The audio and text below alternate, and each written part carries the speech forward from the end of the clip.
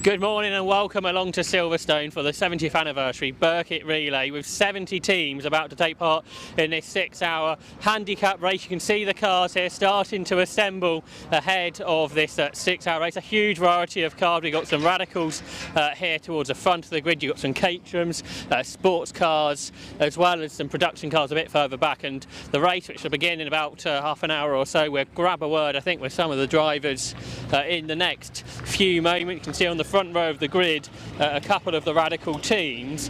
They've got the RJ Motorsport team as well as the MMM Racing team, so they're the four teams that are battling for scratch honours here. But the handicap, anybody can win that, any of the 70 teams, and we'll talk more about that in a bit. Let's see if we can grab a word with some of our drivers then. So starting on pole position is the 45D team, which you can see on the side of the car, the letter representing the drivers. And I think this is it Matthew Jones who's starting at the front. How are you looking forward to the start here? It's Joe Crook in the car at the moment.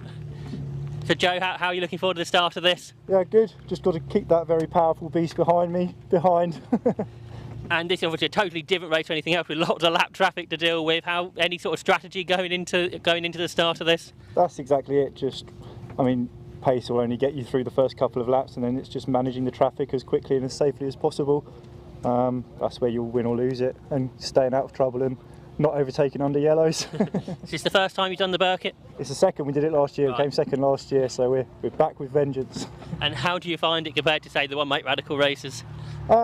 Yeah, it's just so different, isn't it? It's completely different altogether. It's a very different strategy. Radical racing is just sprint racing, and yeah, this is very much managing the traffic. Well, best of luck for the race. I'm sure we'll catch up with you later on. So that's Joe Crook who's starting on the front row of the grid. You can see the SR10 radical, so a different engine. We'll talk more about that as the races go on. Now you've got the Lotus here and TVR. Let's see if we can grab a word with Stuart, if possible. Is it okay to grab a word with your driver? Stuart, starting here in a TVR, you've got some very different cars around you. How are you looking forward to it? Yes, really looking forward to it. I think the variety of this race is unbelievable. A bit worried about the speed differential with the really slow ones, but that's all part of this, isn't it? And of course your car, where it's all about power, there's a lot of cars like the Caterham alongside you that's all about handling, so it can make actually an interesting battle if you're around them on the circuit. Absolutely, it's a question of me being able to see them half the time, sure. I'll be honest with you. But I think that obviously round the corners they're just going to be untouchable, and then on the straights that's when I have my fun. And have you done the Birkett much before? This is my first time. Oh right, okay. Yeah, I think I was conned into it, and especially conned into going first. Well, I hope you enjoy it. I'm sure you will. In fact, we'll catch up with you a bit later on. Will do. Thank you. So first time for Stuart Dayburn doing the Birkett, so we're interested to see how he enjoys his experience. We've got some Caterham teams here as well, and I think this is Cole. Is it Cole who's starting here? Yeah. Cole, looking forward to the start of this race? Yeah, it should be a good race. So we'll see if we can keep our position and stick close to the front ones and see what we can do, really. Obviously, with the handicap, it's anybody can win basically on that. So it's all about consistency, I guess, and staying out of trouble. Yeah, that's it. Yeah, just keep it going and hopefully don't get wiped out by someone. So we'll see what we can do. And like saying some of the other guys, they're very different to your one-make racing that you generally do. Yeah, that's it. Yeah, we're used to. There's a few of us who are used to sort of close quarters, so it shouldn't be too bad today. And have you done the Birkett much before? Yeah, it's our 8th year now. Right. 8th year. So yeah, we enjoy it. We enjoy it. It's good fun. And that's obviously the reason you come back year after year. Yeah, and the weather's nice this year, so it's better than normal. Yeah, I guess especially in one of these, you prefer it to be dry. Yeah, otherwise we get a bit wet. Well, I hope you have a good time. So that's Cole Nern starting at one of the Caterhams. Come a bit further back now, you can see one of the kit cars here, the Sports Specials team, which I think is Colin Benham, isn't it? Yes, former champion. Colin? Oh, yeah. Small car, lots of big cars around you. Looking forward to the start of this? Yeah, it should be like a normal kit car start or sports special start. Cars going everywhere, I expect. So we're looking for a good day because it's dry. Yeah. Normally when we come, it's raining. So we go hopefully to enjoy a nice dry day. I've had to take over from Nigel because his car blew up this morning. Right. So Nigel Brown's our stalwart, has been doing it for over 20 years. Well, I've been doing it for nearly that long. So we're hoping for a very good day. It's great to be here. Thank you. And you obviously enjoy coming back year after year, like you've been saying. Yes, it's a traditional event now. We've already lost 2 cars this morning in qualifying, so Hopefully we've got 3 more cars left. Okay. Hopefully it'll all go well. And I guess that means now a lot more driving for you to do. More driving, an extra hour's driving today. And how long can you sort of do on a stint? I can do about 25 minutes, 30 Right. minutes. Yeah, that's it. Otherwise we run out of fuel. Yeah, a busy day for you, best of luck. So that's one of the sports specials. Then we got, I think, the GT Academy Nissans, you can see. They got the Hutchins family Honda, you got Lotuses here as well. Let's see if we can grab a word with the Parkin brothers, who are doing this with two drivers. You right to open the door? So you've got, I think, 3 cars here between the 2 of you, is that right? Yeah, so it's always good to have a backup, so that's the plan. So we're hopefully just going to use the Golf and the TT, and then the Mark II will just be a backup if anything goes wrong, which fingers crossed. And lots of driving for you to do today. Yeah. I'm hoping I get at least half of it, maybe a little bit more. So we'll see what happens. And have you got any plans if you end up getting stuck out on circuit or anything like that? Any plans to what? Sorry. If something happens, if you're out on circuit, if you get stuck out. Yeah, we've gone through all the contingencies. what if this, do that? So yeah, fingers crossed we don't have to go there, and we just do a stint to the time that we're expecting and have a trouble-free race. And what's it like going from one car to another? I've been doing it all season. I've been jumping out of a KA into this, and then from this into a Ford Focus. So yeah, I've done quite a few different cars. So it's pretty good at adapting to how each car behaves. So yeah, should be good. Well, best of luck. Look forward to seeing how it goes. So that's the Scott and Ross Parkin team. You've got lots of BMWs here. I think there's something like 60 BMWs over the course of the grid. You've got 3 to 6 drivers in each team. Let's see, we've got lots of Porsches as well. Let's see if we can grab a word. I think it's Adam Southgate, isn't it, starting this one? Let's have a quick word with Adam. Starting here, it's going to be a busy old start. Yeah, I think so. We're what, is it 23rd on the grid or something? So got some few Porsches behind me, so some friends to race with at the start. Yeah. But it's a long race, isn't it? So yeah, just try and keep it clean and should be good fun. You done the Birkett before? No, first time, and first time around the full Silverstone circuit as well. So yeah, excited for it. And what made you decide to do it? To be honest, it's just one of those things I've never done, and yeah, it's a big motorsport event of the year. A lot of friends that have done it, so yeah. It's one to tick off the list, isn't it, in UK motorsport? That's right, and the championship, they all Porsche Trophy. I think almost the whole grid are here, aren't they, in the different teams? Yeah, absolutely, yeah. So the Carmore Porsche Trophy, I think we've got 6 teams here, 18 cars on the grid. Yeah. It's a great championship, you know, really friendly, really competitive. So yeah, if you've got a Porsche, you want to come racing, come race for Calm next year. Absolutely, well said. Good luck for the race. So let's see if we can grab a word of any more. The Carmel Porsche Trophy talking about there, that's runs with the 750 Motor Club. Starting off this year. The Alfa Romeos, they've been joining 750 this year, and it's Tom Hill who's starting, so let's grab a word with Tom if that's okay. Tom, looking forward to this, right in the middle of the pack pretty much. Yeah, I think so. I think it's, it's a case of remembering that it's an endurance, track position doesn't necessarily count. But yeah, and as I say, just make the best start I can for my team, Revs Italia, so all good. And this GT, I think you started it last year. It's been quite a successful campaign with it, quite a few victories. Yeah, it has, yeah. So I won the championship sort of back in 2020. It's a great car. As I say, Revs Italia do a stellar job keeping it going for me. So yeah, it's successful so far. Hopefully we'll keep it successful today. And is it the first time you've done the Birkett? It is, yeah. First time I've done an endurance race. So yeah, it'll be different to the sprint racing I'm used to. Have you sort of had any thoughts about how to drive differently to usual? Yeah, I think so. I think it's going to be a case of managing the tyres. I think we're running quite fuel heavy, if I'm honest. But I think so long as we can keep the tyres on side, then we should be quite good. And obviously, try and keep our strategy on point. And obviously the car's been built for sprint racing, so can it do a long time on one tank of fuel?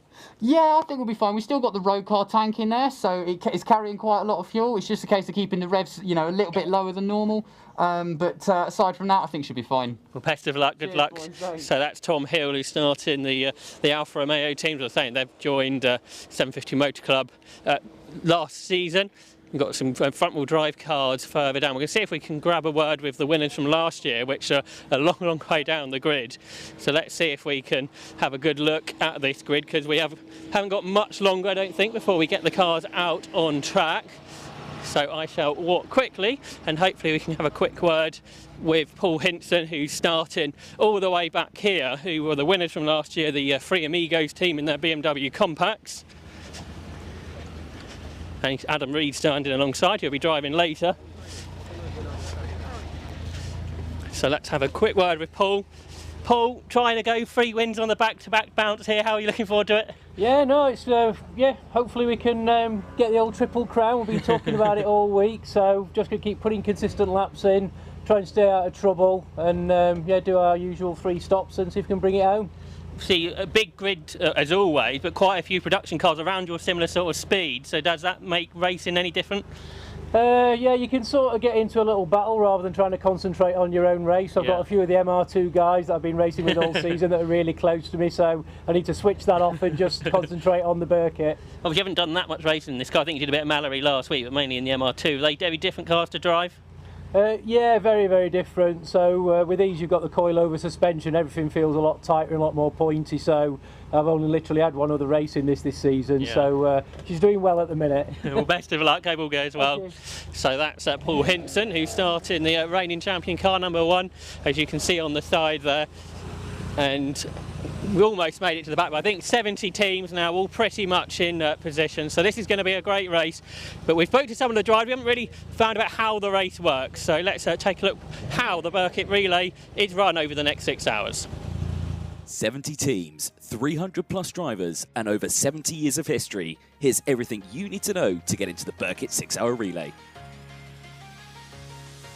The Birkett 6-hour relay is the UK's largest annual motor race, dating back all the way to 1951. Teams are composed between 3 to 6 drivers and cars, racing in one of the most unique relay race formats in the world. So what's the challenge? Teams must compete to lap the circuit as many times as possible within the 6-hour period, but of course with only one of their cars on track at any one time. Any closed wheel or non-historic car is welcome to enter. That means you'll see an incredible mix of cars sharing the track. From touring cars to smart cars, from radicals to Austin A30s, and of course everything in between. The Birkett 6-hour relay is really 2 races in one. The first race is called the Scratch Race. This is a simple one. It's the overall victory handed to the team that completes the highest number of laps, just like any other race. The second race is called the Handicap Race, and this can be won by any team on the grid. But how does it work? Designed to create a level playing field and to reward exceptional driving, the teams are credited with a certain number of laps to be added onto their total at the end of the race. For example, it's kind of like having a 30-lap head start. This means that, in theory, all teams should finish on the same number of handicap laps at the end of the race. Those that outperform their expected results the most and finish on the highest number of gross laps are awarded the handicap race victory.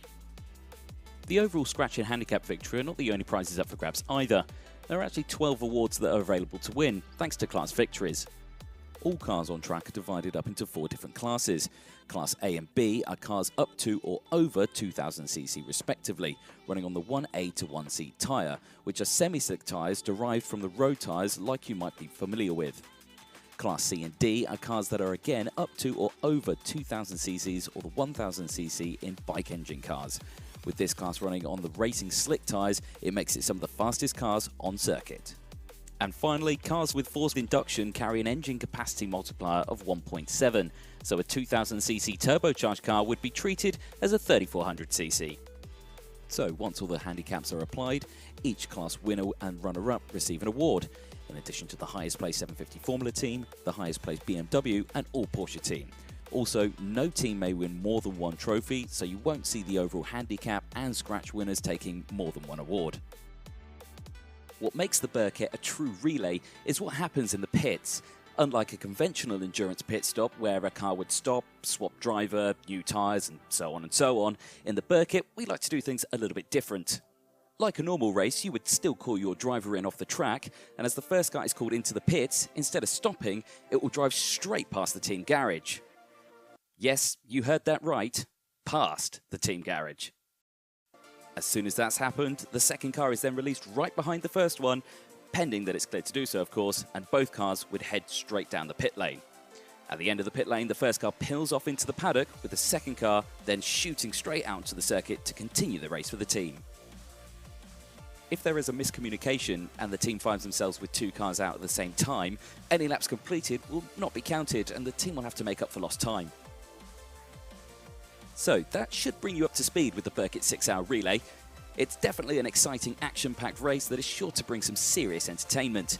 Make sure you tune in to watch it all on the 23rd of October and to round off the 750 Motor Club season in style.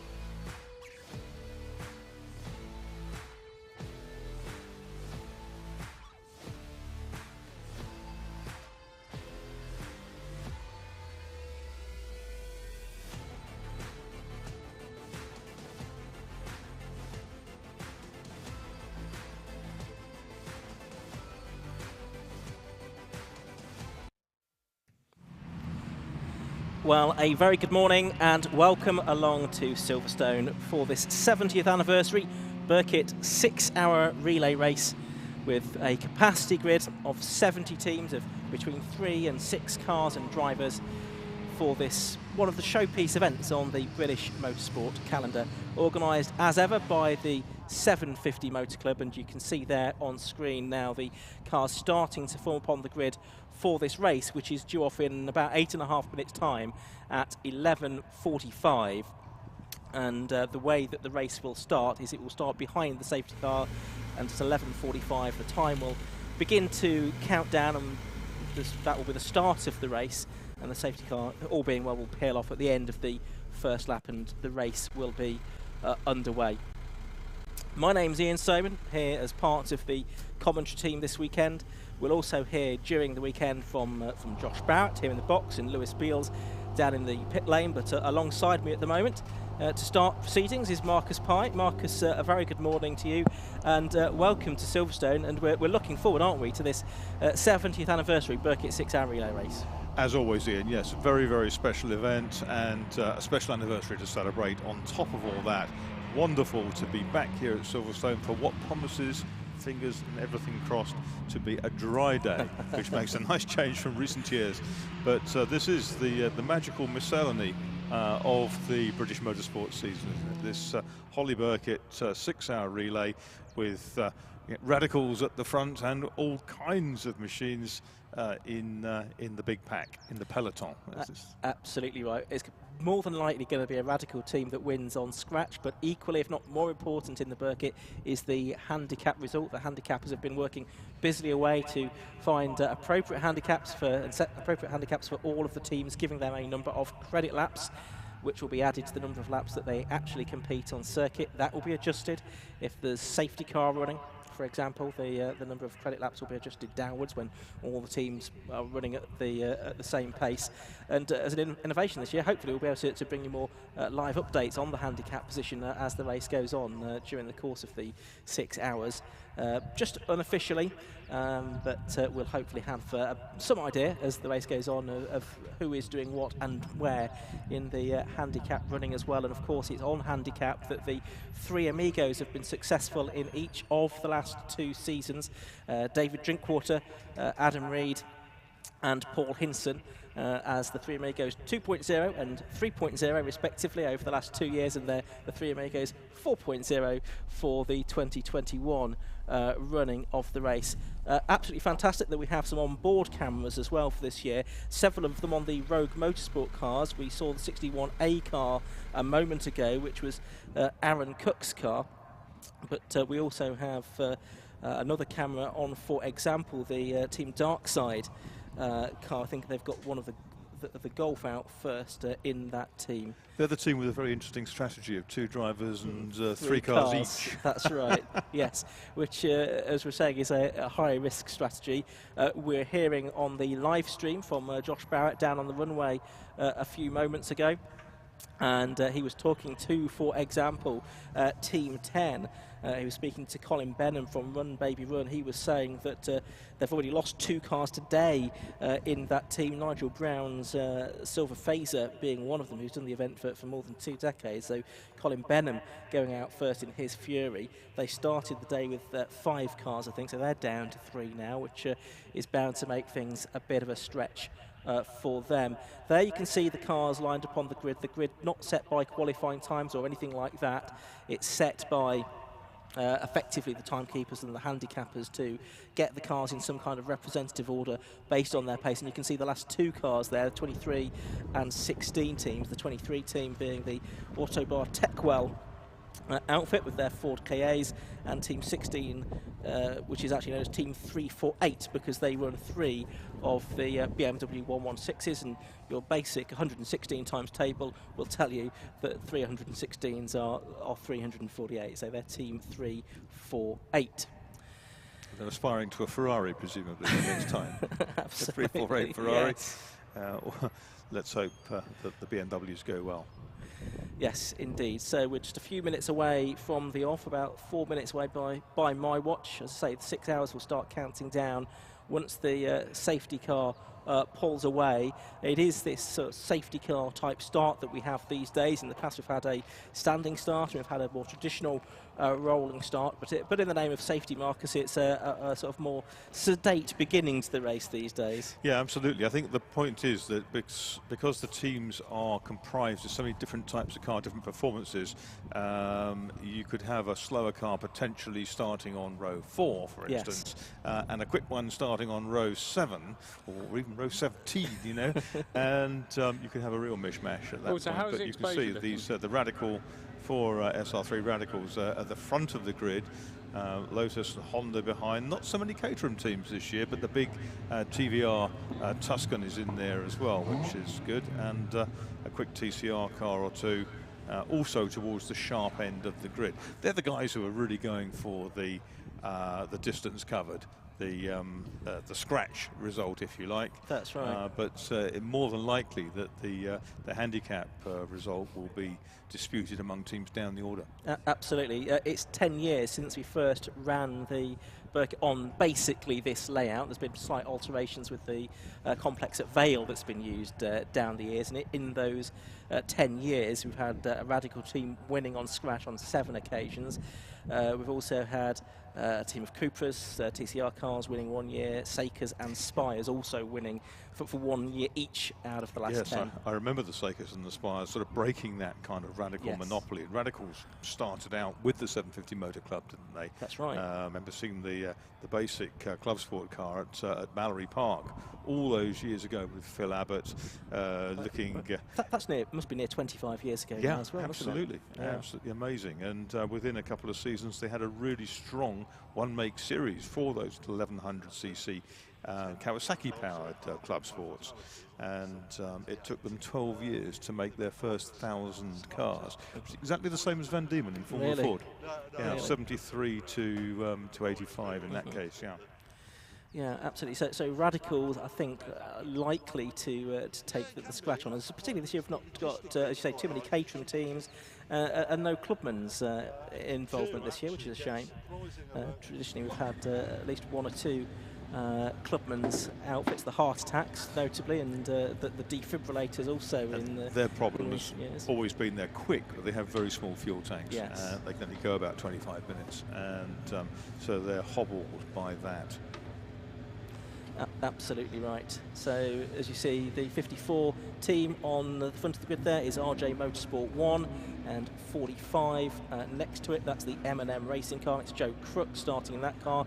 It's 54C, which is going to be Chris Short in the SR3. Sadly can't read the numbers of the cars on the, or the letters of the cars on the second row, but you've got RJ Motorsport 2, 56 on the left-hand side of your shot, and 57 RJ Motorsport 3. On the right-hand side of the shop, I think it's Josh Smith that runs those cars. And then on the third row on the inside, close to the pit wall, you've got the number 29 team, which is VTEC Direct multi-car team.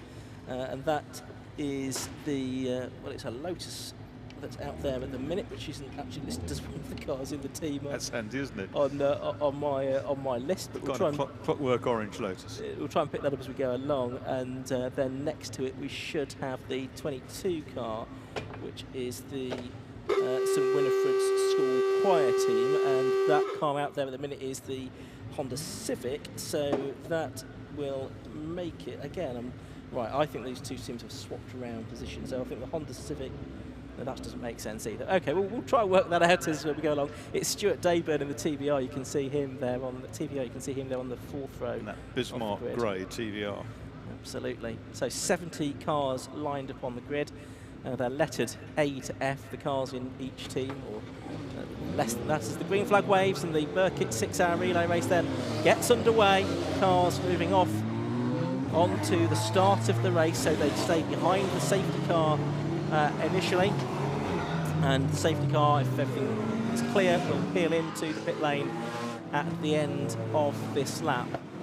But the 6 hours have started counting down now, and you'll get a good view here as the cars go through the right-hander cops of the various views. You can see the little Giannetti going through, Seats, Alfa Romeos. Good to see so many Alphas out here today.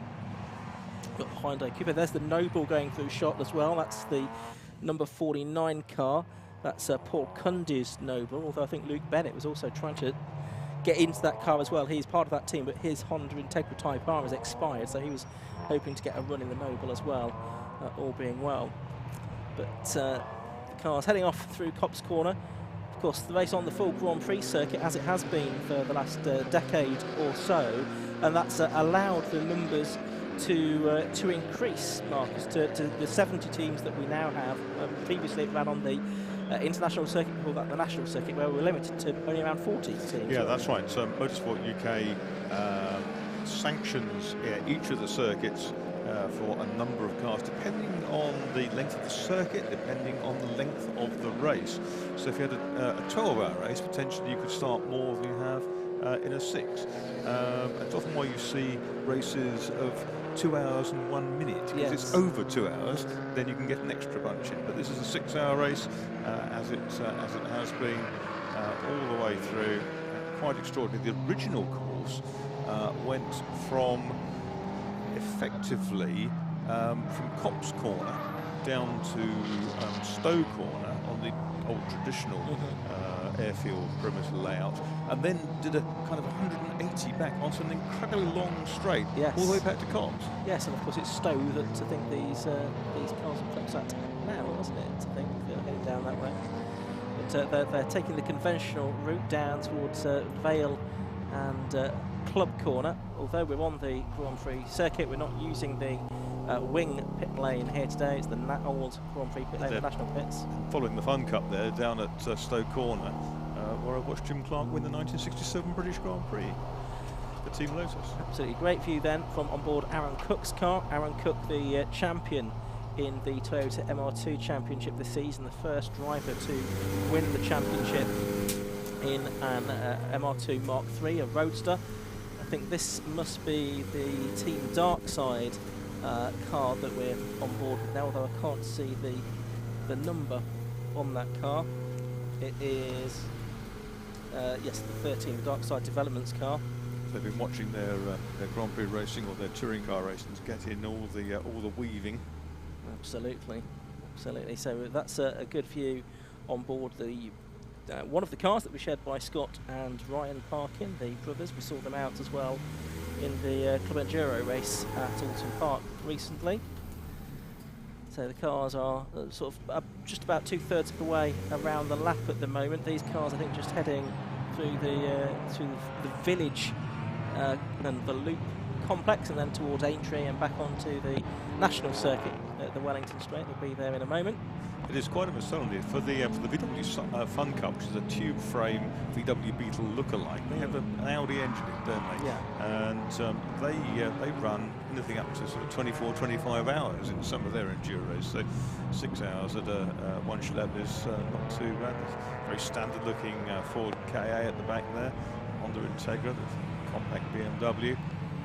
So plenty of variety down the back. It certainly is. I mean, 70 teams, as I say, but there's a lot more interest in that. 750 Motor Club having to have entries away and have waiting lists and so forth. It's a great shame that we couldn't involve everyone who wanted to race in the Birkett this year, but as Marcus says, there is that limit of the number of starters. So nice also to see that 1971 team winning Arc Sprite here, although they're still wrestling with a gear selector issue in the in the pits to get it going. As the green flag now waves, the safety car has pulled in, so now we can have overtaking and racing proper. 5 minutes into the race then, the 750 Motor Club McGann safety car heads down the pit lane, but now we can go racing, and therefore some of those cars that may have been a little bit further back down, a bit quicker than their grid position suggests, can try to make their way up the order. But what we're seeing at the minute is what I expected to see, which is the radical teams at the front just start to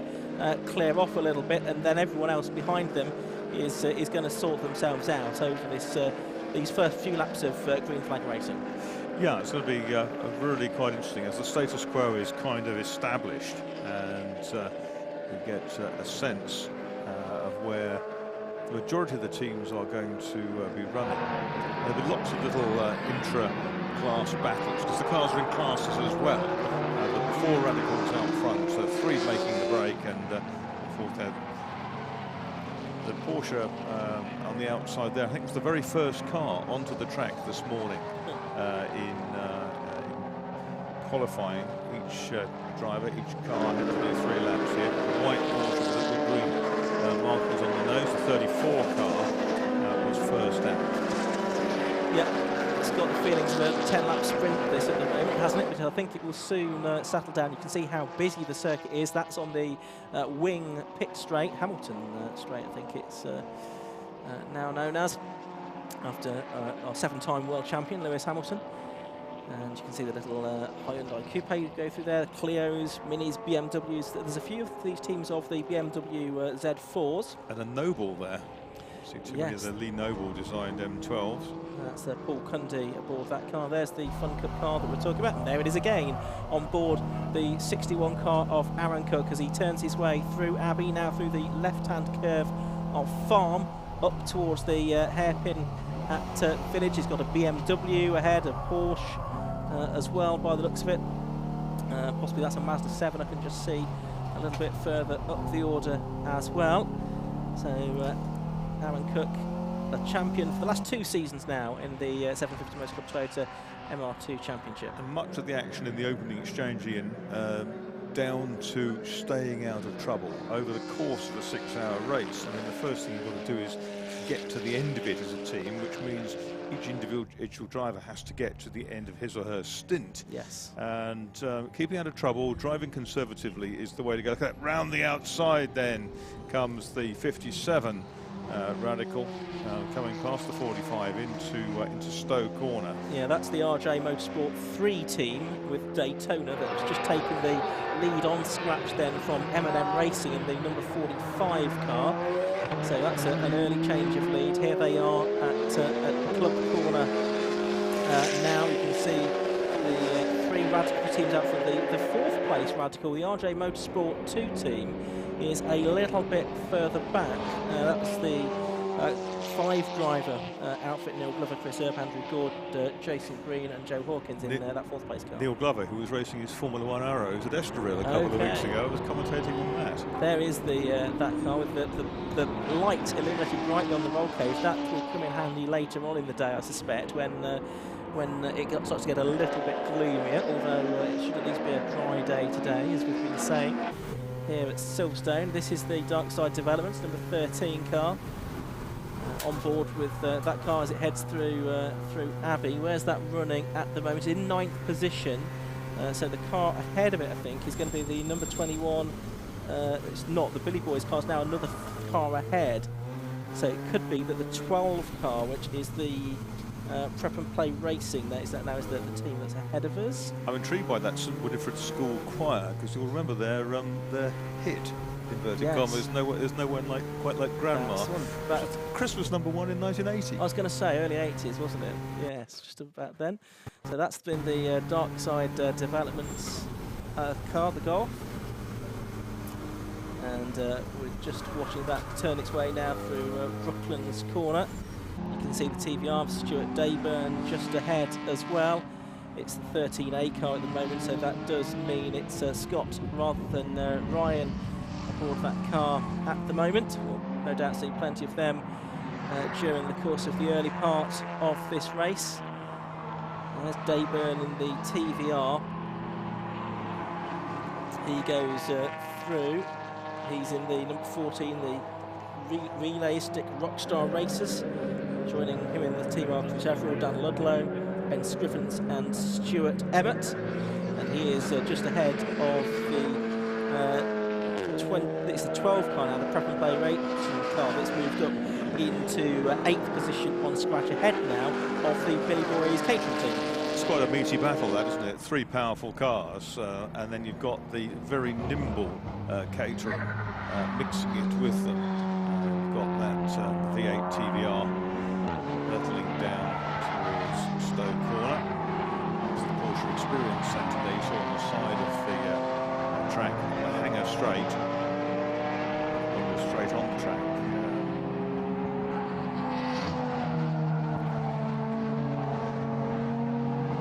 So they head down to Vale. You can see there the number 63 car, I think that is, the Triple A's racing car. I think it's Phil Nibb out there at the moment, and the Seat Leon Cupra, part of Triple A's team of Andrew Rath, Andrew Etheridge and Christopher Etheridge as well as part of that squad.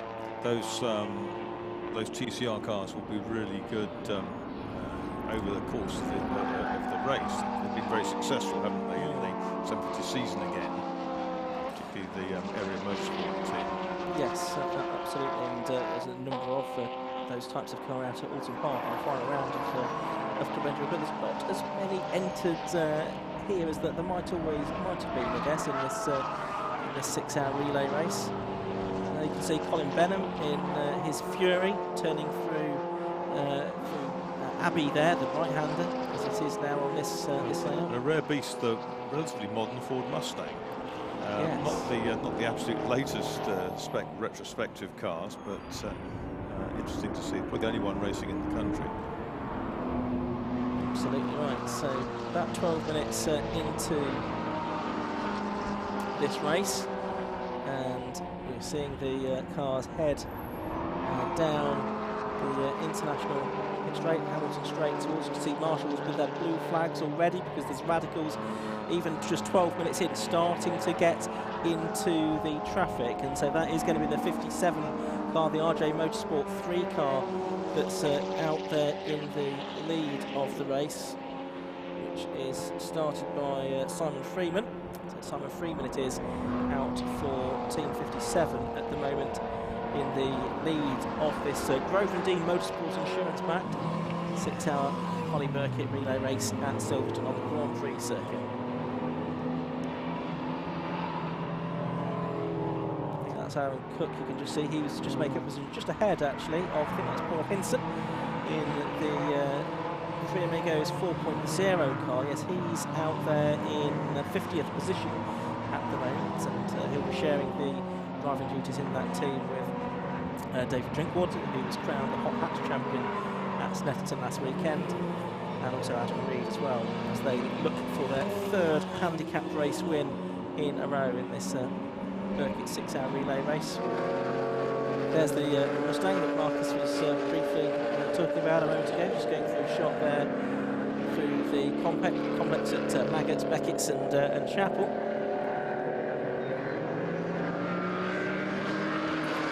And on screen at the moment, that's the 30A Porsche.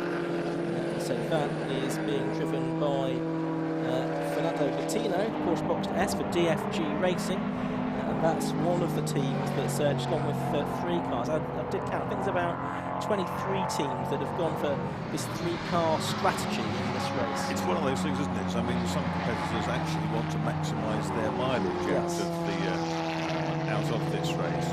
However, if there is a problem, it really throws an awful lot of weight onto the shoulders of the teammates. That's right, just trying to see where that car is in the winning order at the moment. It's in 44th position, so just over halfway down the order. And it's battling with the little Mini, which is 51B. So that is Charlie Newton Derby, who was a late substitute for Adrian Norman in the Mini Cooper. And 30A there, the Porsche had to kind of almost come to a halt in the middle of the chicane at the end of the Vale, while the 2 leading radicals dive through. Here comes the Fun Cup Beetle, team of those. There's that 51 car then, starting to shake off the Porsche now. Who's starting for the Fun Cup car? Is that Mark Home? May well be. Can't see that have gone that well. Try and work that out. There you can see Paul Hinson and Aaron Cook, so 2 MR2 champions together there. Paul Hinson won it the thick end of 10 years ago now, I think it was 2011. He won the championship, just couldn't quite see the letter on that Fun Cup car, 51. So 15 minutes into this race. There's one of the BMW Z4s, and there's 3 Z Cars teams: Z Cars A Youth, Z Cars B Pensioners, and Z Cars C Hopefuls. Z Cars team, no Sergeant Lynch in his Ford Zephyr.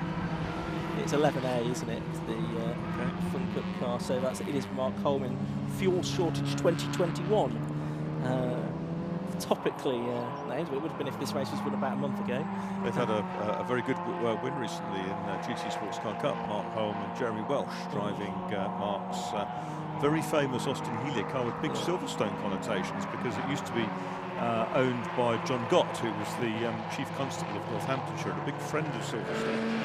John Gott raced that SMO 746 through the 1960s into the early 70s. So it's a good little battle around positions in the high 40s, I think, at the moment.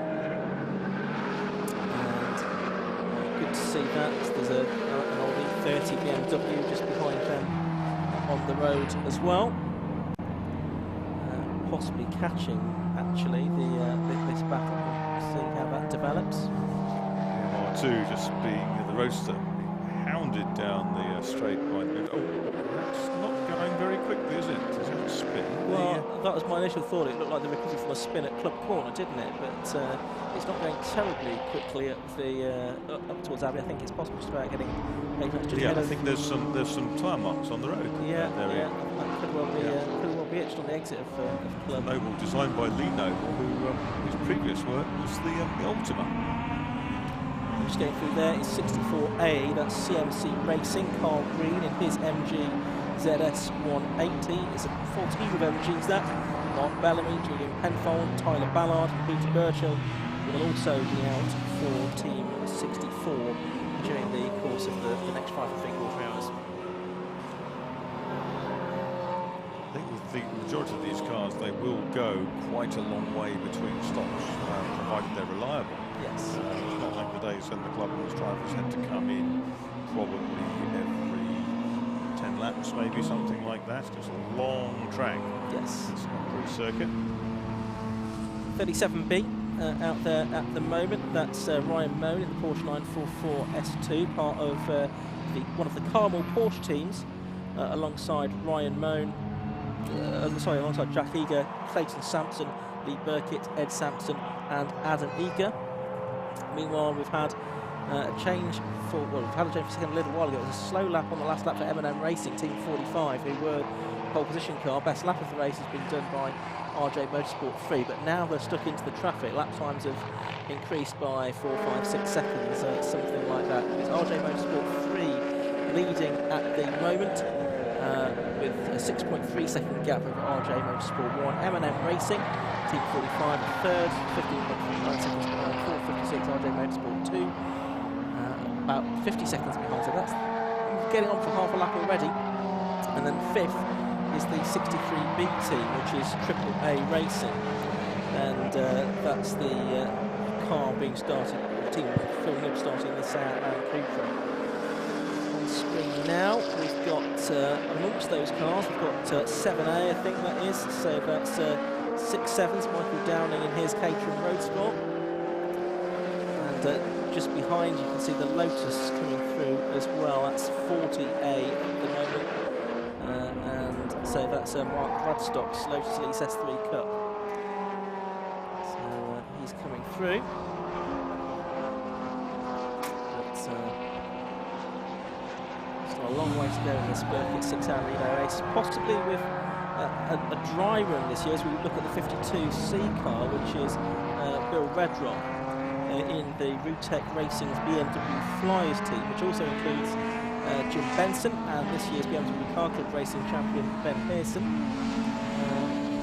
Just watching that team at the moment, just a red drop out there at the moment. But yes, as it's going to be a dry Birkett this year, we think and we hope, possibly that might mean we have less safety car disruptions. Yeah, I think that's every possibility that'll be the case here. There's the Noble going well again. It's 49A. Porsches aplenty down the order. Pretty popular, the Nobles. We used to see quite a lot of them around. Drivers on the road who had TVR, the old Griffiths, seem to sort of change perhaps to a Noble, a bit more modern.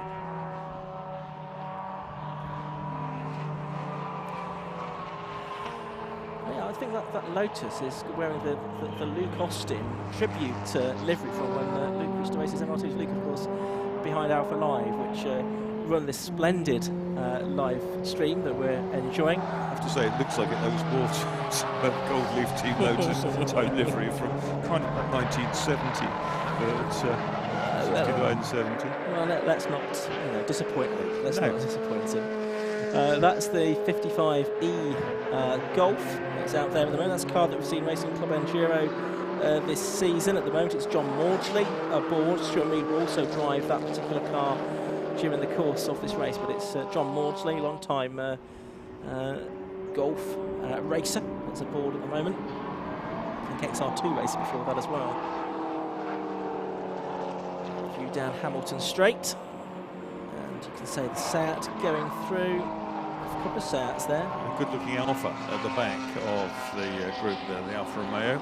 That was that Tom Hill starting that? Yes, I think it was the four-time champion in the Alfa Romeo Championship, which the 750 Motor Club have been running for the last couple of years. There is the Revs Italia prepared number 5 car, and that's the Alfa Racers team. They've also got Graham Seeger in his 147 GTA and the Inman's 156 GTA.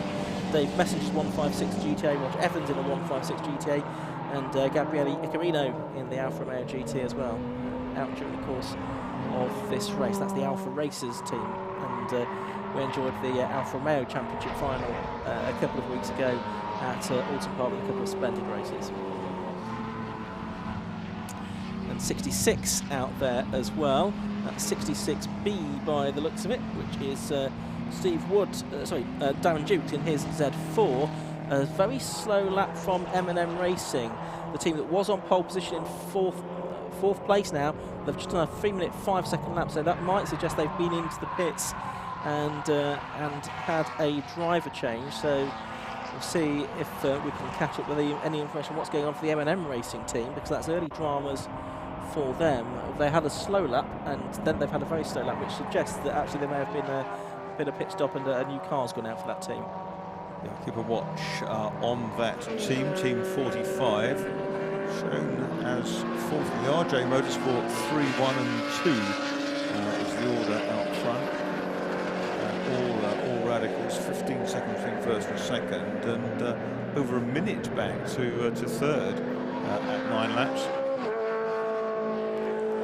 Is that the 45 car that we can just see now? We're just looking at the BMWs ahead of it, but you see that's 45B out there now. So 45B is Morgan Jones. It was Joe Crook that started for that team, so they have had to make an early pit stop. That will not have been scheduled, I don't think, because the radicals should have been able to go more than about 20 minutes, which is all that they've managed. Yeah, that's a very, very early stop. It's a mechanical problem, or maybe he's tagged something or picked up a puncture or something like that. But team back into action. Such is the nature of endurance racing, isn't it? The Ginetta, they're always good fun. With the cars used in the Jetta Championship for a lot of years. Yeah, the old G27, isn't it? That shape of thing. Yes, hopefully we'll hear from Lewis Beals down the pit lane. He might be able to catch up with what's gone on with the 45 team at some point. But that means it's RG Motorsport teams first, second and third, but in the order 3, 1 and 2 at the moment. They are 10 laps into their race now, and already obviously having started to lap a number of the slower cars as these cars head down the Hamilton Straight. Hamilton, of course, in action at Austin this weekend in the US Grand Prix. There's Paul Hinson in that #1 car who was out at Mallory Park last weekend. I guess giving a couple of a shakedown in some classic touring car racing club races. There's the 54 car, so that's the car in second position at the moment, and that's the RJ Motorsport 1 car, which we said that it was Chris Short starting for that particular team. 15 seconds behind the sister car, the RJ Motorsport 3 team, and 1 minute and 8 seconds ahead of RJ Motorsport 2, which is in third position. That's the 18A car at the moment. That's Ken Angel in the BMW 328. He is part of Mrs. Mansell's Misfits, alongside Ian Seal in the Ford Fiesta ST, Ron Johnson in a Peugeot 205 GTI, Dave Charlton, Seat Leon, Gideon September's Ford Fiesta ST, and Nicholas Lunn in a Honda Integra. So that's an eclectic team indeed.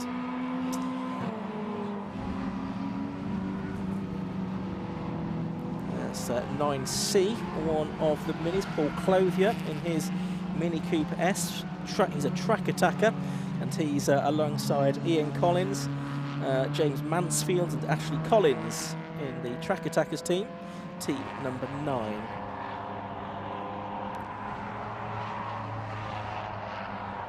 There's the Fun Cup car of Mark Holm heading down towards us. Yeah, still engaged in battle, and not far behind him, Paul Henson chasing. Hondas and BMWs and Integra in that group there. And it's interesting to see how at different parts of the circuit the BMW is quicker than the Fun Cup. Into the pits has come 24A, and that is one of the minis in, isn't it? That's 24A, Bad Boy Tuning. That's Darren Duffield. It's an early stop. And I can see Lewis Beals walking down there with his green headphones on. He's our pit lane commentator. So we'll hopefully hear from Lewis shortly as we watch the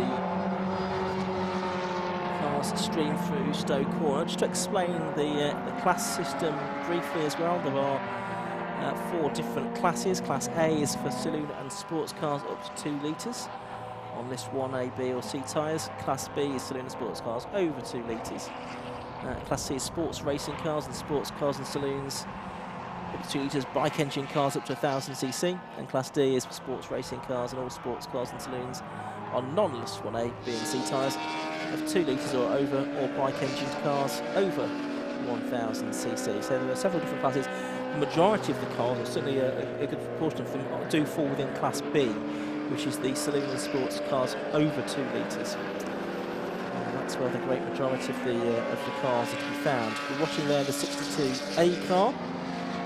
62A is Rogues Wheelers, that's Jim Cook aboard that one. And 53A was flying through the complex there. That's the Storming Camel Motorsports, the red BMW 328 of Matt Nossiter. In comes 10E, and that's an Eclipse, or is it going out? Let's see. That's Paul Collingwood, the driver of that car. I think that's be going out onto the circuit because Colin Benham did the first stint for Team 10, which is Run Baby Run, and he said he could do probably 25 minutes. Well, he's done 28 minutes there probably before Paul Collingwood goes back out into this race. He's had various issues with the Eclipse this year, particularly I think gearbox issues. I remember him telling me at Brands Hatch, so hopefully he won't be afflicted by them today. That's transverse engine and gearbox, I think, isn't it? So so. Not necessarily maybe conventional for a race car as such, but they've been very quick in the championship, haven't they? They really have done very well in the sports specials races. Yes, absolutely. Paul Boyd has won races this season, but Andy Hiley it was with the Cross that wrapped up the Sports Specials Championship for the 3rd time in a row at Snetterton last weekend. He's been in very good form. No one can keep up with Andy, can they? He's been around for a very long time. He's a wily old fox. Absolutely right. So he took the title once again, and so there's no sign of stopping. There is one of the Radicals going through. I think that was the 56 car going through, which is the RJ Motorsport 2 car, which now slipped down to 4th position behind M&M Racing once again. So I think that must have either made a stop or just been overhauled by the M&M Racing car since it has gone back out from the pits. Yes, it was quite a long way behind, wasn't it? And I think the M&Ms relayed their 2nd driver, and they're already back ahead by nearly 7 seconds of RJ Motorsport 2. And it may be a case of its tortoise and hare game over 6 hours. RJ Motorsport 3 has the best lap so far, a 2:04.65.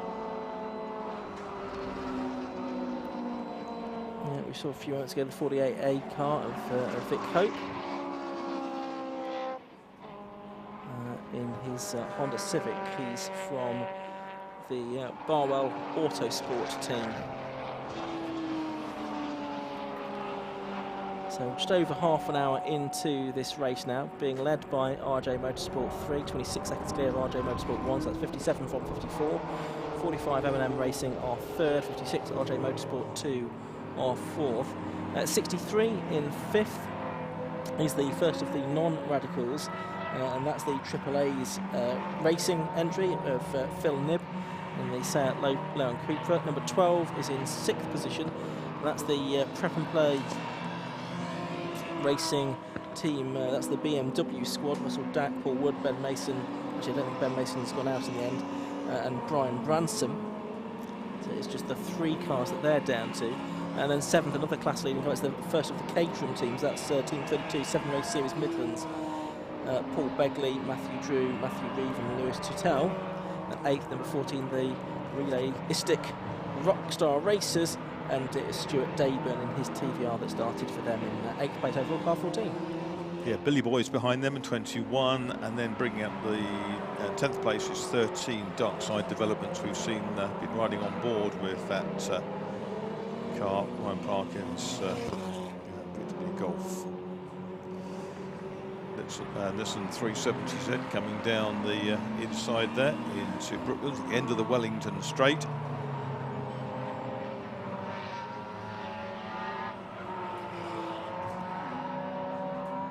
And here's that MG coming back down towards us again.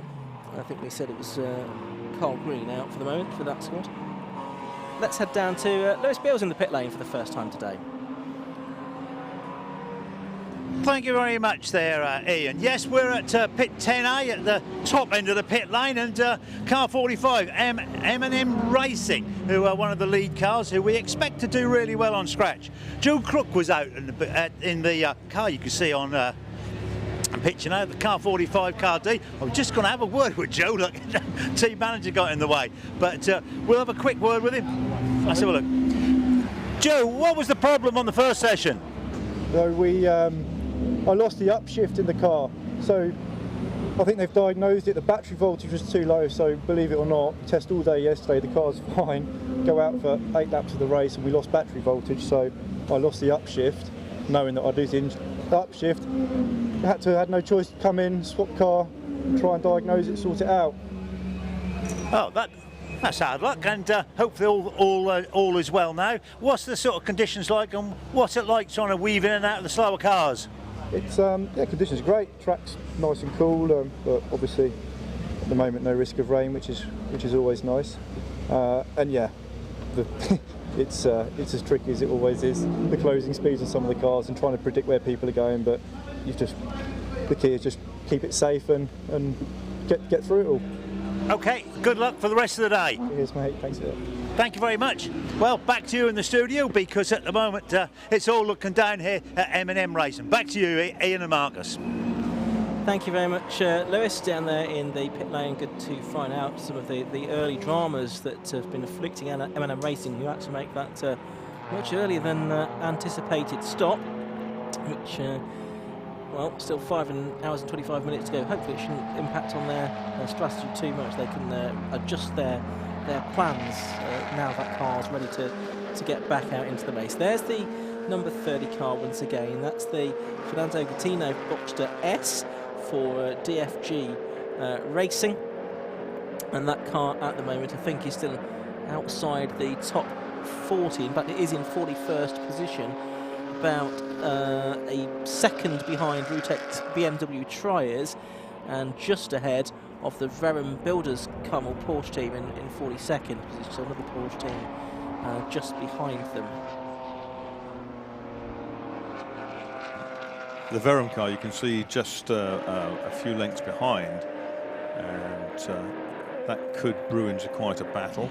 Radical running very close. Here comes Stuart Dayburn into the pits, and now it goes over the grass, in actual fact. And I thought that was somewhere down near that pit area, but the TVR was auto crossing. Yeah, and that's the 14 car that was in 8th position. He was only 5 seconds clear of Billy Boys in the Team 21 car on the at the end of the previous lap. So I suspect he might lose ground there. TVR's made very good autocross cars back in the 1960s. Did they? Gillian Fortescue-Thomas and Ron Easton were the two exponents I remember. I'm not sure Stuart Dayburn was trying to emulate their successes. I'm sure he wasn't. There's the Viking self-storage Beetle. Gets a lot of airtime, that car. It looks absolutely brilliant. Yeah, it's very striking, isn't it? Yeah, with the horned helmet on the side. That's Mark Holmes' car. That's one of his businesses. Over Cambridge Way. BMW ducks out from behind one of the Toyota MR2 Roadsters. Lots of BMWs. I think probably BMW's predominant among the marks this year, maybe. Maybe when I'm rotated off commentary in a little while, I'll count them up and see. You'll crunch see how many we've got. Yeah, absolutely right. What I do know is that this is the 52nd occasion that the Birkett Relay has been held at Silverstone. I was doing some number crunching yesterday, as you may be able to tell. So now that's exactly twice as many races run here than were run at Snetterton. With all of those at Snetterton being run between 1987 and 2000. It ran at Thruxton, didn't it, also, in dim and distant? Yep, 71, 72, just twice there. And at Donington as well, 3 times in the late 1970s. Just the 4 different venues that have held the Birkett Relay. There is a couple of cars coming in, or going out in fact. I think that's the 24 D car, I think. Maybe not 24, just looking at my engine list. RJ Motorsport 3 just stretching their advantage the whole way through now. They're almost 40 seconds clear of their teammates, RJ Motorsport 1. M&M more than almost 2 minutes behind, in fact. They're a long way clear of RJ Motorsport 2, so it's really spread out at the front here. It is. We've only really seen, apart from M&M Racing, we've only seen one driver aboard so far. And of course, different drivers within each team will have different strengths. There's Paul Collingwood going through in his Eclipse. Now that'll be a fairly rapid car actually, so I think he will begin to make some progress. Where is Team 10 running at the moment? They are in 35th position run, baby run. And that's a team that's depleted, isn't it, by breakages? Yeah, at least we certainly lost Nigel Bannon. I think one other car as well within that squad. Run Baby Run, of course, the name that was always on Dave Brody's cars back in the 1970s, ran on his Escort and on the Elan Motorsports car as well.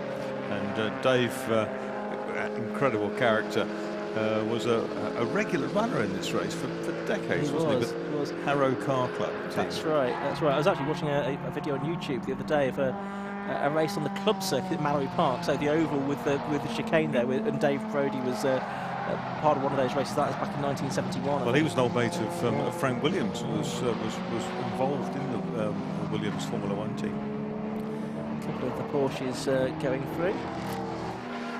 And heading now down towards the Vale and then Club Corner.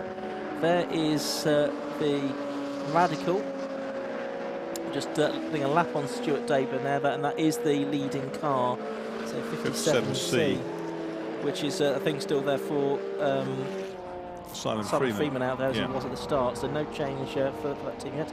Let's head down towards Lewis Beals once again in the pits. Thank you very much, Ian. Yep, we're at the pit 11B and outside RJ Motorsport 3 with Daytona, one of the Radical teams. I think they're actually in the lead, and it's the 57 car. We've got Alistair Smart here. Alistair, anyway, good to see you back. It's your third year, I believe, you've been here. Third year, and it's not raining this year, so fantastic. That's a plus, is it? It is. It's a massive plus. Yeah, how's the team going? You're made up of SR3s, an SR10, and you've got the PR6. I've got the PR6. We're run by RJ Motorsport, so yeah, Simon's doing good at the moment. He's out there in the lead. Hopefully we can stay there, but it's a long race. So how much quicker, how much quicker are the SR8s, 10s compared to your PR6? They've probably got 5 to 7 seconds a lap if you're pushing and I'm pushing. So I probably get criticised that I'm not going quick enough, but they're quicker cars. They're bigger engines. I've only got a 1340cc engine, bike engine. So we do the best we can, push it around. Well, the Birkett's all about handicap and different speeds of cars, and I mean, what is the speed difference like between you and some of the cars, you know, still battling away very, very hard at the back of the grid? I mean, it can be significant, but the most important thing is people keep their discipline, keep on their line, and we can move around them. It's when people move offline and they're erratic, it's difficult for us. If they stay where they are on their line, we're fine, we can get around them. But the speed can be substantially different. So how the season's gone for you so far? Fantastic. I've done 750 bike sports, came 4th overall in class, I think 6th overall. They just haven't looked at the standings yet. And then we did Zeo prototypes racing, and we got 5 class wins out of 6. So we've pushed the car really hard this year. Well, yeah, it looks like you got a smile on your face, and it's good to see. Anyway, thanks very much, and good luck for the rest of the day. Thank you very much. Back to you, Ian, at the studio. Thank you very much indeed, Lewis. So Alistair Smart there from the leading team, Team 57, RJ Motorsport 3, leading the way in this Birkett 6-hour relay race at the moment with 43 minutes of the race gone. There is Paul Collingwood going through shot in his Eclipse, and then the little Janetta through next. Probably after we've got sort of an hour into the race, that's when we'll start to be able to have a look at the handicap positions as well, but too early to say how the handicap standings look, but we'll bring you an update on those a little bit later on. Got a very strong turnout of the Orange Army this weekend, our loyal marshals, Ian. Everywhere you look, there's Jerry's of marshals, as we like to call them. No, fantastic support from the marshals. Many thanks to all of them for the excellent work they do. I know this is an event they really look forward to and really enjoy. Lots of cars, always something going on. Literally, it's a 6-hour race. There's 70 cars, always something for them to look at, and often something for them to do as well. Especially if you're a flag marshal, you have a sore arm by the end of the weekend, I should think, waving the blue flags. And I'm sure some of them will back here tomorrow when there's another meeting here on the Grand Prix Circuit as well. Look at this, the Porsche gobbling up the 2 BMWs. 3 Amigos team still involved in that battle with 6A, isn't it? 6A, BMW CCR straight 6, that's Paul Laramie. And they're having some fun, but the Porsche just shot past them in a straight line. White and purple. Yeah, I think that's the 38 car, wasn't it? The Archers with Carmel Porsche. Angus Archer out in that at the moment. There's the 57 car out in front at the moment. You can see with its bright light shining to attract the attention of the slower cars that it's coming up to lap. And there's just a good visual representation of how busy this circuit is. There's, I should think, almost zero respite if you're in one of those Radicals. because you're always going to be catching something. That's absolutely right. I suspect it might be more difficult if you're in one of the cars of medium speed, because not only do you have to work out and plan in advance your way around a slower car, but also have to be cognizant of the fact that there are quicker cars coming behind you. And of course, it is beholden on the drivers of the quicker cars to find their way safely past the slower cars they're lapping. Not for, as Alistair was saying back then in that little interview, it's really not for anyone else to jump out of the way. You can't evaporate. That's all right.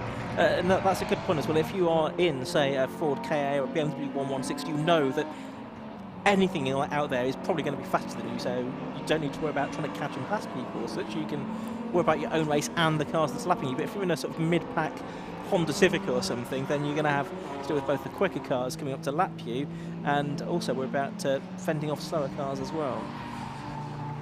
So that's one of the late sort of model SR3s, isn't it? With the sort of SR10, is it?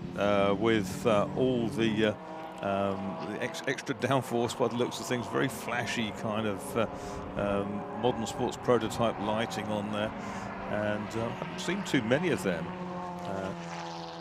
And you can see there the 45 car, which is the M&M racing car, which is now a lap down on them just behind, which was Morgan Jones. So RJ Motorsport do now have a lap on the third place car already. Only 45 minutes into this race. They are a little way away from lapping the whole of the field so far, because RJ Motorsport won only 46 seconds adrift of the leader. We're watching there the 44 C car going through. We can see the RKC Motorsports cars just had a driver change, and it has gone back out into the race, and that's the team of the late model Honda Civics. It might have been Mark Simmons that had gone out of the race, but we'll see if we can pick that up as well. That's the car that we were just talking about there. They were in 13th position, but having made that stop, the long stop, they've dropped to 22nd. And if you are in the mid-pack doing your driver change, which was explained in the little explainer video at the beginning of the programme, how that works, then you can still lose quite a lot of time, because cars will obviously slow down to the pit lane speed limit, and you can only release the next car to go out after the first car has passed the garage that you're stationed in, and then obviously turned into the paddock at the end of the pit lane. Looking down the order, Ian, one of the closest tussles seems to be between 44 and its pursuer. They were just sort of somewhere just outside the top 10, I think, weren't they? And they were really, really close together. Our screen's flicked over now, so I can't pick them up again for a while.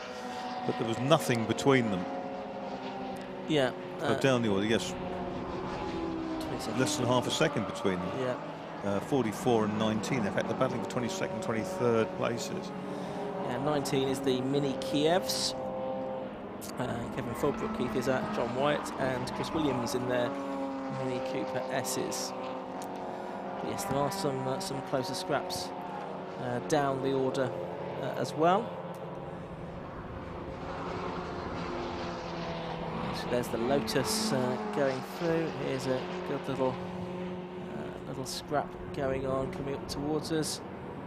One of the Hondas. Just watching out, we can see yellow flags waving at Birkett there by the looks of it. We can't see why, but I can just see on one of our the cameras that there is something that's gone on at Birkett's. And it must be a car issue, because there's a green flag on the next post, which I know from my knowledge of that part of the circuit is only about 100 yards further up the road. So there must be a car parked up against the barrier, I would think, that's just not quite in view of the camera at the moment. There you can see it on screen now. You can see the yellows, you can see the greens, and it's because of the angle of the barrier that our camera wouldn't be able to pick out the car anyway. It's all very foreshortened, isn't it? But look at that, we saw the Chevy Corvette there coming down the hangar straight. That was in the traditional Chevrolet racing colours. Three Amigos still having that fight with the other BMW.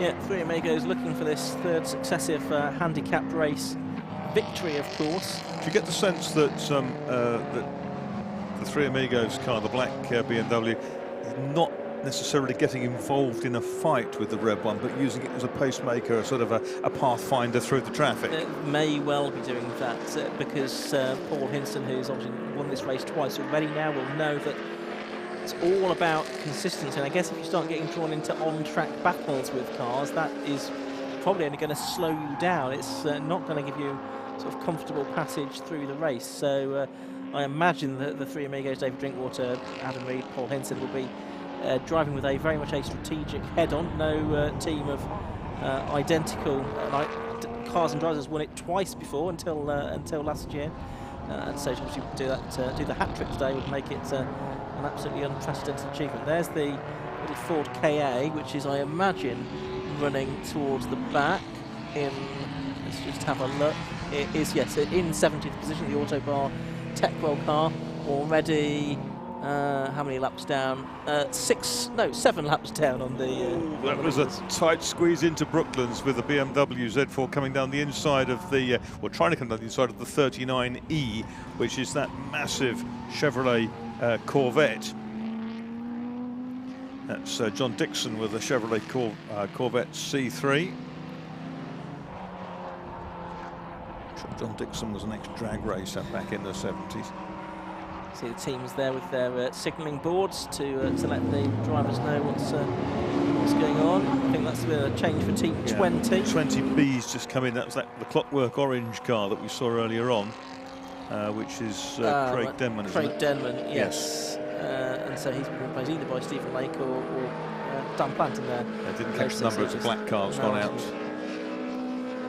Good to see spectators around the circuit. We saw some in the background in the BRDC grandstand as well in one of the shots a few moments ago, so that's great to see. There's that Corvette, great sound it makes as it accelerates away out of Chapel and onto the Hanger Straight with 5 hours and 8 minutes of this race left to go. That's the 56 car just going through the shot. That's the 4th place RJ Motorsport 2 car. Completed 21 laps, the leaders have completed 22. So already there are gaps emerging between the 4 radical squads, but if commentating on the Birkett relay for most of the last 15 years has taught me anything, it's certainly don't write any of those 4 teams off from scratch race victory at this stage. Yeah, never count your chickens, not this early on. Endurance racing is riddled with drama. Comes that Corvette, and now we're on board again with in the Golf. Yeah, emitting a reasonable amount of black exhaust smoke. I noticed from an external picture. Yeah, that's the Dark Side Developments car. Scott Parkin aboard at the moment, and he's up behind one of the Caterham 7s at the moment, and that I think is actually for 7th and 8th position, isn't it? Yes, it is. 21 Billy Boy's car is just ahead, so this is for 7th and 8th position overall. They're going very well in the Golf. So it's Team 21. That's 21C, isn't it, for Billy Boys? Mayan, yes, he started the race for Billy Boys. And I think he was telling Josh earlier on it was about his 8th attempt at the Birkett.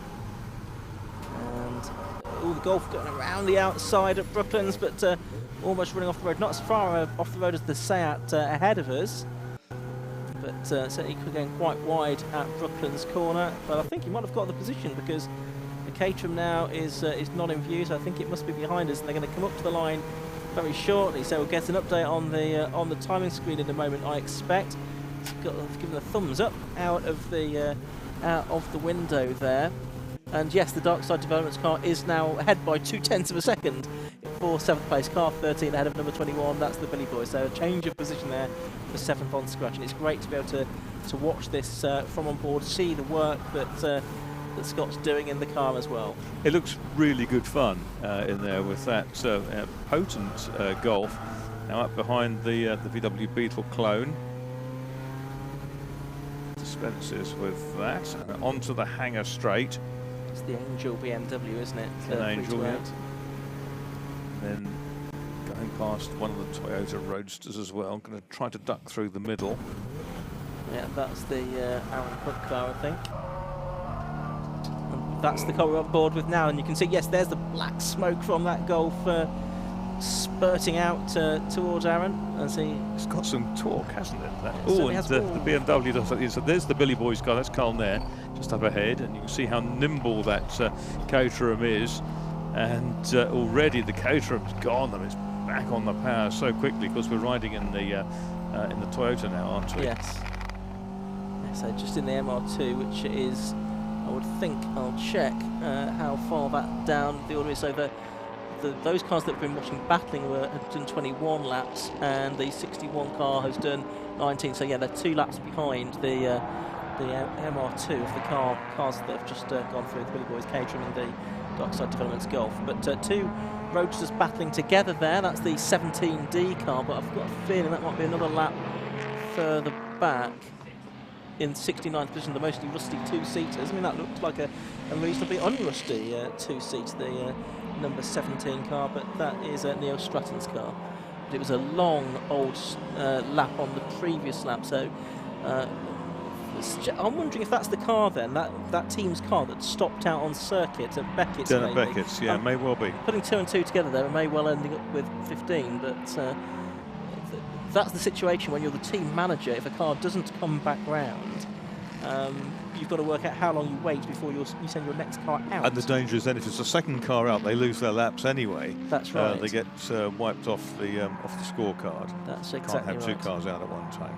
Yep. So we've got the yellow class coming up here in some style with the Seat and the Corvette among them.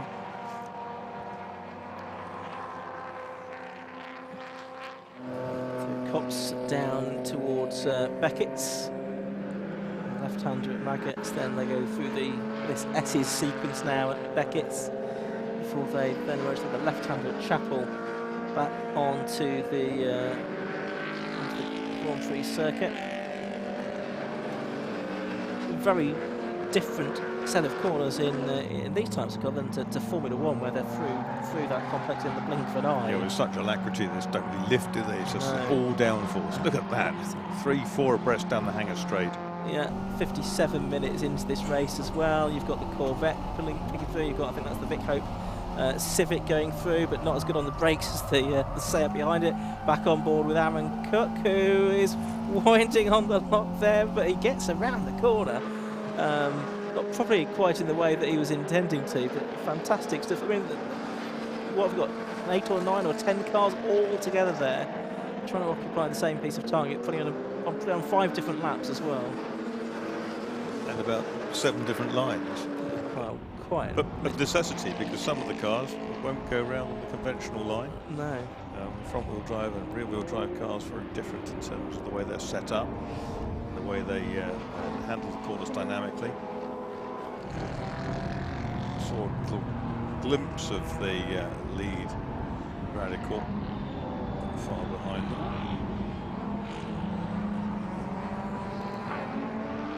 It's the 62A car, that's Jim Cook out there. 34C we can see as well.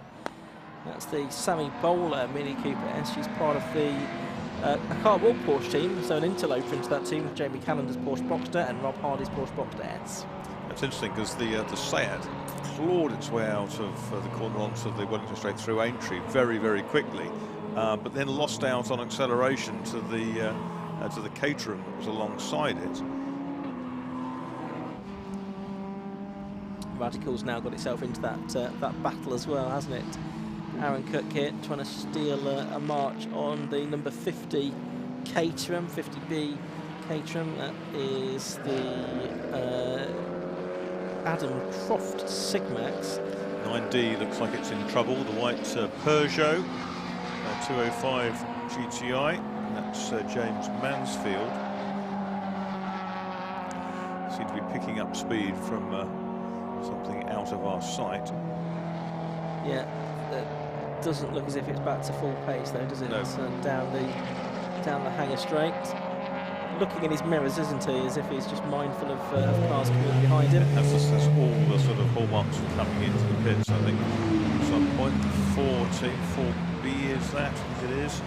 Yeah, that's the Dark Side Seat Sport team, which is the team of Seat Ibiza TDIs and Seat Leon TDIs, Dylan Prichter, Michael Smith and Nicholas Bosch. So 3 drivers sharing a couple of cars, but that I think it's going to pull off now, broken, isn't it? Yeah. So that's the Team 9, which is the Trek Attackers, and he's at least the 2nd driver now that's been out, James Mansfield. We saw Paul Clothes Mini early on, but Team 9 will be looking to get another car back out into the race.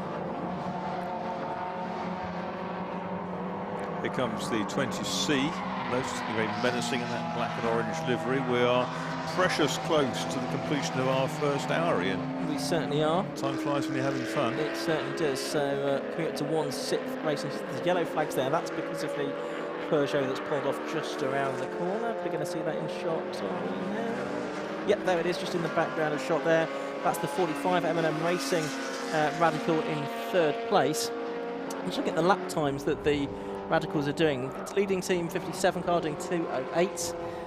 54 car doing 2:11s, 45 car and 30 is doing 2:12s, and the 56 car is doing 2:18. So you know, on that basis, they're sort of lapping in the pace that the order suggests. But so that rate, they're not going to catch each other.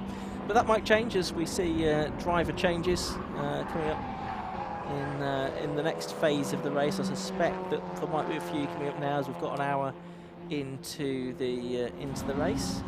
That's the 5th place car, AAA's racing car, Phil Knibb out there in the Seat Leon Cupra, and we've seen him racing in bike sports in the past as well, Phil Knibb.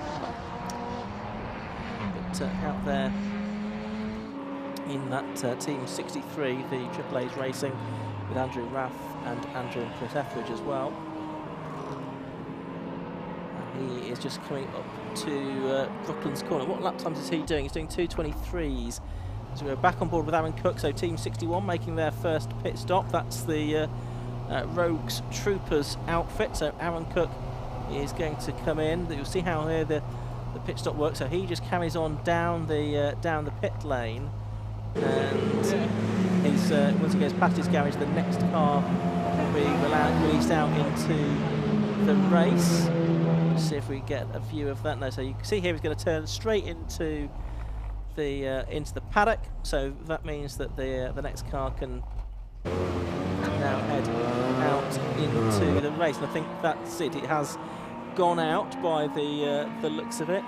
It looked like it was Sean Trainor's car. Sean, who's the championship rival for with Aaron Cook. Yes, there he is. You could just see in the background Aaron Cook defeating Sean Trainor in the final round of the MR2 Championship title battle at Alton Park a couple of weeks ago.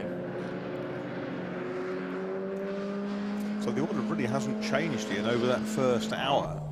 We've got the 4 Radicals out ahead, as we'd expect, but they're nothing like as close as we had thought probable early on. Good old crack in the screen of the car we're riding in. Yeah, Sean Trainor, he wouldn't be passing his MOT like that, would he? No. But doesn't matter. Not in the race. Heading down the Hanger Straight and looking to do a good job for that Rogues Troopers team, which is running in 45th position at the moment. Just ahead actually of the Three Amigos. They're 46th on the road at the moment. Three Amigos 4.0, and just behind Fuel Shortage 2021, which is the Fun Cup team. Mark Holm has been out first for that team.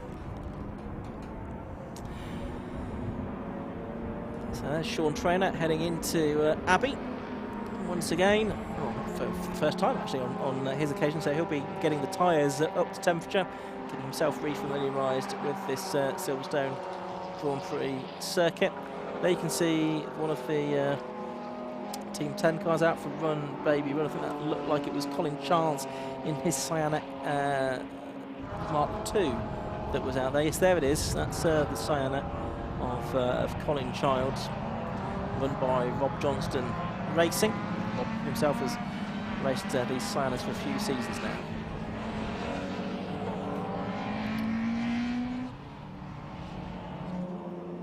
That's guzzling loads of air through an enormous great airbox in the bonnet. Oh, here comes the amazing Le Monstre of Derek Drinkwater, which is a recreation or an evocation of the car that ran at Le Mans back in the 1950s.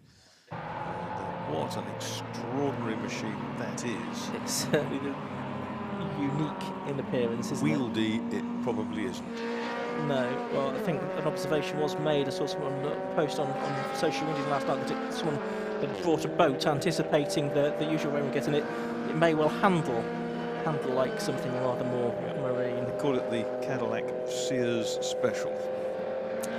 So that's going to provide entertainment. Do you think you could land a kind of US jet fighter on the tail of that? I think you probably could. There's the room, catch it on isn't a there? kind of big elastic band at the front. It is a bizarre looking machine. And to drive around with your visor up indicates that the screen is able to push the air over the top of the driver quite happily. That's right. So he's gone out to this. It's a bit smoky though, having only just left the pit lanes. That's a little bit worrying. He's got a full head of steam. Evidently. And there's Sean Traynor just behind him as well. There's the 3B car.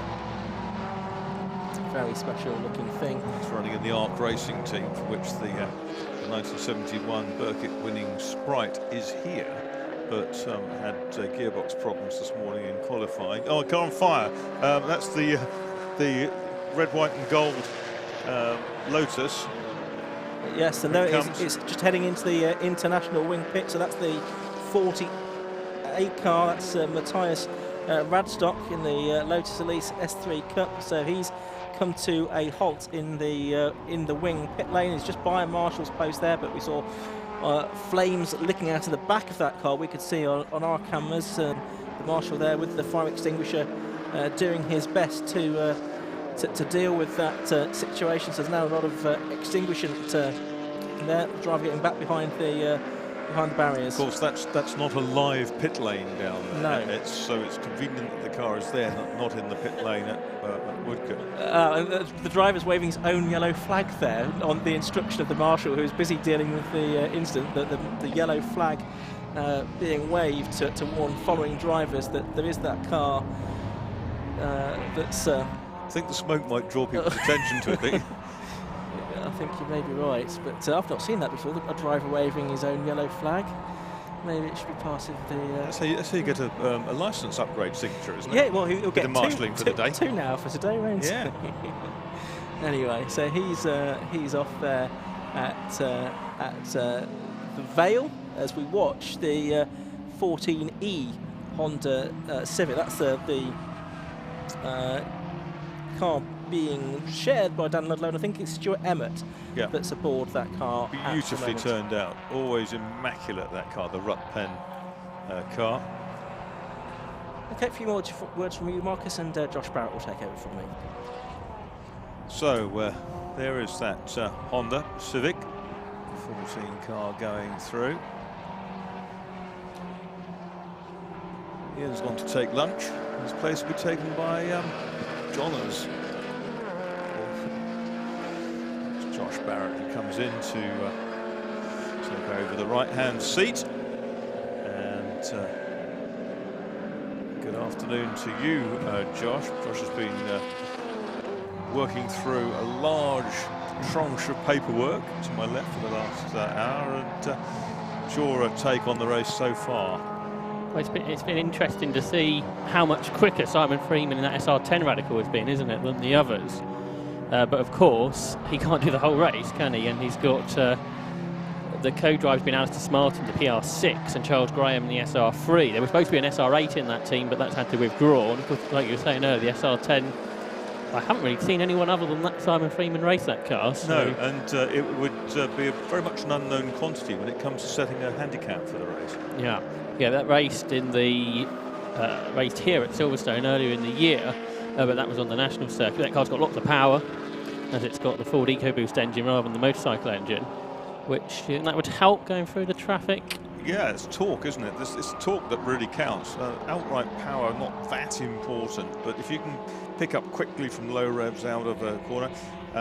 So I was watching the Cadillac lumbering through the end of the Vale as the marshals push the 40A car away. That rather smoky Yes, Motorsport Team B Matthias Raderstock, that's Elise S3 Cup, and we were just watching it there. Here comes Sean Trainer, always a front runner in the MR2s, this year with the Roadster rather than his previous Mark II, which he still expresses a hankering after getting out again, doesn't he?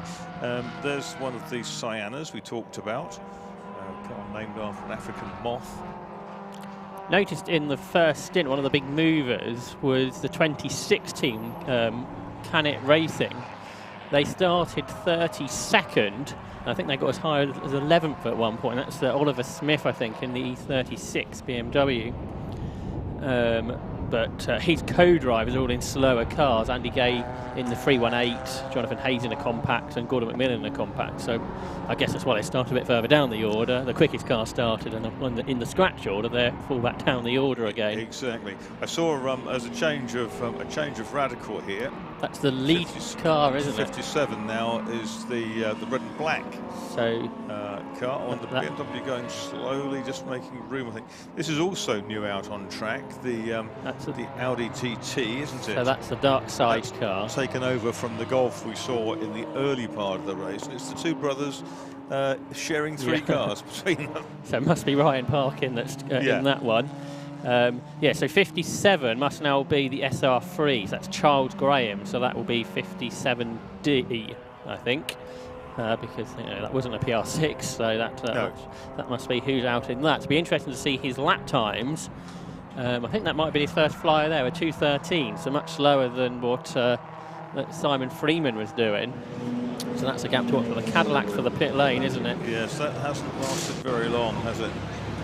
No, that's a team where, as you say, the Arc Sprite of Wayne Langridge was in trouble, and Ivor Mayers, who's hiring a BMW out for the day. So I think Ivor Mayers might be in for quite a bit of driving. Yeah, Ivor Mayers, the sometime Formula Ford racer, but that car, the Sprite we were talking about, hasn't been out for something like 9 years now. Right. Chatting to Brian Austin, its owner, early on.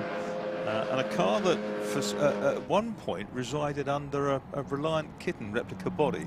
Right. And was hill climbed by Mark Kramer, son of twice British hill climb champion Chris Kramer, the German architect from Stroud.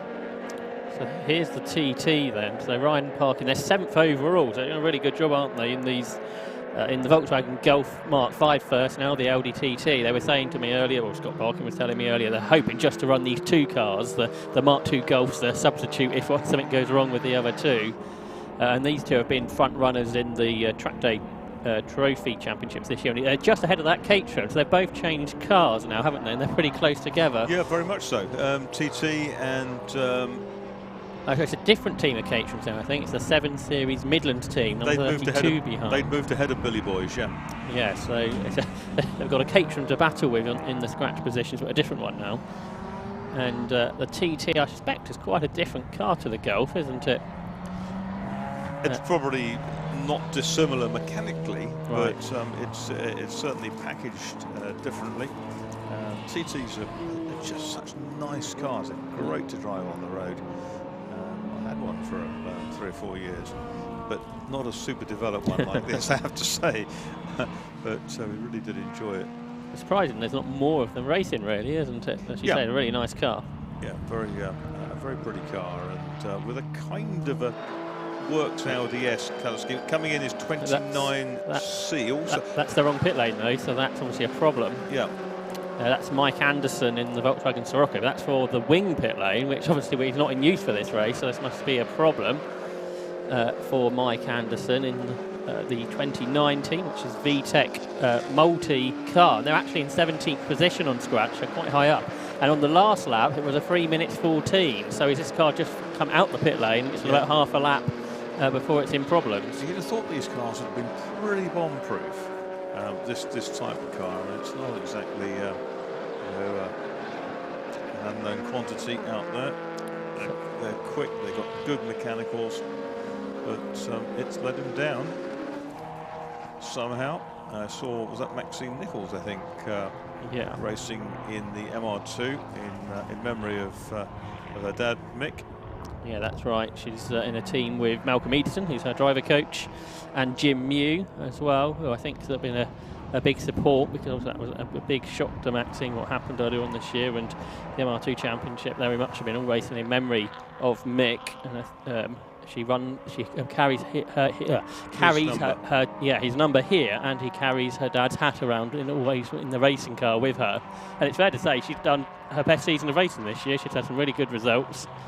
That's good, and Mick and Stuart and Maxine were a huge part of the MR2 racing, and great that Maxine's continuing, because she obviously enjoys it, and to be going quicker now would be very encouraging. On the first hour of handicap results, it's the ARC Racing team, Team 3, that lead it, I see. Obviously after 1 hour that can be a bit mixed up, can't it, with the faster cars perhaps out early on. But that's a good way to for the ARC Racing team to start the day. Well, that's right, but the Chryslers hit problems. The Sprite hasn't run, so it's, as you say, it's sort of pretty much left to Ivor Mears to hold the fort. Yeah, that's right. One of the Civics out there. There's loads of Civics in the race this year. And it's a really popular race car as well, isn't it, Marcus? You see lots of Civics. They're really accessible, aren't they? They're not hugely expensive to buy. You can pick them up, really inexpensively. There's loads and loads of performance parts available. And there's a car broken, a Ginetta, on the inside of Woodcote. You can see it creeping up beside the pit wall, the blue and yellow Ginetta. It is going again, so whatever the problem was might be transient, but it's going. That's a team of Neil Plimmer, Luke Plummer and Mark de Spong. Let's see. 58C. So yeah, it's Mark de Spong in the Pedro team, as they've named themselves.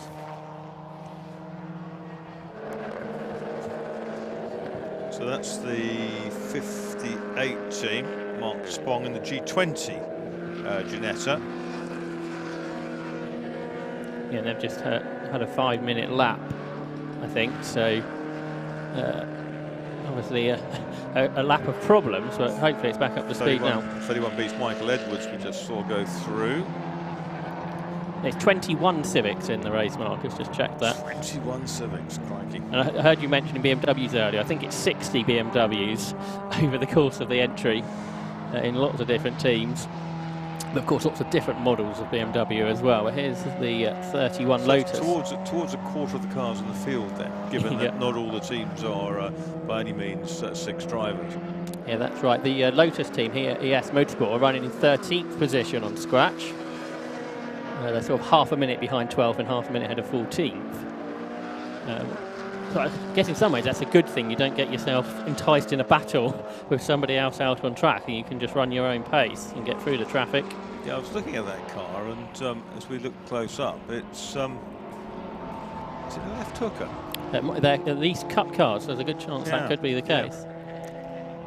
So I guess coming from the Lotus Europe Championship. There was a colour scheme we hadn't seen before, the bronzy coloured car that was making its presence felt in the back of the picture. We'll pick that one up. There's another of the VW Cup cars. This is the Stobart Transport car, which is 11B, running for Fuel Shortage 2021. That's Colin Kingsnorth with his Fun Cup, historic BMW racer. It seems to have a connection, doesn't it? Because obviously Mark Coleman, which you said earlier, races Healy's. Colin Kingsnorth as well, coming from historic racing. On the screen now, you can see the handicap positions, the unofficial handicap positions, which have been headed by 45 on that, which is the M&M racing car.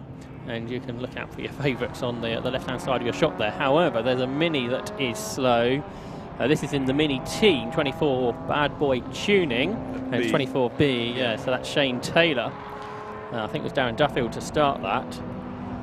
So a problem there with that car limping around the circuit, but it is moving, so we should see if it can make its way back to the pit lane.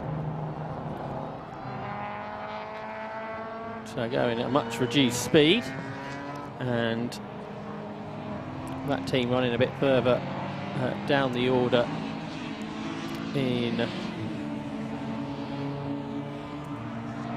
51st position, that car, on scratch positions.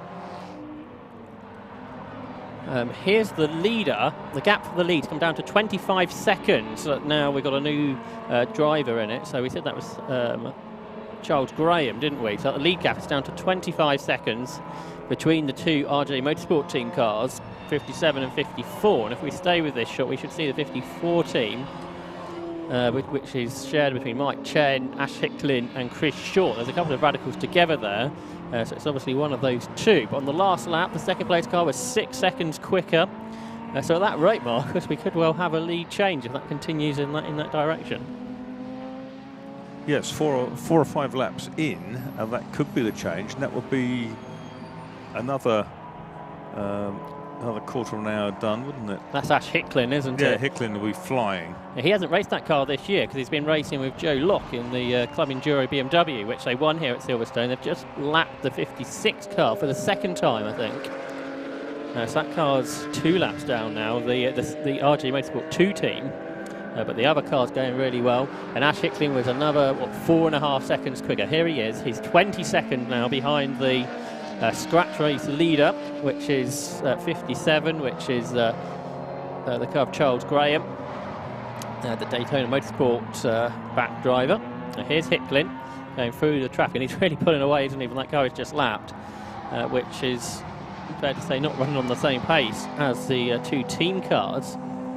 And 56B, that is. So that is Chris Earp, who I don't think's had much running in radicals before. There's Jim Benson, who's been successful in the BMW Car Club Championship this year. And that's a team of BMW 330s in the Routec Racing BMW Flyers. The second of these cars is another BMW in front. That's the 1 Series, a shared car between Carlo Turner and Nick Grove, which I don't think we've seen out much this season. And these cars a bit further down the order, smaller engined cars, of course. 20 seconds now, the gap between first and second, teams 57 and 54. So within a couple more laps, I think we could see a change, and RJ Motorsport 1 could go ahead of 3. So I think we can now head down to the pit lane to Lewis Beals.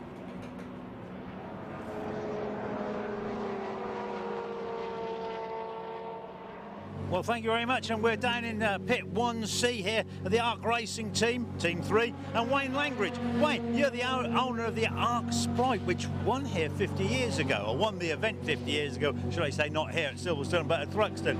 But today hasn't gone really well for you. No, it hasn't, but can I just correct you, I'm the driver and not the owner? Well, you could have been the owner. I can buy it. He wants to sell it to me for a good price, you know, that's fine. But no, today it's been a bit of a disaster, to be honest. We were struggling yesterday getting a few little jobs done, and so we couldn't really do the stuff that we really needed to do. Went out for qualifying, did a lap and a half, and then just ran out of gears. And luckily, I could manage to roll back into pit lane to at least get it back here. The lads have worked on it for 2 hours tirelessly trying to get it working. But unfortunately, the car never qualified, I never qualified. I've been upstairs to see the powers that be, and the car's still broken and they won't let me race anyway, so. Well, that's history, but that's the way it goes, isn't it? As the Birkett, you try your best. It's a great car, it's got some great history. Yeah, I mean, it's such a shame, really. I mean, 50-year anniversary, it would have been nice to go out. I mean, we was aiming just to finish, really. That's all we came here to do, have a bit of fun, finish, and make a bit of a show, so, yeah.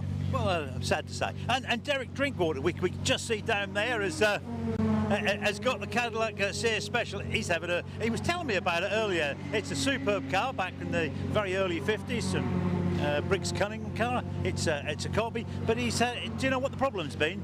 It's got a bit of an oil leak at the moment. We're just trying to rectify that. He had one in qualifying, which he sorted.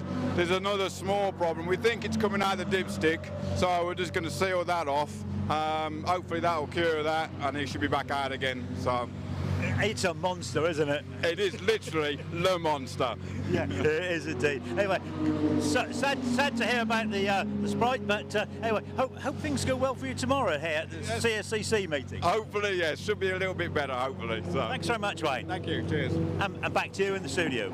So problems there then, big problems for Arc Racing with 2 of their 3 cars effectively out of contention at the moment. They may get the Cadillac Le Mans copy going again, but it's all down to that BMW, and he can't run forever, can he, Josh? There's limits on number of laps in your stints.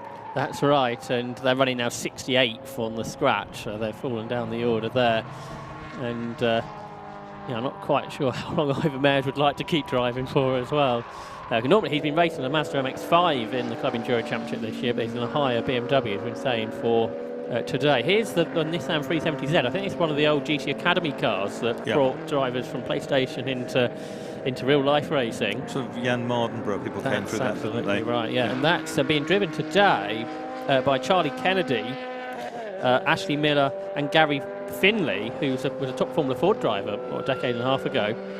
I don't think he's done much racing, and Ryan Harper-Ellam as well, who I think has been a Radical Race winner this year. So that car should go well, I would think. We've had a couple of better laps from Charles Graham out front, so the lead gap's not really been coming down anymore. Down to 18.5, isn't it? So 57, and this is 56 we're seeing now. The car running in 4th place on scratch. Yeah, we said that was being driven by Chris Earp, 56B. So, they're a couple of laps down now, so that's not going to be easy to come back from. But as Ian was saying earlier, you can so quickly lose time in a race like this rather than making up the time. Yeah, they've got 5 drivers in that team, haven't they? Yeah, that's right. So someone will get a second go unless they can each run kind of hour and a quarter-ish. Hour and 12 each would do the trick, wouldn't they? If they get to the end. There's the lead up. So that's RJ Motorsport Freight turning through Cops Corner. Such a quick corner in these Radicals, Mark. It's fully committed. Yeah, it is. SR3 has an enormous amount of downforce, and I remember driving one at Rockingham, and then driving an SR8 back-to-back with the V8, which is a Hayabusa-based V8 engine that RPE made, and the V8 one was so much more physical, but you really got in the infield section, the feeling downforce of the SR3 was incredible. You're coming up, of course, so much slower cars through the middle of the corner. I guess it's not easy to back out. You really need to know how much speed you can carry through, how quickly you're going to catch the car in front. Yeah, you've got to trust the car. You've got to be committed, but you've got to be very, very careful in a race such as this. Not only are you trying to get to the end of it, but you're not trying to, well, you're just trying to avoid any kind of contact which can delay you and ruin somebody else's race potentially. The car he's just lapped is Andrew Raff in the Lotus Europa, which is 63, which is the team running in 5th place. It had the Seat out earlier for Phil Knibb, but now the Lotus Europa of Andrew Raff. So good to see that out there. Again, a car that's not raced particularly much. No, the metallic green one, we've seen it out in some of the Enduros, haven't we, for a couple of seasons. So that gap between the leaders is, inching down now. It's down to sort of a second a lappage. So Charles Graham hanging in there. Here's a Ginetta that runs the V8, isn't it? The Chris Everell car. You can hear the V8 engine there from the effects mic.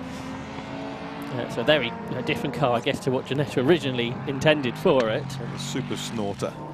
So it goes well. Ginetta started off in Suffolk by the 4 Walklett brothers back in the 1950s, and their first car was a kind of Lotus 7-esque kind of kit car, if you like.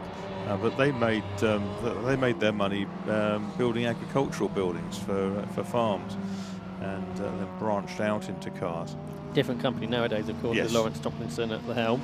They did try to build a Le Mans car a couple of years ago. That kind of didn't work. It's kind of properly financed for the first time in its history, I think. Yeah, I think they were hoping for a lot from the Le Mans programme, which never was really. COVID didn't help, and I think Manor Motorsport were involved in that, and there were Chinese money that never came and all that sort of stuff. But the domestic scene for Ginetta is massive, isn't it? With about 100 cars in the country racing, and there's a new car for next year. Which Quite amazing. I mean, it's been a phenomenal story. I mean, Martin Pfaff did brilliantly well to keep it afloat, running on fresh air for a number of years. But when Lawrence Tomlinson brought it under the LNT banner up in Leeds, it really became a professional entity again. And you could see so much resource going into it, and it's been hugely successful. This car lapping quickly in the 2-minute 22. They run inside the top 10 overall. This is the team that was started by Stuart Dayburn in his TVR Tuscan. You've got Dan Ludlow and Stuart Emmett's Honda Civics as well in that, and the Ginetta being shared between Chris Everall and Ben Shrivens. 27C there. This is John Hobbs in his Peugeot 106 Rally. He's having a really good tussle with one of the Mr. 2s from the 17 team, and a Civic as well. Yeah, I think that's Neil Stratton possibly in the MR2. And then the Civic behind, I think, looks a bit like one of the Type R trophy cars. And they're going to go three abreast, three different 750 Motor Club Championships shown there in one shot. The Peugeot races in hot hatch, the Toyota in the MR2 Championship, and the Honda in the Type R trophy. And the cars all run relatively similar pace, don't they, over a lap time? It would appear so.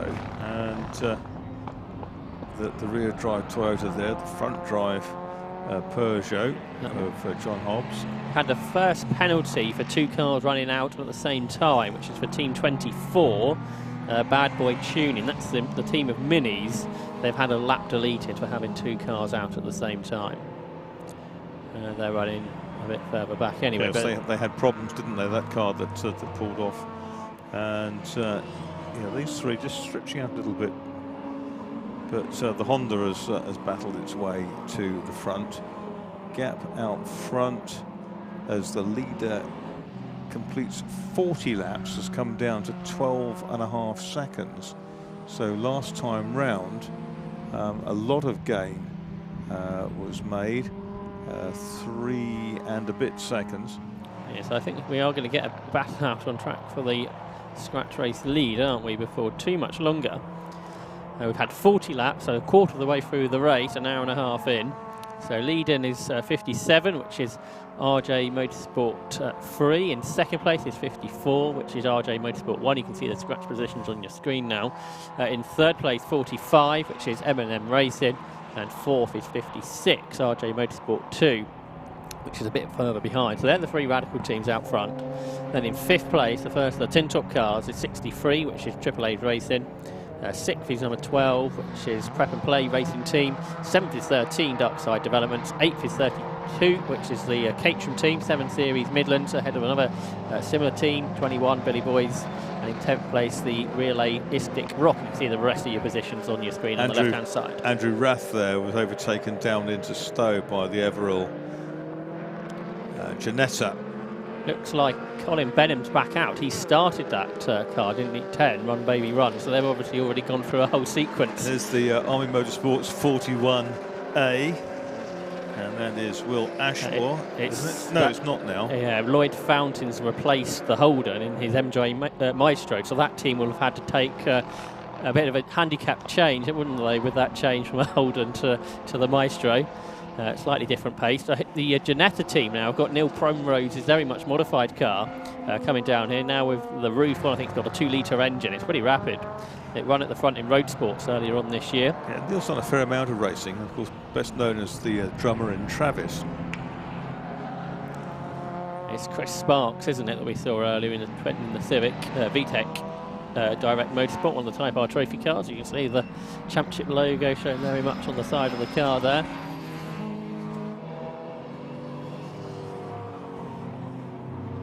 Last year's winners, Three Amigos, are now up to 42nd on scratch and just done a personal best lap, 33 laps into it, 2 minutes 39.2, and they're only 2 seconds behind Sean Traynor. You mentioned in that first part they were battling, weren't they, when Aaron Cook was in the Rogue Motorsport car. Not sure if it's still Paul Hinson out for Three Amigos or whether they've relayed. Here's the Primrose car, and very much different to, again, what a Ginetta built originally in the G20. That looks really quite thuggish, doesn't it, with that roof and the big wing and the rest of it. Reminds me of John Plant's Allard stroke Healy's, whatever he calls it this week. That's right, yeah. 2 minutes 26 is a lap time that Neil Primrose has done. And that lap actually just completed 600th off of his best, and running in 26th overall. That's a pretty quick lap time, isn't it, from a car that was based originally on a G20, up over the curbs, heading into the Beckett's complex and hunting down the Honda Civic, and going to go round the outside through the middle of that complex, or giving it a good go. So they've worked on that car, and those lap times around here is pretty impressive. Yeah, very much so, and it's certainly a one-off, isn't it? And there's one of the other sports specials up ahead. I was looking, is that the Three Amigos team just in front of our pictures? It's still Paul Hinson. It is still Paul Hinson, and so he's run an hour and a half. So he must be due to come in fairly soon. Yeah, we're hearing that David Drinkwater will get into that, and we should see some shots from inside the car when he gets out there. The newly crowned Hot Hats champion for a third time, won that last week. Lead gap, I noticed, is under 10 seconds now between the two RJ Motorsport team. That was another 3.3 seconds brought down. They'll probably catch up with each other and then make pit stops, won't they? Yes, yeah, it's the sod's law, isn't it? That'll happen. There won't be a certain thing on track. There's this bronze-coloured Porsche, which is most unusual. I think, is that the Matt Kyle Henny car? Yeah, I think it might be 15C, the Porsche Boxster. Matthew Kyle Henny. His father races in the Carrera Cup. And again, Porsches, there's lots of them here, aren't there? Oh, and problems. Wheel off the 54. That's Hicklin, second place. And it's the left rear, which has come bounding off, gone across the track. Somebody's narrowly missed it.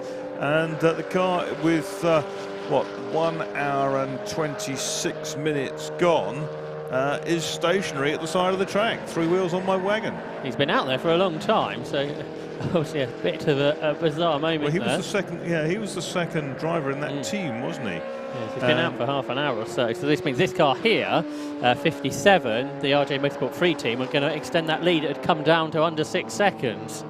So Ash Hicklin had been pushing on. Ash Hicklin, who's sharing with Mike Chen and Chris Short in his team today. He's out the car, he's okay, but a pretty scary moment. That through the Beckett's S's that all happened. Exactly. So that would have been a quick old moment. He didn't even go around the back to have a look, did he? Sort of just trudged off in dismay. Yeah, that's right. So real drama there. So 42 laps done by our two leaders. So now the RJ Motorsport team have got to realise what's happening and get their next car out there. But here's the leader. This is Charles Graham there, somebody that races at the Birkett regularly in a Radical SR3 with a Daytona back in there on the side of the car. If I'm not mistaken, he was the founder of the Daytona karting thing, wasn't he? Yeah, I think that's right. He's absolutely supported this race for so many years. And Alpha Live, I think, do some streaming from the Daytona karting venue. So if you subscribe to the YouTube channel, I'm sure you'll see some events throughout the year there. And this team now, you'd think, are going to have a bigger lead than what they did. So we'll see how quickly the 54 team, RJ Motorsport 1, get a new car out there. And Ash Hicklin's car, he's probably going to be stuck there for some time, isn't it? It's not going to be an easy one to retrieve because it's not without an intervention, because it's not in an area where a truck can get to it terribly easily. It's clearly not ambulant. Oh, a big moment for Charles Graham there behind the at the Jägermeister orange BMW.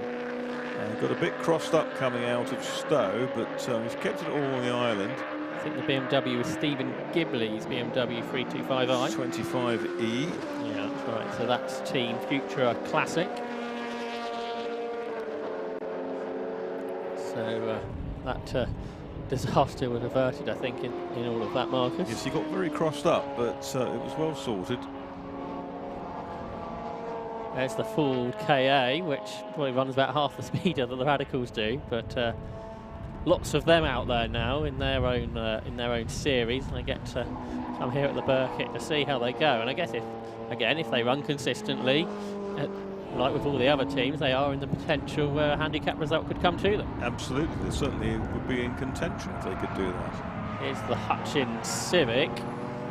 So this is Dave and Tom Hutchins' shared car. It's B at the moment, so therefore it is Dave Hutchins, who I think is the father. One of the Routek BMWs, 65A, is chasing that one down. That is Sarge Sofis Rahari. And I think with the bonnet chattering. That's right. He hasn't quite got past the Civic, and behind them is one of the Mazda 7s, the low-cost conversion car, which has had a good first championship season this year, which run the Mazda MX-5 engine and gearbox. The Civic there, though, continues. 44, which is RKC Motorsport.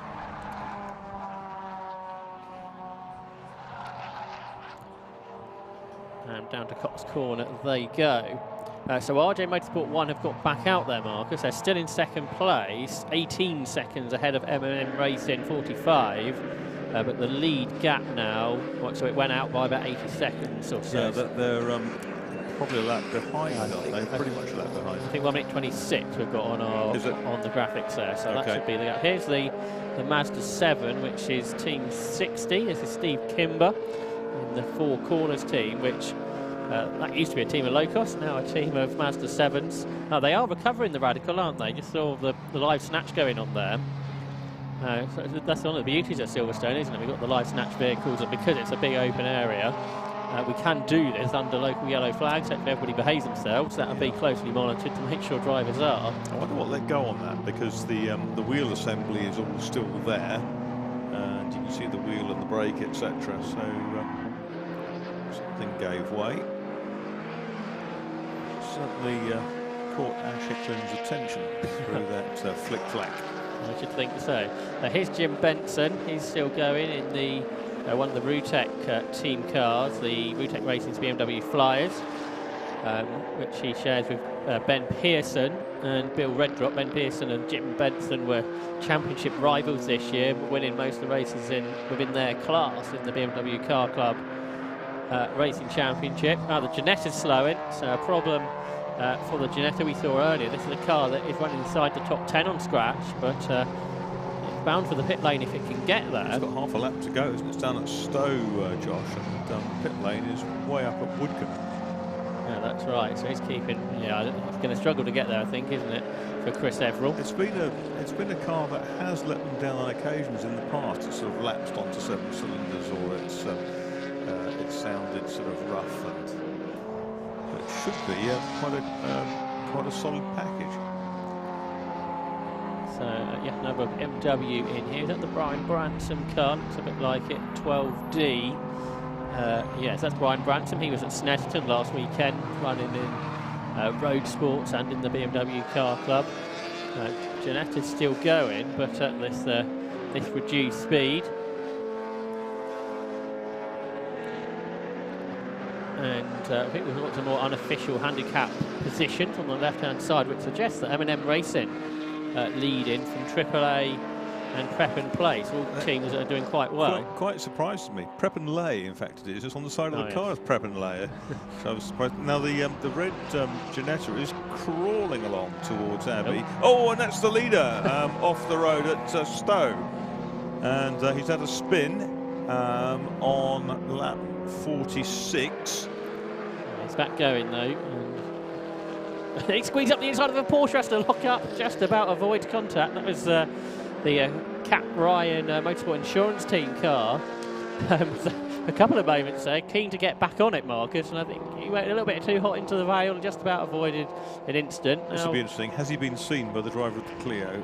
It's irrelevant because he's way past it now. Yeah, there were white flags out there, and that was indicating that the slow-moving Giannetta that was just round the corner. That's I mean, they lost. The rivals lost about 80 seconds, as you said, in that previous problem with Hicklin. And let's just see, there was an inkling of gain by the chasers. It was a 2:19 last time for Charles Graham, so he had a poor last lap, and we know he's had a spin on this lap. Yeah. So it's not been a great couple of laps for Charles Graham. Tyres gone off, maybe? Yeah, I guess there's limited chat from the team to the driver here as well. So whether he knows that the car behind has gone off and he's got a much bigger lead, probably not. He's going around the outside of Sammy Bowler's Mini, who's had her first season of racing with the club and got stuck behind the 116 trophy car. The Genetta's almost stopped now. It might only be moving because it's slightly downhill there. Down into the loop. And if it does become stationary, Marcus, it's not going to be in a great position. No, you just wonder whether it's kind of in, it's in one gear, quite a long one. And just able to use the torque to try to get it back, but trouble. There's Sean Traynor chasing one of the Alphas down onto the hangar straight. So the RJ Motorsport 3 has done 46 laps. Oh, it's the car off as well, 28C. That's Chris Sparks, who we were looking at earlier. That's a strange place to be pointed, isn't it? It's sort of on the first part of the Beckett's complex. Yeah, sort of perpendicular to the track. Really strange, pointing 90 right. Yeah, so we'll see Marshall heading to drive. We're going to try and push it out the way. So great work by our marshals here at Silverstone, doing things under local yellow flags, which is quite a daunting prospect, I should think, because we're past 100 miles per hour. But great work there. There's Paul Hinton then, the Three Amigos car. So that's still going. So he's going to. Is he going to try to run? Can he run 2 hours in one stint? Is he allowed to do that? I think he can go as long as he wants to. I think last year Paul Hinton got 3.5 hours, didn't he, over 2 stints? Yeah. So he did lots of track time in that car last year. He's just lapping one of the 116 trophy cars. A little bit tight. I think so. Through club. Lead gap's now down to 68 seconds, so that's come down at a race. Obviously that spin didn't help. So we've got 3 cars now within less than 90 seconds for the first time in a while, because M&M Racing aren't far behind either. But then the 4th place car, RJ Motorsport 2, is a couple of laps down, I think. You can see those positions, the scratch positions on your screen now on the left-hand side. So you can look for who you're looking out for. M&M last time round at 2:17, so yes, quicker than the 2nd place team. RJ Motorsport 1, who won 2:18 at 2:31, which was Charles Graham's. Here's Graham up across the line now, so we'll see if this is a better lap. Lap 47, 2:14, so that's better, isn't it, for Charles Graham? So he completes 47 laps with a better lap time. Yes, I think he's had a better end to that lap. There were no traffic down there. And that's where you really feel the downforce in 34C coming in an SR3, because you approach through Maggots to go into Birkett. You go a long, very, very fast, flat out left. You go a quick right, a quick left, and then to get the car organised to the right, left through Chapel onto the hangar straight. Afterwards, at the bottom of the hangar straight, here is Charles Graham in 57D, the Daytona liveried SR3 Radical.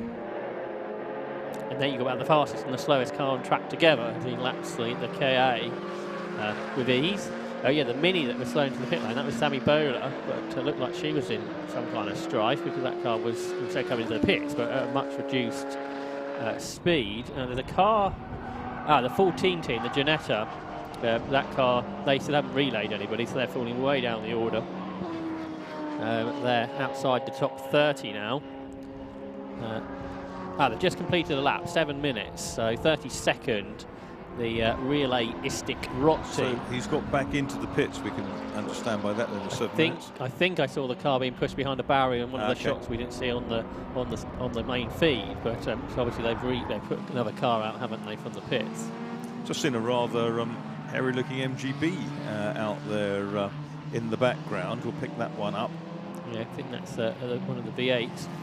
One of the Z4s here, I noticed one of them are well up the overall order. They're 66. Z-Cars Youth are in 16th position overall in the team of BMW Z4s, which is a really good effort.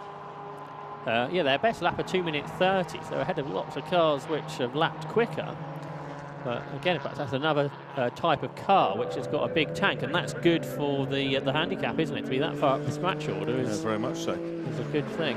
So here's one of the radicals charging through. At 45A, and I think they've just relayed because they've just had a slow lap.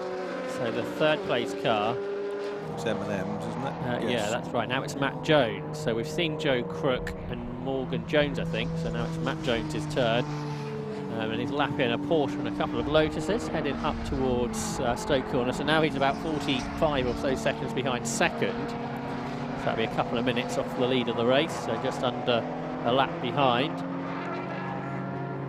But certainly everything seems a bit closer now than what it did sort of an hour ago, where the top three were all spreading out. There just seems to be a good race on between the three of them. Porsche there, the Archers team. That's Gary Goodwin's Boxster, I think, and he's being followed by a Lotus, that's 40C, which is now Malcolm Edison in a Lotus Elite. He's driving in two different teams. He's driving the Lotus in that 40ES Motorsport team, and then he's driving a Toyota MR2 in the Racing for Mick team 33, so he's going to be busy. And that's both a team of 3 cars each as well, in the two different teams that he's racing within. There's Neil Primrose, so he's carrying on. He's 17th now, so he's continuing to move up the order. And he was only a second behind the Dark Side Seat team, which he was a lot quicker than, so I think he might gain another position on scratch positions here. We've had 110 minutes of the race now. And we've got another radical off the road. That's a, yeah. Well, it's one of the RJ cars. You can see the sticker on the back. Quite a big spin. And there's a couple off the Noble. And the Noble 49A is spun. Look at there's a tyre mark down the side of the Noble. Oh, it is. Do you think that's radical shade of tyre? It's round and black. It's quite slow down as well, isn't it? Which would kind of suggest it could have been a radical. I think it might have been the RJ Motorsport 2 team, but we'll try and check that out. So, yeah, the last quarter of an hour, and all 3 radicals have been in drama, haven't they? Either a spin or the Lost Willows earlier. So the Noble, that'll be for the pits, I think, which is Paul Cundy's M12 GTO. Another car which you don't see many of. It's great to have at the Birkett these sort of one-off specials, or certainly ones that there aren't many of. Yeah, that's right. What's the nice thing is you can run pretty much anything in this race, and that does bring a big variety. Not the variety we used to have. Anything from a change that's Drinkwater now out among the 3 Amigos finally in 1B. Here he is, Mark. Let's talk us through the Silverstone lap. Yeah, I'm trying to see where he is at the moment. Coming through the end of Club Corner. Oh, and he's got the 370Z's gone inside. Yes, up past the pits onto the Hamilton straight. So adjusting the radio, winding the turbo boost up, who knows. But some quick cars going past, including a TCR. Golf has gone through we go through Abbey. Nice line through there. This is a difficult corner at Village, onto the anchors, down the gearbox. Plenty of torque, so he's just down 1 gear. Through he goes. He's going to come up through the loop, off the throttle just for a moment. Now out, accelerating as hard as he does. Looks up in the mirror, see what's behind him. Through Aintree, up a gear, and then on to that Wellington straight. And he's very busy fiddling around with different things in the cockpit, isn't he, David Drinkwater? Up the gearbox he goes, 5th gear, 4th gear.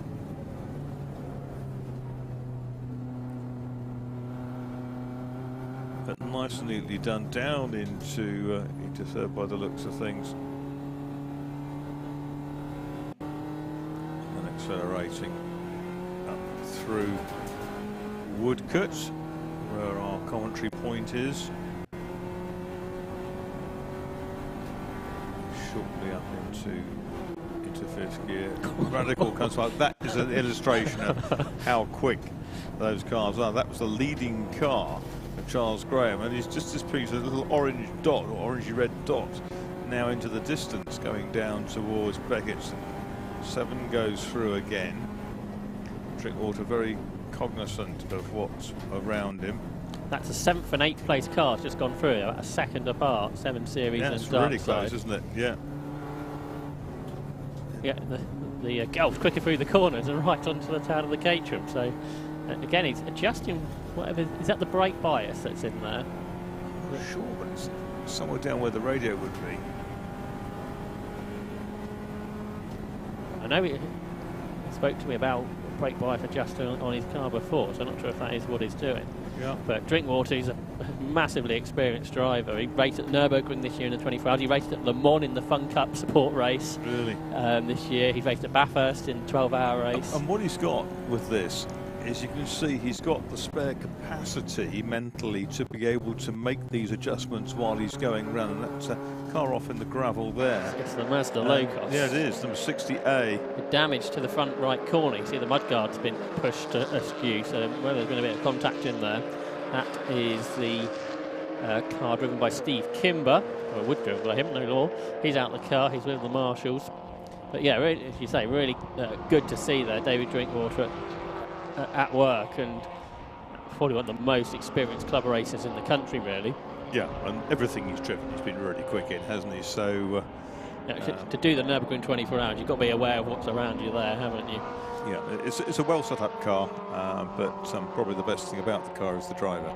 That's right, and he's won 3 back-to-back Hot Hatch championships, and he's trying to do the same here with the Birkett, with teammates Paul Hinson and with Adam Reed. It's down to 66 seconds again, first to second. Oh, that's 53B. It's been through a marker board by the looks of things. That's by the pit in, isn't it? So the exit of Luffield. He's crunched that. The Carlo Turner, and he's going for the pits now. Polystyrene is not going to recover from that one. So a few moments around the circuit. I guess you kind of expect these things are going to happen, but that was the exit of Luffield. So we see the live snatch now heading towards the Mazda Low-Cost. So again, great hard work in marshals here, making sure that we can carry on racing and just have this one zone neutralised, and everybody should be able to see the yellow flags and the great big JCB in the gravel trap, you'd hope. More battling out there on circuit. Another Lotus out there. A good number of Lotus here this year. That's the Bailey Edwards Elise Cup car. Exton Luffield Corner, the ES Motorsport team. Are a bit further down the order than earlier. That was that the team car that was on fire at one point, I think. So that's dropped them down. Yeah, Bradstock was on fire, wasn't he, earlier on? And in the 40A. That was the other car, wasn't it? No, they're 34th ES Motorsport A, so they're a bit further down. Perhaps they would like to have been. Although they're only 20 seconds behind Team 40, the one you were just talking about. So a couple of Lotus teams quite close together. Down into Birkett here, a couple of the Radicals up front at 57. RJ Motorsport 3 now 76 seconds ahead of RJ Motorsport 1. They just had a slow lap at 2 minutes 22. Yeah, lost 10 seconds on that lap, RJ Motorsport 1. Trying to work out which of the Radicals it was we saw spun. Yeah, the white and red. We think it was RJ Motorsport 2, but not sure. Chris Earp was the last driver we had aboard that, but not sure if it was him. Lagging. There's the Stobart Beetle. That's Colin Kingsnorth. I commentated on the Fun Cup race here on the national circuit. Shouldn't the Stobart vehicle be articulated? There's the leader, isn't it? Charles Graham across the line to complete 52 laps. That's a 2 minutes 15. So, yeah, the traffic every single lap. Next time round they'll be pretty much on 2 hours. 2 hours into this race, 1/3 distance.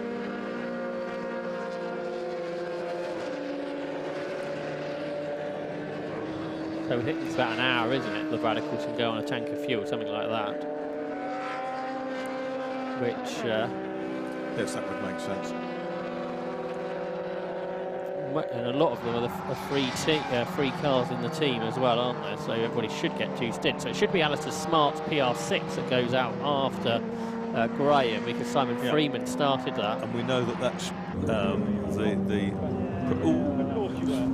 time, wasn't it? The Mazda 70 coming out in front of the MGB V8 that came in. Good-looking car, that MG. It was Nico Favo in the Mazda, who's in the MGB. Find that in a second. That is Peter Samuels, who's in the MGB V8, who's in the team with the Corvette. He's driven those cars for a long time, Peter Samuels, hasn't he? Yeah, he's in the team with the Corvette of Chris Tilley and John Dixon, the Ford Mustang of Alan Lee, and Ginetta G50 of Dylan Popovic. So that's probably the team with the most cubic capacity, isn't it, with lots of V8 cars. That's right, Dylan Popovic, who started out in at Castle Combe doing a lot of the GT stuff down there. A small car and built up over the years. Had a little kit car with an Audi turbo engine in it. Developed that, then moved on to the Ginetta 3 or 4 years ago. Talking about Ginetta's, Neil Primrose is up to 14th now on scratch. He was 18th, I think, when we were talking about him earlier. And of course, there are big gaps to catch at the moment, and he's worked his way through there. He's actually just moved ahead of the BMW we saw off, 53, the Stormin Camel team. That obviously would have lost a bit of time in that off-track excursion. But we're 2 hours into the race now. So the white radical we're seeing now is, that's another one, isn't it?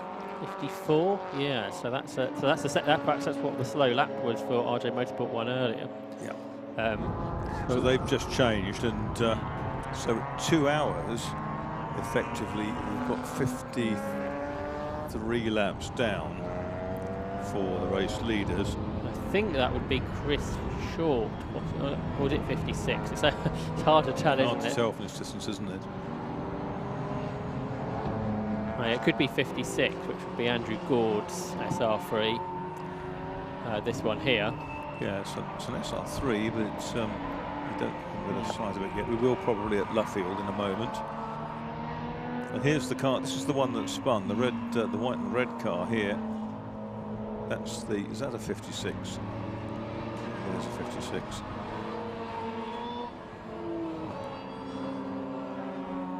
Great shot this down the Wellington Straight to show all the different shapes and models and sizes of all the different cars here today. Although, and then nothing. Absolutely nothing. There's a blank, which is quite something. There's the parking Golf that's back out there. That started the race. So I assume they're staying really in the same car, aren't they? Because where they're going from one to the other. Yeah, and they're just trying to run, as you say, those two cars with the Mark II Golf in reserve. So Scott Parkin's driving the newer Golf, and Ryan Parkin's driving the TT. When they did Club Enduro in the TCR car a few weeks ago, Scott Parkin did all about 15 minutes of the race. His brother only got 15 minutes of it, but he got the fastest lap of the race. He was quicker than Cole Swifter, the champion, in Rob Baker. So they were really rapid in their first go in the area motorsport hire car, and they go really well in this Golf. 7th overall on scratch. So the only of the sort of production team cars they're behind, AAA, which is the Seat TCR and the Lotus Europa, and the Pepper and Lay team, which is sort of M3s. It's a wide line by that Honda, kicking up the gravel. Is that Ben Piper, one of the hot hatch drivers, I think. And lots of cars for the pits here, including 62, which is the Rogue Wheelers team, which is a team of Jim Cook, Andy Williams and Fiat Aldridge. There's the Alpha, the Revs Italia car. Also among them was the one of the 67 BMW Z car pensioners. Okay. I think it was Andy Inman in the 156 GTA Alpha. And Alfa Romeo Championship, that's been going for 40 plus years now. We've got about 20 cars out regularly this season. Yeah, super championship, that.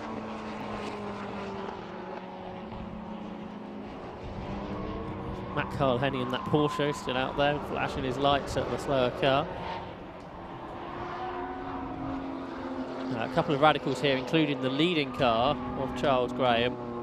So he's just lapped. Oh, that's the 45 car. So the M&M Racing team are now going to lap down again. So Charles Graham has put a lap on them. So it's down to 2 cars on the lead lap again. And the lead gap has gone out to 1 minute 17 recently between the 2 RJ Motorsport team cars. The team that's run by Josh Smith, who's a rapid driver in his own right, but hasn't done many racing this season, I don't think. One of the Z Cars team there going down into Brooklands corner. The best of their lot now is 18th, which is 66. The youth team of Ed Giddins, Callum Bates and Kieran Power.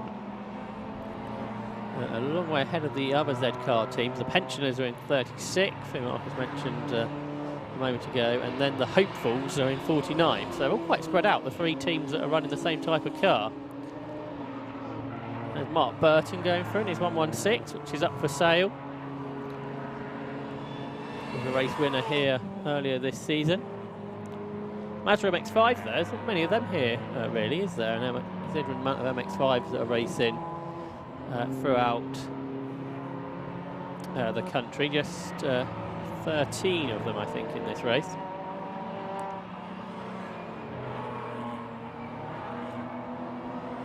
So after just over 2 hours, it's 57, RJ Motorsport 3 that lead from 54, RJ Motorsport 1 in third is 45, NMM Racing. In fourth is 56, RJ Motorsport 2. In fifth is 63, Triple A's Racing. In sixth is 12, Prep and Lay Racing Team. 7 is 13, which is Darkside Developments. 8th is 32, 7 Series Midlands, and just a second between those 2 cars still.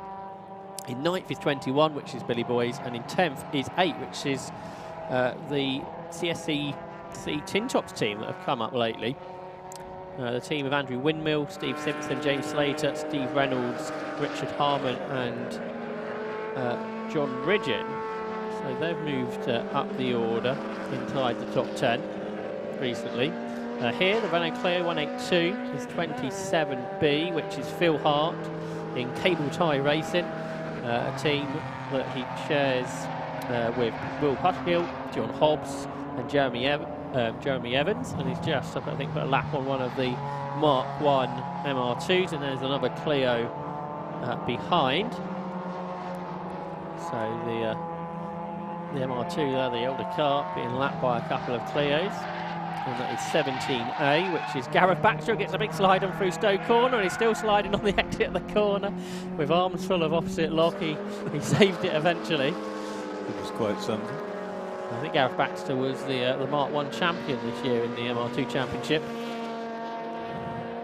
So still quite a few of those earlier cars going. Here's the parking Gulf, and just behind should be the Caterham, which is then no more, is it? Perhaps that's been in the pits.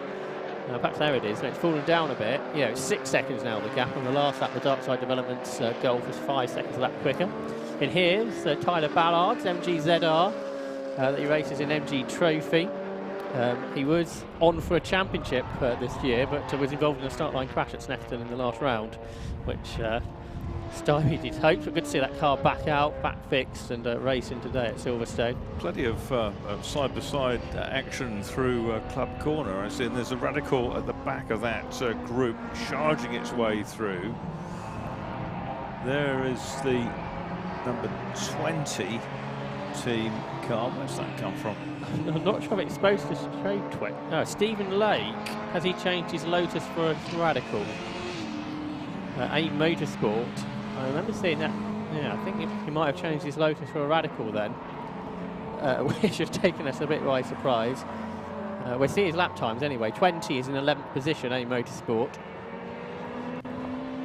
A team with Craig Denman and Dan Plant, but it'll be pretty obvious what his lap times are, whether he's in a Lotus or a Radical, that's for sure.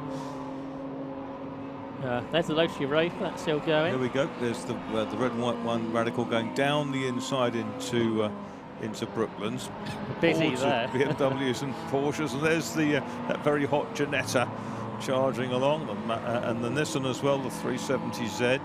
We have official handicap positions after 2 hours, and leading is 63, which is the Triple A's Racing Team, which was started by Phil Nibb in the Seat, Andrew Rafe in the Lotus we've seen.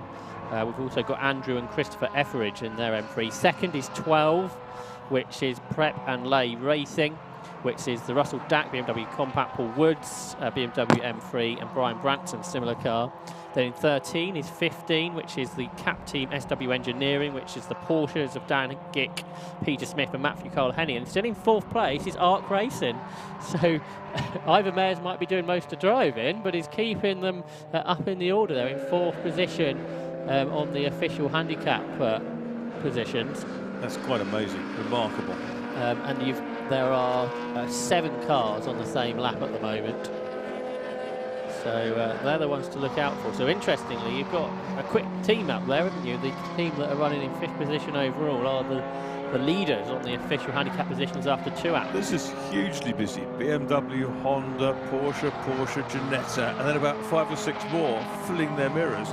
Porsche running in the colours of Charles Ivy Racing, which took Porsches to Le Mans back in the 1980s. 36C, I think that is the white one. That's Andy Porter in the Boxster. Team of Boxster S's. 35, that's an earlier, it's a 968 or a 944, but like a 968. Is that the Crago car? It may well be. Looks like it. 2 Cragos sharing that one. And here's Charles Graham at the back. Yeah, he's going to have to lap all of this. So it'll be interesting to keep an eye on this as the race leader laps more than 10 cars, dozen cars in this group, which will be lapping about 20 or so seconds slower than he. He's passed, what, 3, 4 of them by the time he gets to the hairpin. So he's cleared. So is he going to do an hour and a quarter-ish to... Yes, he's done a long stint in the SR10. Didn't go as long, did it? An hour and a half really needs to go, doesn't he? Or potentially. He's carving his way past these cars. That does look fun, I have to say. Yeah, that AIM Motorsport team, Stephen Lake must have swapped his Lotus for a Radical because he's just done a 216. So that car's going to come up the overall scratch order pretty rapidly. And the fastest lap of the race is a 2:04 from RJ Motorsport 3 very early in the race. That's the SR10, isn't it? Radical. Yeah, that's right. We haven't really seen many times under 210 with all the traffic. The reason for that, of course, it's got a 2.3 litre turbocharged engine making 425 horsepower, which is coupled with the downforce. It's going to work well. See there, Neil Primrose had his arm out at the cockpit, and I think he put thumbs up to the teams. I wonder if that's pit in this lap. Change of drumsticks.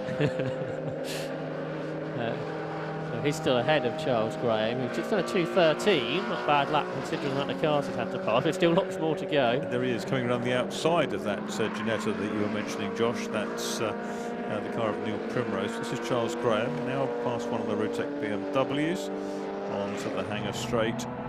Here he comes, weaving his way past the 7. He's trying to make his intentions known that he'd like to go down the inside, isn't he? Right up against the white line. And the seas are kind of parting for the first couple of cars, and then the driver of the Honda has to commit because he wants to find an apex as well. He's doing his own race. There's a Ford KA ahead. He sees a lot of Ford KAs. It's usually the same one every third lap. Yeah, I think there's only one team of them, but yeah, like you say, the lap time difference is pretty vast. Yeah, the best lap time for them, I think, is a 2:59, so just under 3 minutes. So yeah, it pretty much works out as, could even be every 2 laps, couldn't it? Because it's probably every third lap he sees it somewhere. So a big speed difference. That's what this is all about. Very much different budgets and how much each of those teams are spending as well. In the very early days of the race, back in the 1950s, there were sort of teams of we called them, of course, now vintage Bentleys. Yeah. But in the early 50s, I suppose they were just over 20 years old, some of them. Yeah, absolutely. Modern day sports cars don't so much see it's like looking at seeing a Radical Club Sport today. Yeah. It's 20 years old or whatever. Toyota Celica here, which is 46B, which is a car driven by Sarah Hobson. There's a couple of free Celicas, I think, in that team. Yeah, you've got Ronan Richard Lundy and then Cuddy Brabin as well. So that's a team of 3 Toyota Celicas. And they are running in 49th position overall on scratch for 7 Motorsports.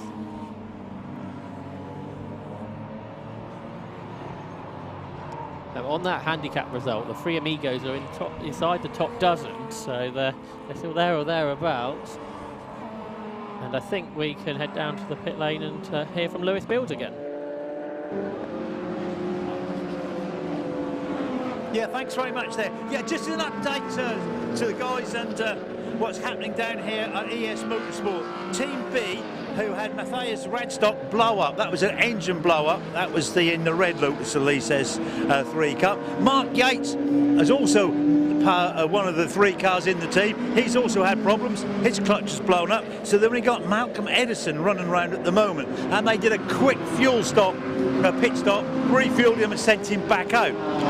Also, it's Mike Edwards, isn't it, who got a stop-go earlier. And so had a little chat with Mike. He's gone and seen the race control and been told us that he overtook on a yellow flag.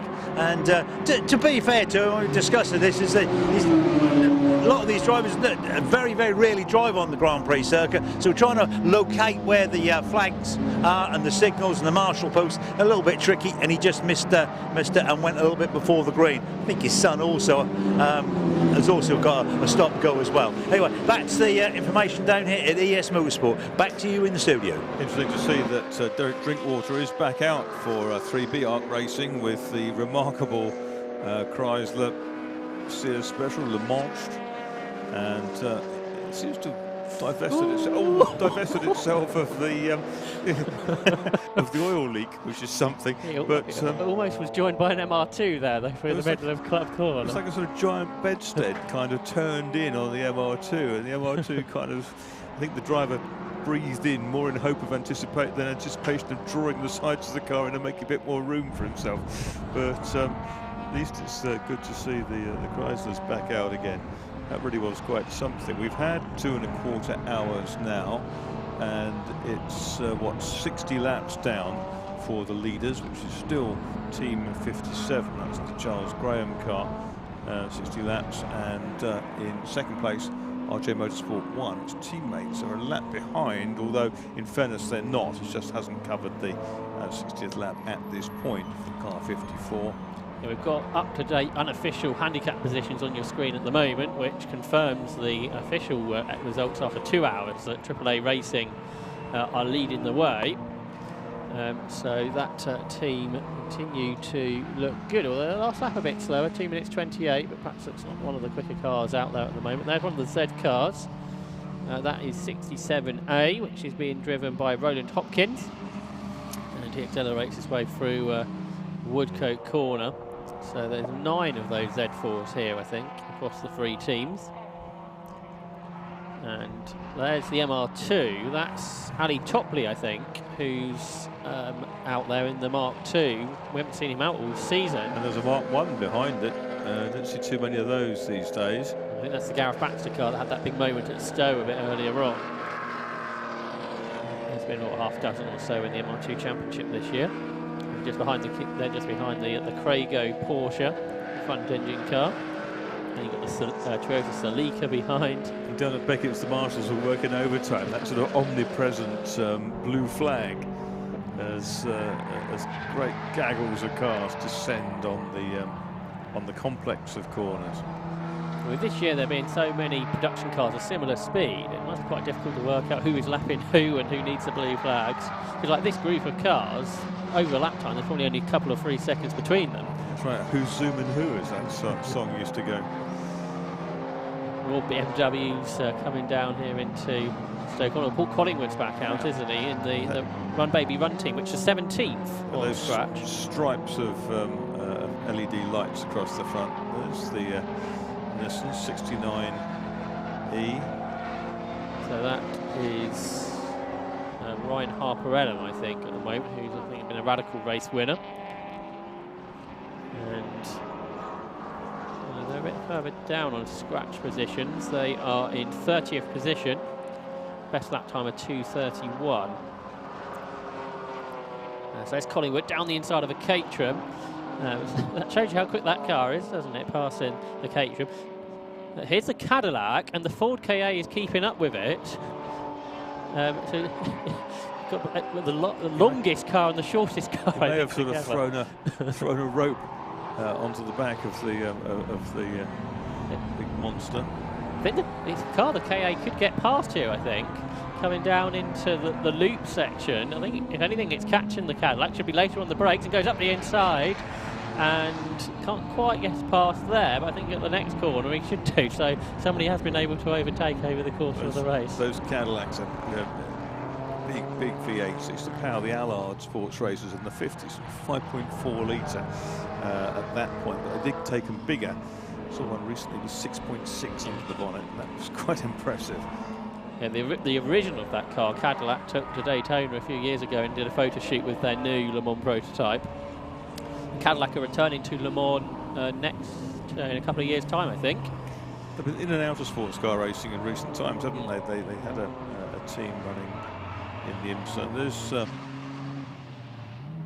another of the radicals coming up to round, it's 56, isn't it? That's the one that had that spin earlier on. And we can hear, I think, with our handicap leaders, with Lewis Fields in the pit lane. Yes, thanks, Josh. Yeah, we're down here with AAA Racing in pit 7C and Phil Knibb. Phil, congratulations. Well, so far it's so good, leading the handicap. Yeah, thank you. Yeah, it's quite surprising. We've never been this far ahead before. So we've done it in a radical a few years ago and we managed second overall. But we're just looking to be the quickest non-radical team. That's our goal. That's what we set out to try and do. So if we can do that, we'll be really happy. Yeah, well, because the TCR cars, which yours is, lovely car it is too, just sitting in the background there, a nice Seat Leon, have won the event when it was, but you needed a bit of help from the weather, didn't you? A bit of rain. Yeah, they're quick in the wet. That's where they really come into their own. So we'll see. But then the radicals are very quick in the wet as well. So with their downforce and their wet tyres as well. We're running the slicks on the TCR, but the other cars are on the List 1B tyres. So they're going to. They're the BMWs. The BMW and the Lotus. That will be the Lotus Europa. Yeah, so that's Andrew Rath and the Andrew Etheridge and Chris Etheridge. Yeah, Andrew Etheridge just gone out, so we'll see how he goes. We've had some car issues with that one. Had to put a new drive shaft on it and some diff issues. So it may be that he comes in early, but we're hoping he'll do his full 75-minute stint, and we'll keep that P1 in the handicap if we can. Yeah, you're down one guy because Andrew Higginbottom should have been here. Come on, tell us the reason why Andrew's not here today. Yeah, Andrew Higginbottom has just welcomed his new baby boy, Sebastian, and he's coming home today, so he couldn't make it. So something equally exciting, but he'll be here for the next one, and Sebastian, I'm sure, will as well. So yeah, well, that'd be great. We'll have to see, won't we? Anyway, great news and good news for Andrew, and good news for you. And best of luck. Are you out next? Yeah, I'll be next one out, so my second stint, so I'll take Andrew's stint. So. Right, I'm going to let you get back and get booted and suited and get ready. Thanks very much, Phil. Thank you very much. Cheers. Thank you. And back to you in the studio. Thanks, Lewis. Yeah, you'd think that you might want to be in the car and be ready, wouldn't you, Marcus? Because they say they've got a car out they've got a bit of a question mark over. You want to be as ready as early as possible. Meanwhile, I think the lead car's made a pit stop because RJ Motorsport 3 have done a long lap, which means the lead gap's down to 40 seconds between 57 and 54, the two RJ Motorsport team cars. Yes, that could be a change. It must have been pretty close to the end of Derek Graham's stint. Yeah, and we think it should be Alistair Smart in the PR6 to go out next. Yeah, which is the least powerful car in the bunch, the car with the 1340 cc bike engine in it. Yes, 1340 Hayabusa. Let's see what lap times he can do. Peter Samuels, I think, going through there in the MGB, so he hasn't had long off there. So, which kind of suggests that his teammates are in problems. What team is Samuels in? He's in the team of the Corvettes and the Corvette and the Mustang, isn't he? Team 39. So he's had a short pit stop and is back out there again. And there is that's Alistair the PR6. Smart. Yeah, so right. that explains why that the overall lead on Scratch has come down to 40 seconds. Here he is then, coming down to the Birkett Cesses. He just did a 2 minutes 21, which is out lap, and he's just lapped that BMW. So this lead gap is going to come down again to RJ Motorsport 1, assuming they've not needed a pit stop just yet. So we'll wait to see what that gap was. There's David Drinkwater just behind that BMW there. The Radical's gone already out of shot. That's how much quicker it is. 31 seconds is the gap now. So another 9 seconds brought down, but we'll probably have to wait for the next lap to see what kind of pace Alistair Smart has. This BMW here, by the way, is 30B, which is David Morris in the BMW 325 Ti. Here's Jonathan Atkinson in one of the compacts, turning his way through Stowe Corner. So 3 BMWs all there together. He's driving for St Winifred's School Choir. Waving a collection box probably somewhere at half-time. Here's Drinkwater. How's he getting on? 45th on scratch now. But it's not the scratch they're worried about, is it? They just want that handicap prize again. That's right. He's just on 2 minutes 42 on his most recent lap. It's 31 seconds now, first to second. The Cadillac's still out there, and the Ford KA is still with it. So those two cars, remarkably different, are running on the same type of pace. Because what would we saw them about 5-10 minutes ago? They were about that far apart then. So the Arc Racing Team Cadillac just on a 3 minutes 07.3, and the Autobar KA just at a 2 minutes 07.9. 9 seconds taken out of the lead that time round by RJ Motorsport 1. Cars 54. I think we have a team that are no longer running. Team 9 are a few laps behind anybody else, which is the Track Attackers, which shouldn't be at the bottom of the timing screens, with a Vauxhall Astra, a Mini Cooper, a Peugeot 205 there as well. We saw the Peugeot in problems at the beginning, didn't we? Pretty early on. And it looks like that's continuing. They've not run, I don't think, for a little while there. It's been a long stint by the Ginetta of Neil Primrose. He's 11th now, so he was 18th when we looked at that originally. Here's the Cadillac being chased by the Ford KA. Couldn't say that in any other events, I don't think, could you? I think the KA's all over the back of the Cadillac heading down towards Laffield Corner. And you'd almost run up onto the back like you're on a flatbed truck. Tighter line. And they're going to run side by side, I think, down toward Woodgate. The Cadillac's got a bit more grunt. I think with the Ford KA, you can actually change lines once you're committed in the Cadillac. I think you wait till it finds the next straight. A lead gap now 26 seconds. Another 4 seconds brought down. Green flags waving down at Maggot. So something's happened on the exit, probably of Copse. We can't quite pick up. Yeah, about to get a shot of that in a few moments. So a few incidents out there. And that green flag is still waving in the background. Okay. So we'll see if we can pick up on that at the moment. A potential problem at Copse Corner. We're coming into Copse Corner now, so maybe if maybe they can follow, the cameraman can follow this through, we might see what's happened on the exit. But flags are still there, aren't they? Yeah. But again, it could be a car just right on the edge of the circuit. It may be, yeah, and it may be sort of just over on either side of the circuit, just out of our sight. So we've got 3 cars on the lead lap again now, because M&M Racing are back onto the lead lap. They're 1 minute 46 behind the leader. And the leader is now only 26 seconds clear of RJ Motorsport 1, because that last time through was a 2:11 against a 2:15. Side by side there into Copse was the Parking Gulf with a Caterham, but not sure if that was for position. No, I don't think so. So not for position this time.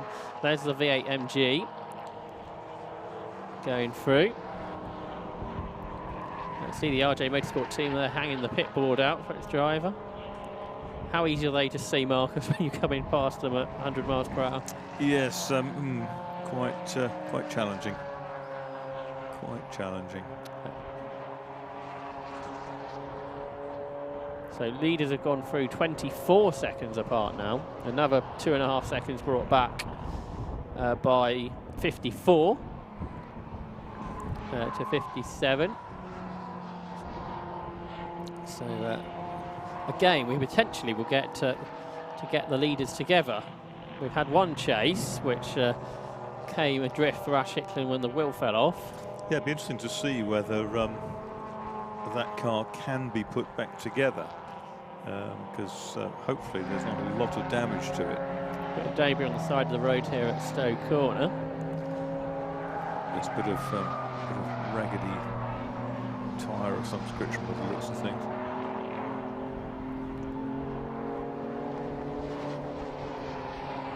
RJ Motorsport 2, about 5 laps behind now, so they're some way off the pace of the other 3 radicals. You'd say they were out of the equation, wouldn't you, really, as far as a scratch is concerned? There's that bit of, it's actually a bit of plastic, isn't it? It's a bit of bumper or in a wing guard or something like that.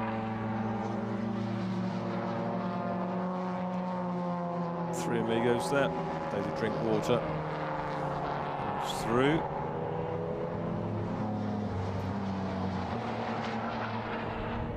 Racing, see on the handicap, they're down now in 22nd place.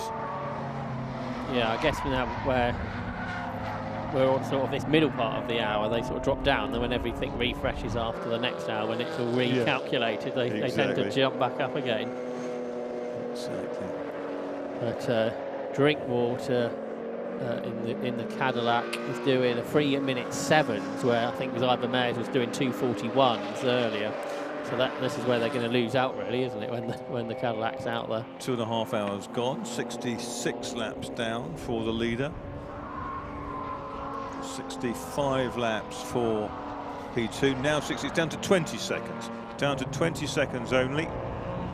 54 team making ground again towards, and there's a change of commentator as Ian Soman comes back into the fray. Seems to be refreshed by his cream tea or whatever he's invested in.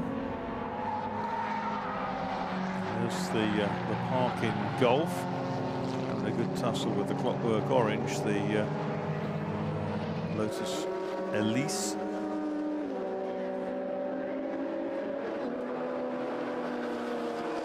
Craig Denman car looks at things. Oh, and 21A leapt over the curb there, which was for Billy Boys. That's Carl Woodwiss in the Caterham 420R.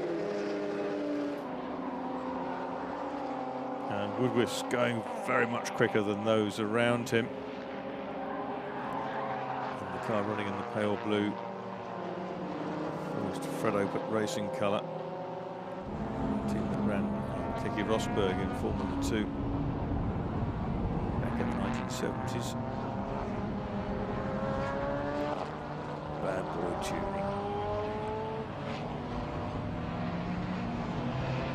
20B is Craig Denman. Lotus Elise, the start driver for that team.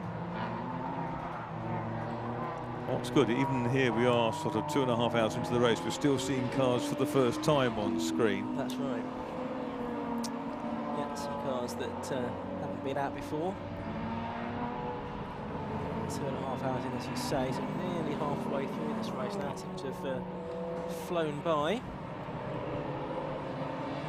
Motorsport 3 in that time completed 67 laps. Their last lap was an average of 100 miles an hour. Their best lap, an average of 108 miles per hour.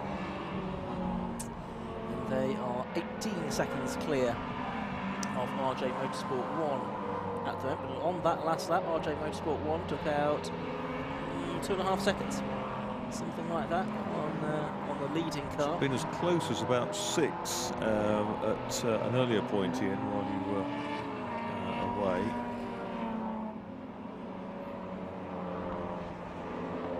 Yes, but the RJ Motorsport 2 scene now is the one that sort of really dropped off the pace, hasn't it, as we go on board with 61B now. So this is another of the Rogues Troopers cars, and it's now Ali Topley, who I don't think saw out in the championship at all this season, but we did last season where he was a front runner. So he's taken over from Sean Traynor, who was out in this car in the second stint. Aaron Cook did the first in for the team, and they are running in. I'm just having a look down the order to them on my, oh, there we go, 37th at the moment on scratch. Very, very tight there with the Ford KA. As we ride on board. No contact, which is good going. This is the Roger drive car of Topley, say 61B. Yeah, the team was 6th at the 2-hour mark on handicap, so very much in contention for the handicap spoils. And it's actually got the makings of a strong team, with the man that was first and the man that was second in the MR2 Championship this year, and another front runner as well. Row it at Village. Lots of quick reactions there to catch the tail end, and it's back. The Cadillac's smoking. Oh dear. Well, it's been out there for several laps without smoking. It's its third oil leak of the day, so presumably bunging up the dipstick hole hasn't made a difference, or not the long-term difference they'd hoped. Puts it all back to Ivor Mears and the BMW, doesn't it? It does rather. So Ivor will be no doubt preparing to get back out again. Ivor the driver. 26D, which is Gordon McMillan in the BMW Compact. Of course, we saw Gordon McMillan used to racing in stock catch, classic stock catch, in the Peugeot 205 with the 750 Motor Club. But these days, racing in with the BMW Compacts. The inevitable Herbie Lovebug 53 going round. So that's McMillan there doing battle with the Hyundai Coupe, which is team 48, isn't it? 48C. Yes, that's Alan Evans, who is out in the Barwell Autosport team. He replaced Malcolm Harding, who was driving his Ford Escort Mark II, so a late substitute. And that's running in the old Alan Mann Racing colours that Frank Gardner and Roy Pierpoint won British Saloon Car Championships in back in the 1960s. There's something you're going to see not very often. The whole of the National Straight completely devoid of cars, but only for about a second or two. Yeah, it's funny. It's only the second time in the whole race so far we've seen just an expanse of grey tarmac and nothing filling it. 44 at Honda. It's a good-looking thing. It's unusual. Yes, it's one of the latest shape Civic tyre cars, isn't it, for RKC Motorsports? It's kind of a notchback one rather than a hatchback. Yeah. 6D there is Clive Watson, his BMW Compact, last year's Cup Class champion in the BMW Cup. He moved up the class for this season. So he's out there at the moment. Just ahead there of Gordon McMillan's car, the earlier shape BMW Compact.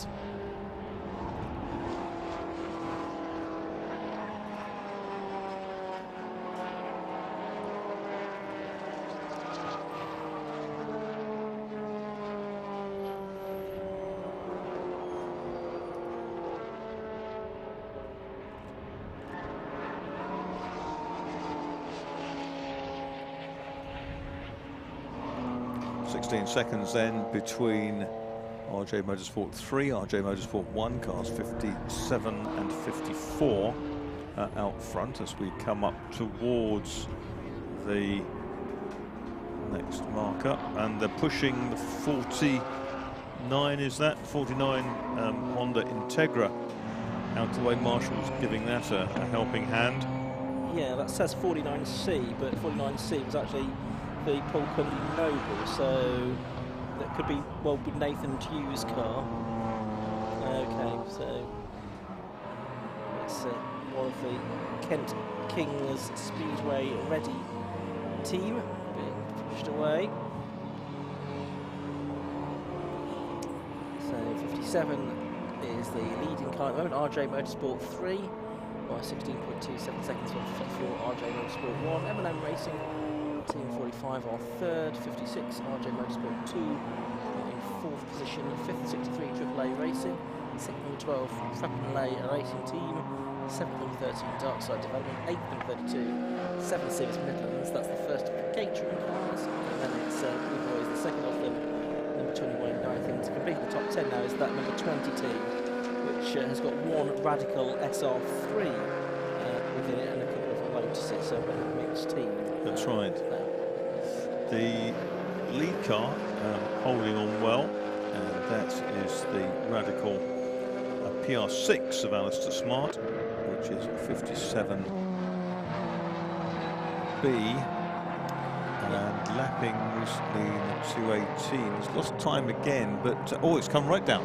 It's suddenly come down to 8 seconds here. Well, yes, that time of RJ Motorsport wanted a 210.29, so that's team 54. So another couple of laps like that. So it's a quick lap for them, a slow lap for RJ Motorsport 3. There's the RJ Motorsport car leading down into Stoke Corner.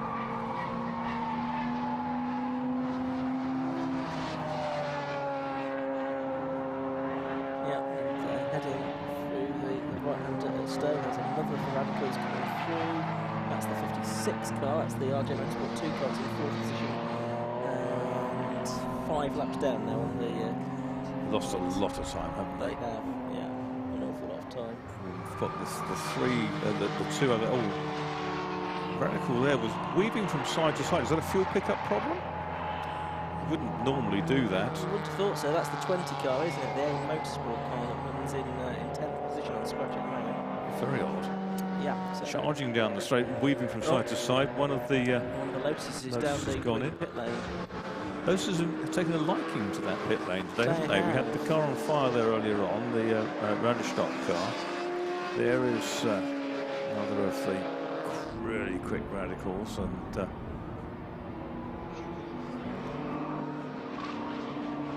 hammering up between a BMW. Production car, here we go. Yeah, that's the 116, which is one of the team 348 cars. It's Mark Burton. 40C is the Lotus in the pit lane. 40C is it's Malcolm Edison. Malcolm Edison, isn't it? In that car. Yeah. Due to be Lucas Bashir in the C car. He's been replaced. So Malcolm Edison, a late replacement, is not for much longer in this race. Down to 4 seconds, the gap between the two leaders now, cars 57 and 54. So we'll see if we can pick those up on track. That's 57 in the lead, RJ Motorsport 3, and 54 RJ Motorsport 1 in second place. So we're watching the number 20 Radical in 10th position. In fact, it's down to 12th position. Yeah, they're together effectively in the same shop on track down at Stowe. So that's getting very, very close. 4 seconds only. Yeah, we'll see if we can pick that up on the live stream shortly. There's the leader. Yeah, and 57. He's got a couple of slower cars just in front of him as well, which isn't going to help his cause, is it? That's the 57B, which I think, as we said, was Alistair Smart in his PR6 at the moment, and it's not 4 seconds as they come over the timing line on the international pit straight, the Hamilton straight. So that gap has certainly come down. There's more traffic ahead. We've got Minis, Porsches, 15.8 car that they are just passing, which is being driven by Dan Gick. But they're almost right together now as they're turning their way through the loop and then on towards Aintree and the Wellington straight. So it was 16 seconds, then it was 8 seconds, now it's 4 seconds. Mike Chen, isn't it, who's chasing him down, chasing Alistair Smart down. Yes, he was a front runner in last year's Bike Sports Championship. Turning their way through Brooklands down. They're almost together, just a couple of back marks, including that MGB between them now as they come through. This is to complete lap 72 of the race with just over halfway to go, 3 hours and 17 minutes to go. We'll get them over the timing line very shortly, see what that gap has come down to. It was 4 seconds. It's now about 4 cars' lengths. Yeah, it is 0.67 seconds. So it came down by about 3.5 seconds on that lap. On are we going to get a change? Chen, you can see with the lighting strip on the roll hoop there to show the back markers that the quicker car can through. But it also now alerts the race leader Alistair Smart to the fact that Mike Chen. He goes around the outside. Look at that. He read the situation really well. The Smart was stuck behind the Mini. Boxed in really quite cleverly, and Chen sailed round the outside on the exit of Beckett's to take the lead. And I guess you might say rightfully so, because that is the RJ Motorsport 1 team. I don't know if the 1, 2 and 3 were supposed to signify which team they thought was strongest to weakest, as it were, but it's now the RJ Motorsport 1 squad that is ahead of 3, the 2 squad being several laps down. We'll see then if Mike Chen is able to get away. He passes the Colin Childs Sienna. But it is easier, isn't it, to do the chasing, as we can see here from Alistair Smart. Well, it looks there as if he's trying to get alongside. It's not actually not, though, because the angle foreshortens it. But he's not far behind, is he? No, he's not. He's not dropping back at all. So that's going into Abbey, and they're coming down through Farm and towards the village hairpin once again. It'll be interesting to see whether the chasers' lap times now come down. Yes. Because it's got a quicker car to chase. It does give you something to aim at, doesn't it? It does. It does. And sometimes you can. And you can see when Chen, he from where he was 4 lengths downward going into the Beckett's complex, he could see that the car ahead of him was going to get stuck behind the Mini. So he'd already made that. He'd made that decision to change his line, and it paid off.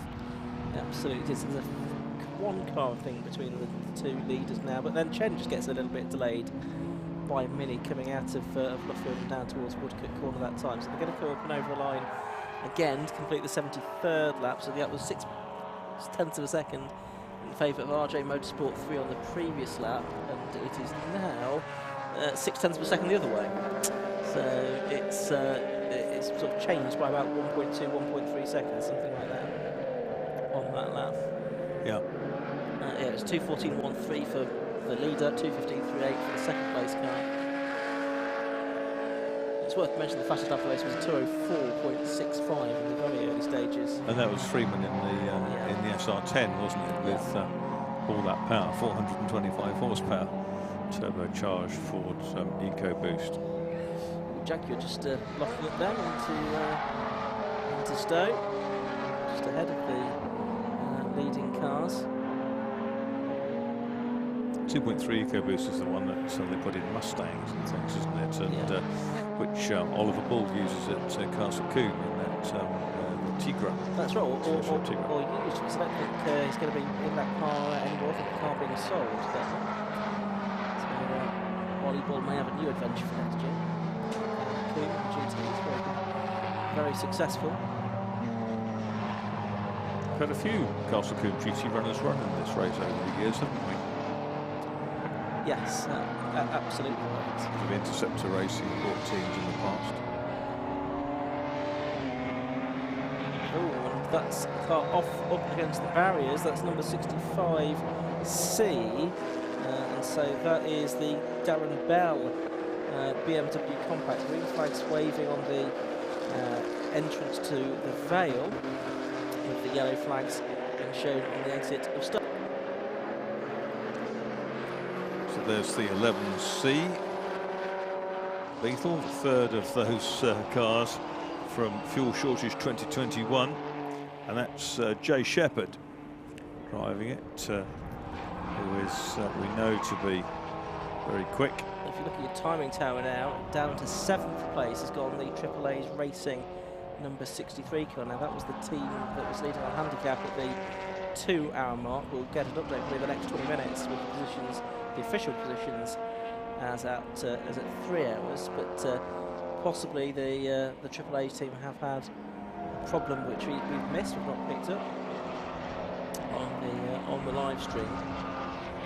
A reminder that Team 63 included Andrew Raff in the Lotus Europa, Andrew Etheridge and Chris Etheridge in the BMW 6M3, as well as Phil Nibb in the South Man Cooper that we saw earlier on. That is a different car out for Baby Run, Team 10 now. That is 10B, so it's Colin Benham in the CB Fury. Colin was a Sports Specialist champion himself several years ago now. Not sure how much is down to him now, because he's been out for quite a long time. What might he be his third stint? Could be, yeah. Short of teammates. Yes, I think he was saying he was expecting at least a couple of hours driving today. May end up being more than that if he and the car can take it. That is the Dark Side Developments car, 13A. So it's the Scott Parkin Golf that we saw out in the early stages of the race as well. See the diesel smoke from the back of the Mark V TDI.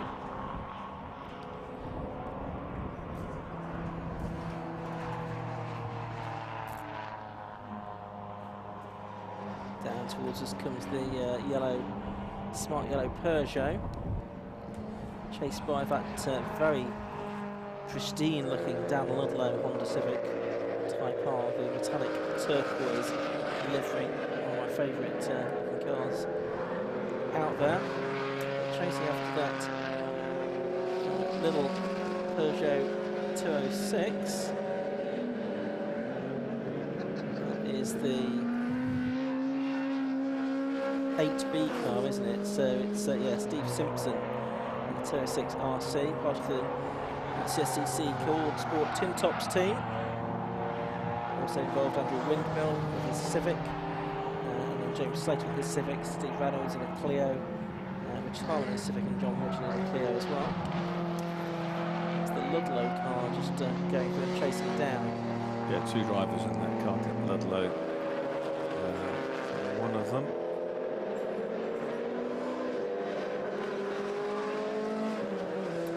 Steve Simpson, regularly with the Classic Sports Car Club, who are racing here tomorrow at Silverstone, also on the Grand Prix Circuit. Yeah, well developed little Peugeot, that.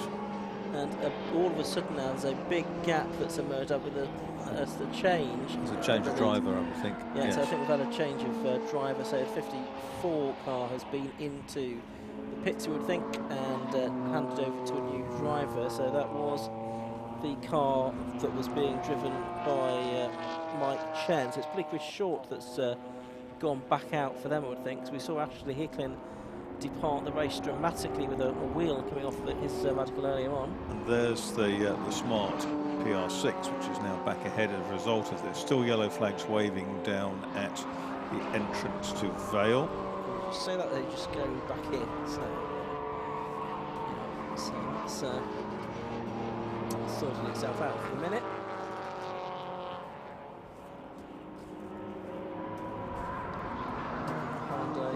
Coupes going through, and Jaguar coming down the straight towards us. As well as TCR Seats, it's the 29 A car, the VTEC Direct multi-car team, so it's Gary Wardle out for that team at the moment. So it's a mixed team with Ben Griffithson in Accord, Mark Anderson in the Scirocco, and Drew Myesko in the KHMC 400 as well. So interesting one for the handicappers to try and sort out with a range of machinery there. There's the Noble, we saw that in strife earlier on, but that's still back out there. We saw one of his teammates, the Integra, pull out a few moments ago. But there's Wardle in that coupe for TCR. And Team 29 are running at the moment in, I'm just trying to have a look down our timing screen. Gone past them. Yeah, 64th. So clearly that's a team which has got, you know, quite a potent lineup of cars, but clearly has had problems. 64th position. Team 29 was actually split from 63rd, as I say that, but they're well down the order.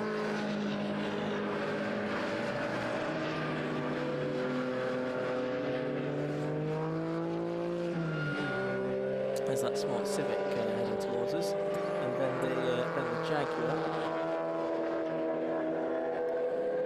That is the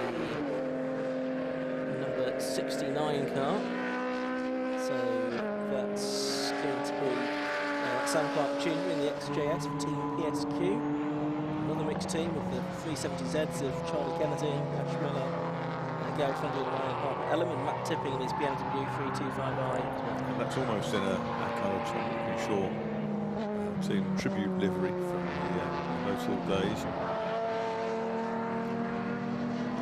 when those cars were developed to win the European Touring Car Championship. Which Tom Shaw Jr. did. He's going to have Alistair Smart just coming up behind him, wasn't it, to another lap on them, and he will go blasting through.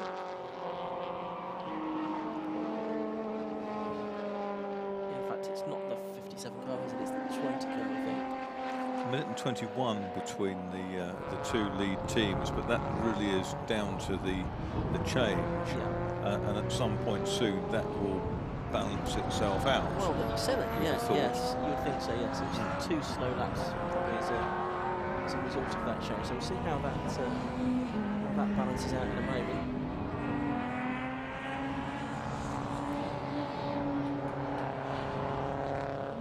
We've got the Dark Side Development Squad still 5th overall on scratch, ahead of Prepolay Racing in 6th place, number 12.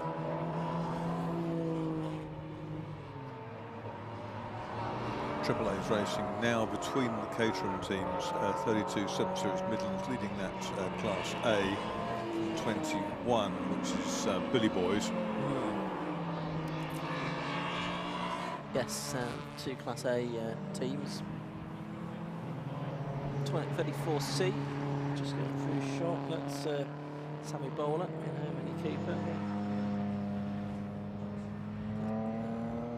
Tiki-Wa stickers on the back. Tiki, one of the supporters of the 750 Motor Club, sponsoring the Road Sports, the Club Edgeo and the Type R Trophy in 2021.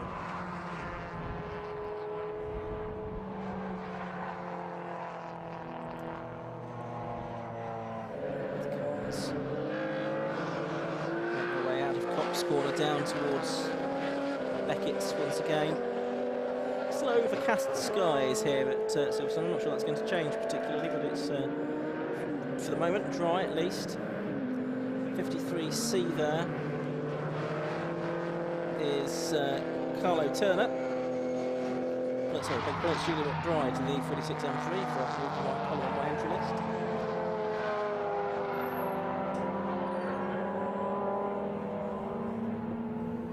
Yes, that 54 car, it's a long stop, I think, that must have made, because it's now dropped behind the 45 team. So the 45 team has gone through. The Alpha number 5, C is that? Or is it? Yeah, I think it is. Andy Inman. Yeah. In the 156 GTA. That was off at Vale. Yeah. So, but yes, for the scratch race, it's now a change for second then, with M&M Racing moving up to, see if we can find out what's going on with Team 54, but they appear to be having some dramas. The team that comprises Mike Chen, Ashington and Chris Short, well, they were down the car, weren't they? They were, absolutely. Ashington, so it could be that when you're down to 2 cars, it's really quite difficult to go through. Another slow lap they've made as well, so perhaps the situation is that they've had to get one car in and got another car out that's not really fit to race, but they've got nothing else to replace it with at the moment, so they're just having to keep going to reduce pace as best they can. They've pick up the 54 car on camera at any point. And that's the problem of having just a 3-car team. It can bite you. It doesn't give you much room for manoeuvre. So 2 radicals in this group. There are. It's just difficult to tell from which ones are which. So the very quick Dark Side Racing Golf is probably as quick as anything bar the radicals through Abbey. Yes. So fast through there.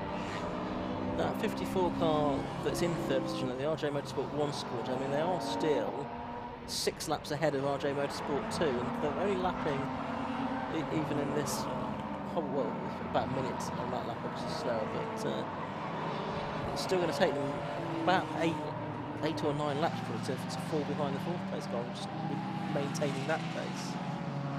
So that's 47 going through. Seat Leon, turn 7 with Club Racing UK, so that's, I think, probably Andy Chapman's car that we can see. You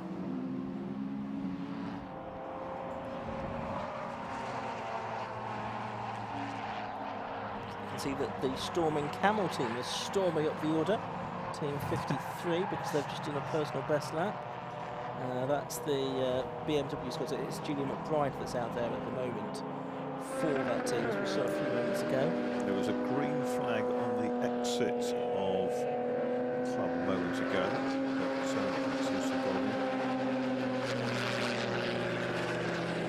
So there is Alistair Smart still going strongly in the lead. So in fact, he's not really had a problem. He's just stuck at it. He was overtaken briefly, and then the other team stopped. Both the chase teams have now had lengthy delays, it would appear, and fallen off the beam, because they're now on the 80th lap, and we're pretty much halfway through, a few seconds being halfway through this Grove and Dean Motorsport Insurance Birkett 6 hours, the 70th anniversary running, first one having been held here at Silverstone, a very different circuit back in 1951. I think one of the winners was Hamish Orr Ewing in his Bentley. I can tell you who it was. On handicap, yes, it was the VSCC Bentleys that won. Major J.H. Bailey, J.A. Williamson, D.J.R. Chairman, Hamish Orr Ewing, as you've said, R.H.B. Mason and C.B.H. Bradshaw took these handicap win, and the scratch winners were a team of Jaguar XK120s on that occasion. That was on the club circuit. They were pretty new. They were pretty new, those cars, the XK120s. They only came out in 1948. So I was going to say, yeah, that'd be some of the latest machinery. Latest and greatest. Yeah, exactly. You can see on screen at the moment the unofficial handicap positions. We'll have an official plate soon, I'm sure. Darkside Developments ahead at the moment, Team 13. Of course, they are 5th overall as well on scratch. Triple A Racing, Team 12 second, 63 Triple A's Racing third. So Triple A's Racing were ahead, weren't they, at the 2-hour mark, as we go to the 3-hour mark. And they've had a little bit of strife in the last hour. They've possibly dropped back. Yes, XK's won on scratch in 1952 as well, with some of the same drivers back out for that second year. And then the 3rd year of the Birkett 1953, it was a team of Allards that took the scratch race honours, and MG's the handicap race. That was on that 2.5 mile layout, which I think was the one you were referencing earlier, Marcus. The very long, thin one that went from Cox down to Stowe and back. Yeah. That's 61 again, and only could see which the letter a bit more clear, but I assume it's the driver that's not been out yet, which would make it Dan Sylvester in his Roadster. Yeah, I think that's right, 61D, Dan Sylvester. So he's now the latest driver to go out for Rogues Troopers.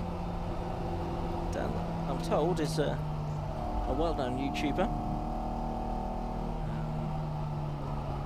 Although I can't say I'm familiar with his work.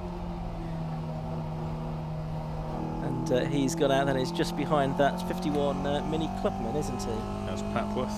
Yes, Gary Papworth. It's listed as a Cooper S, but it's a Cooper S estate. Yes. Or a Countryman, maybe. Yeah. And one of the BMWs in trouble. Yeah, you can just see on our screens we've got a spinner there on some of the acres of tarmac runoff. It's the 41C car that's gone around. So that's one of the RB Sports Car Racing drivers. It's Ben Gundry, BMW 330 Ci. So he's had a moment. That team 41, where are they running? Just have a look down my screen, yeah, 48th position for the Army Sports Car team. Back on board with the 61 car of Dan Sylvester then, as he heads into the right-hander at Abbey. He's having to work quite hard just to keep it on the island, isn't he? He certainly is. Out of farm down towards the hairpin at the village. Carbon is inside, it's one of the Fun Cup cars. It's team 11, isn't it? Yes, it is. It's the third of those. We saw the yellow car of Holm earlier on. Then we saw the green Fun Cup chasing on behind them. This is the fuel shortage 21, Colin Kings North. And then we've now got Jay Shepherd, who's no mean pilot, and having a go at one of these. Absolutely right. So through the Brooklands left-hander, there is the Darkside Developments car. That's the car that, unofficially at least, is leading on handicap at the moment and is 5th overall. Scott Parkin, Golf. Turning its way through the left-hander at the Vale. As you can see, it's the Grand Prix Circuit that's used, not the historic version of Vale, which can be used on occasions.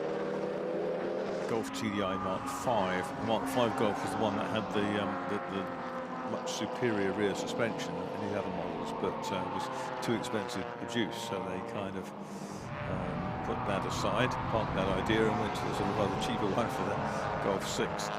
Still great cars. Absolutely, absolutely right. So that dark side Developments car just took him behind the rear wing of a Radical there. And the corner's keeping pace with it. It's quite a concept, isn't it? Diesel Golf chasing down a Radical. Just saw David Drinkwater go through a shot there briefly for the Three Amigos as they look to get their third successive handicap race win. In 2018, when they were just the Three Amigos, they finished 10th on handicap. So they've gone 10th, first and question mark so far for 2021 as to where they'll finish this year. But they're 6th on handicap unofficially as things stand, so well placed going into this second half of the race. We'll get no doubt an update shortly on the official handicap positions at the 3-hour mark. Bring those to you as and when we get them.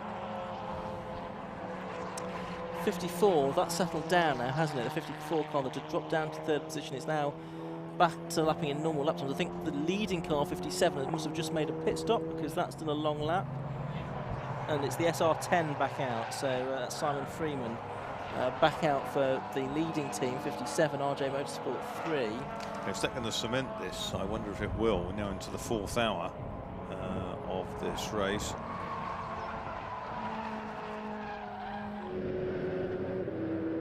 Here's the view at Beckett's.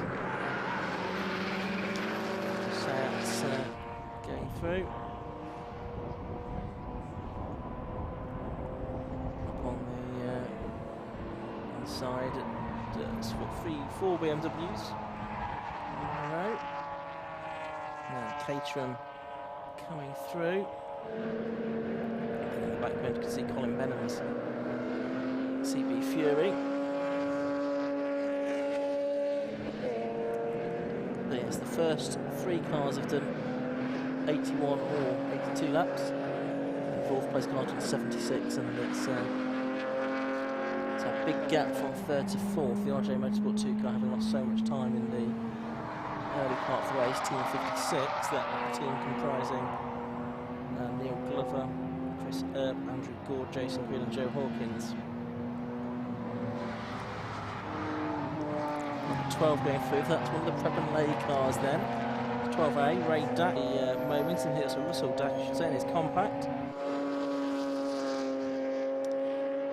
Pushing on for Team 12, so possibly one of the quicker of this little group of BMWs that we can see. The 3 had all the same colour, which is quite confusing, isn't it? Absolutely. There we go. So go 3 wide over the timing line on the Hamilton straight. I think it'll be Russell Dack that turns in to Abbey first. Yes, it is. So he makes his way through. RJ Motorsport 3 just come back up to 6th on the handicap. Yeah. Looks of things. But again, it's early in an hour. Yeah, we'll get. Let's see if we've got the update on the official positions of 3 hours. Not quite yet. Check on those just as soon as we get them. 41C there at BMW for Ben Gundry. The 330 SCI, that's the one that had a spin a moment ago.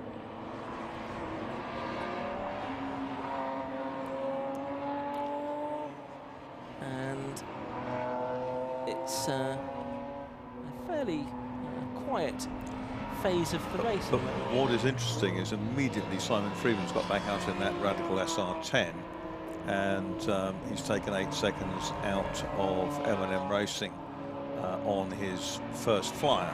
Yes. So it's 33 seconds, and that's only going to come down.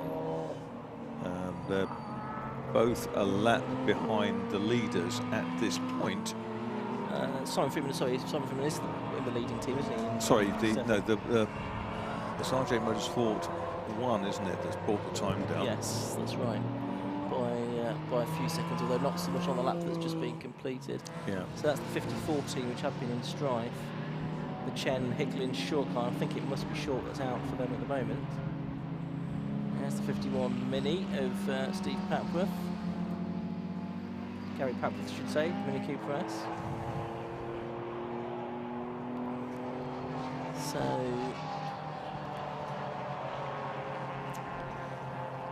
more than halfway through, yet to see the safety car out of this race. He said hoping it wasn't Teverton fate there. We saw it at the start to send the cars off into the race, but we've not seen it since then. And that's been because of some fantastic work by the marshals. I think clearing incidents very quickly into local yellow flags finishing. So many thanks once again to all the marshals for the very sterling and hard work that they're doing this weekend. That's Dan Sylvester in the red MR2 Roadster. You could just see going through shot there through sort of Chapel and onto the Hanger Straight.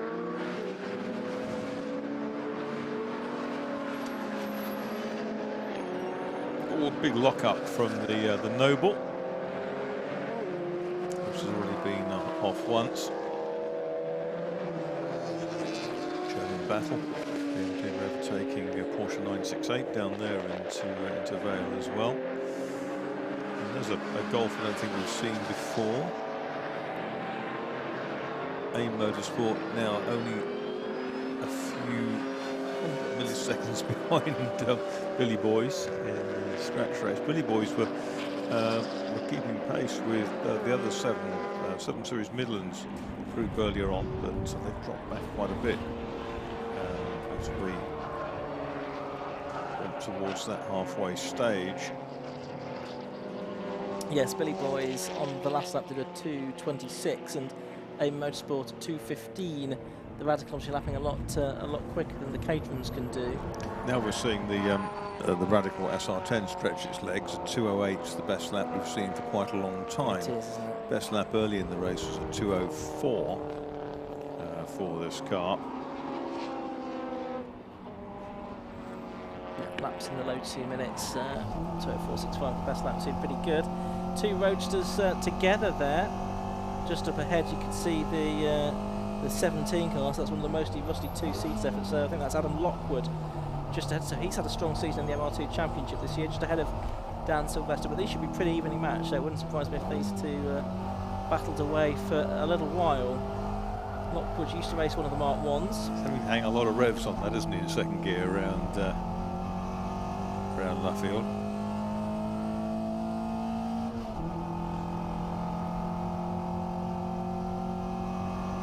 Yes, and Dan's getting certainly plenty of support on the comments on YouTube. A few people tuning in just to see what Dan Sylvester's up to. He's up to running wide there at the exit of Copse. Back onto the circuit he goes. Down towards the left-hander at Maggots, then into the Beckett's S's, and he's working so hard. Not exactly a smooth and conservative driving style. That's not going to bring the best exit speed after the complex, is it? Through Chapel Curve there onto the Hangar Straight. That's why you need to be so quick in any car to maximise your speed onto the long straight. So from here and also out of entry onto the Wellington Straight, that's also very important. As we suspected, Avid Motorsport have now got up into 9th place on scratching car 20 at the expense of Billy Boys, 21. After the Radical got ahead of the Caterham. We're still on board with Dan Sylvester here. He's going past the 41E, which is the Army Sports Cars racing team car for England in the Peugeot 260. He's got the Eclipse coming past him of, is that Collingwood? Paul Collingwood, yeah. So Collingwood's gone through as well. Of course, these cars all on different laps of the race. Past that hotel that's being built on the left-hand side of the circuit, opposite the wing building. Another quicker car going past is one of the Ginettas. It's a G20, isn't it? Yeah. And that is one of the Pedro cars. You could almost feel the sort of the rumbling of the curves through the driver's wrists there as he went out over that sort of rebound off the curbing. Yeah, there's another rumble over the sort of sawtooth of the curbs. Through the left-hand of Aintree, now back onto the Wellington Straight, National Straight as we used to know it, and the vehicle bridge, heading up into that braking area for Brooklands, and down a gear. Not making friends with the apex there, that's because he's got a Radical coming through on the inside. Turning his way through the right-hander at Luffield now. And that was nearly a visit to the gravel, wasn't it? It was. Good reflexes, but it didn't have a lot of grip there. And he's having to keep out of the way of a lot of quicker cars, which is distracting to say the least. Absolutely, so I thought he might sort of stay with Adam Lockwood for a little while, but I think Lockwood's managed to disappear up the road a bit. Again wide through Cops. And Honda Civic just flies by, that's the Ludlow car. I think he's run out of front end grip on this.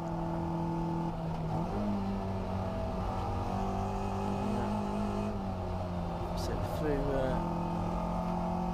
Beckett's section of again, not quite as 40 as it was a lap ago through that part of the track. Yeah, that's right. RJ Motorsport 1 continues to eat into the deficit to M&M Racing in car 45. They're second overall. Gap between those two teams 18 seconds now. But they were 10 seconds quicker, weren't they? Last time through, yeah. So a couple of laps and maybe we can get RJ Motorsport 1 back up into second position. They led briefly, didn't they? Very briefly, actually. It was a lapish. A lap, yeah, something like that. They led on lap 73, if that's any help, but not on lap 74. No, there's Sylvester, who've been on board for the last lap and a half or so, and you could just see a little bit ahead. It was a similar road to the silver and red car of Adam Lockwood there, so there's not actually too much to choose between them. And where are they running? 61 is in 36th position, and the mostly rusty two-seaters are in 60th position, so a bit further back.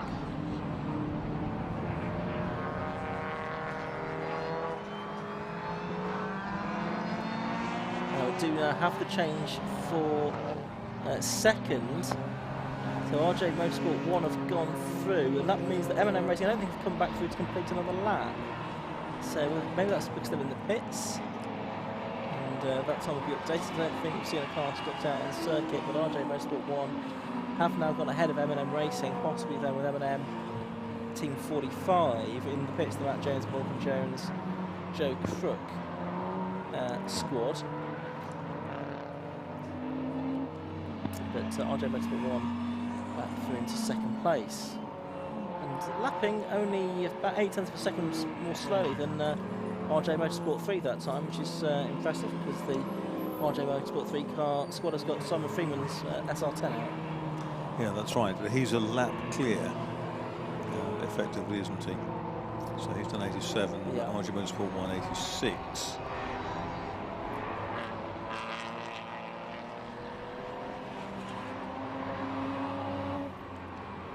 Corvette's back out. Yeah, it's through, and the Steve Simpson Peugeot 206 as well is making its way around as well. So yellow cars together, very different yellow cars, and the Peugeot seems a little bit quicker.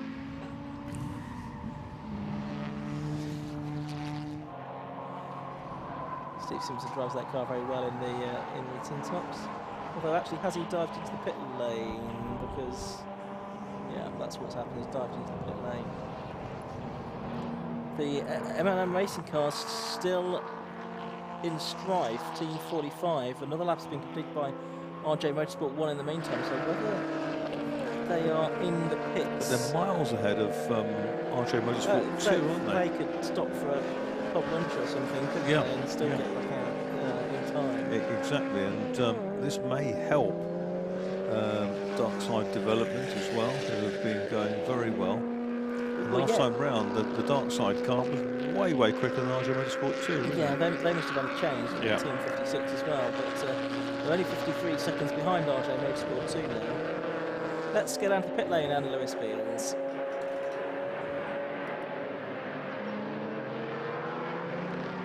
Oh, thanks very much there. And here we are, we're at Garage 6C with Matthias Redstock. Matthias, you've had an exciting day. Come on, tell us, you're in car number 40, which is the ES Motorsport Team B, or should I say you were. You've had an exciting day. Come on, tell us all. Yeah, it seems like I managed to break 2 cars, yes. So I did the opening stint of our team and had some trouble with gear selection, getting into 4th gear, right? So I had a race where I basically was overtaking the same guys, like 6-7 cars every lap, and then losing the places again as soon as I came onto a straight. So that went on for about an hour, and then my engine expired. So is that the car that's in the other pit? yeah, so it actually caught fire. So so I had some flames coming out of the back, coming up in the stove. Parked it up at the marshal's first. They quickly extinguished it, and yeah. I believe the commentary is saying that you actually got your own yellow flag out on the way, but Yeah, exactly. So the marshal's first extinguished my car and said, "While I do that, would you mind waving the yellow flags instead of me?" Right. So I'm happy to oblige. So. So then you got back in, and you got back in the A car. Yeah, so we're left with just one car basically, right? So yeah, we did a quick changeover, refueled it, I jumped in the car. First time I've driven this car, right? Never been on it before. It felt great, actually. Did a really fast time on it, had great fun overtaking folks, and then pretty much in the same spot as the other car, the engine sort of expired. This time not with flames, just more. It wasn't sounding happy, so I pulled up at the same spot, got recovered by the same guys. So I believe there's a bit of a hole in the block. Yeah, the first one. Yeah, the hole is an understatement. I think it's cracked into 2 halves, more or less, right? So yeah. Yeah. I believe you were just telling me it's the first time you've been to the Birkett, so you know, you've had a great introduction. I mean, it's a fantastic race, right? So our cars are fairly quick, right? Quicker than most, right? But so that makes it quite interesting, right? Because you need to overtake cars and hopefully not catch them in a spot where they slow you down. So it's exciting. Lots of overtaking, right? That's what racing is about, right? So yeah, I just wish I wouldn't have had to overtake the same 6 cars for like 30 laps on the trot. So yeah, love to come back next year. So well, that's the main thing. Anyway, thanks very much there. So that's what's happened to. Let's have a quick look at. That's what's happened to ES Motorsport Team B. The car, you can see the car there. It is. A little bit of update on some of the others. Let's have a look. I can't remember where I was now. Oh yes, the Track Attackers, Team 9. I've been told that Paul Clothier with the Mini Cooper S, he's worn out. All the other cars have sort of stopped. I think the James Mansfield Peugeot 205 GTI is chasing a misfire, but the other two cars, which was a Vauxhall Astra and the BMW 325i, have expired, and the driver has expired in the Mini Cooper. And did have a quick chat with Steve Kimber from Team 60. We better just, if I turn the page, Four Corners, they've also just seeing the other one of the ES Motorsport cars, 31, go out. Steve Kimber was involved in a nasty little accident outside out on the track where one of the I think it might have been Mark Skeggs climbed over the top of him. No, it couldn't have been Mark Skeggs because it's a BMW Compact, and I don't think it was a Compact. We're not quite sure. I've seen the onboard footage, but yeah, Steve was a bit lucky there. He's been released from the medical centre, given a clean bill of health, but I'm afraid the Mazda 7 car is a bit second-hand, and the rest of them are out as well. That's David Jones, Dave Winter and Colin Marshall. They're all gone. So Four Corners have retired.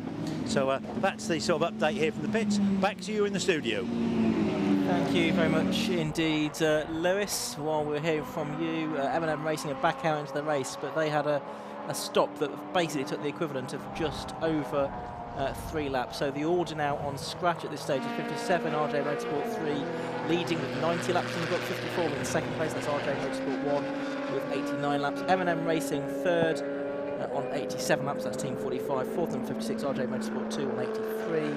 Fifth and 13, Darkside Developments, 82 laps. We've just done their best lap of the race, by the way. Sixth number 32, that's 7 Series Midlands. Seventh number 12, Trappenlay Racing Team, 82 laps. Eighth number 63, Triple A's Racing 81. Ninth number 20A Motorsport, 81 laps. And then on 80 laps, we've got 10th number 21.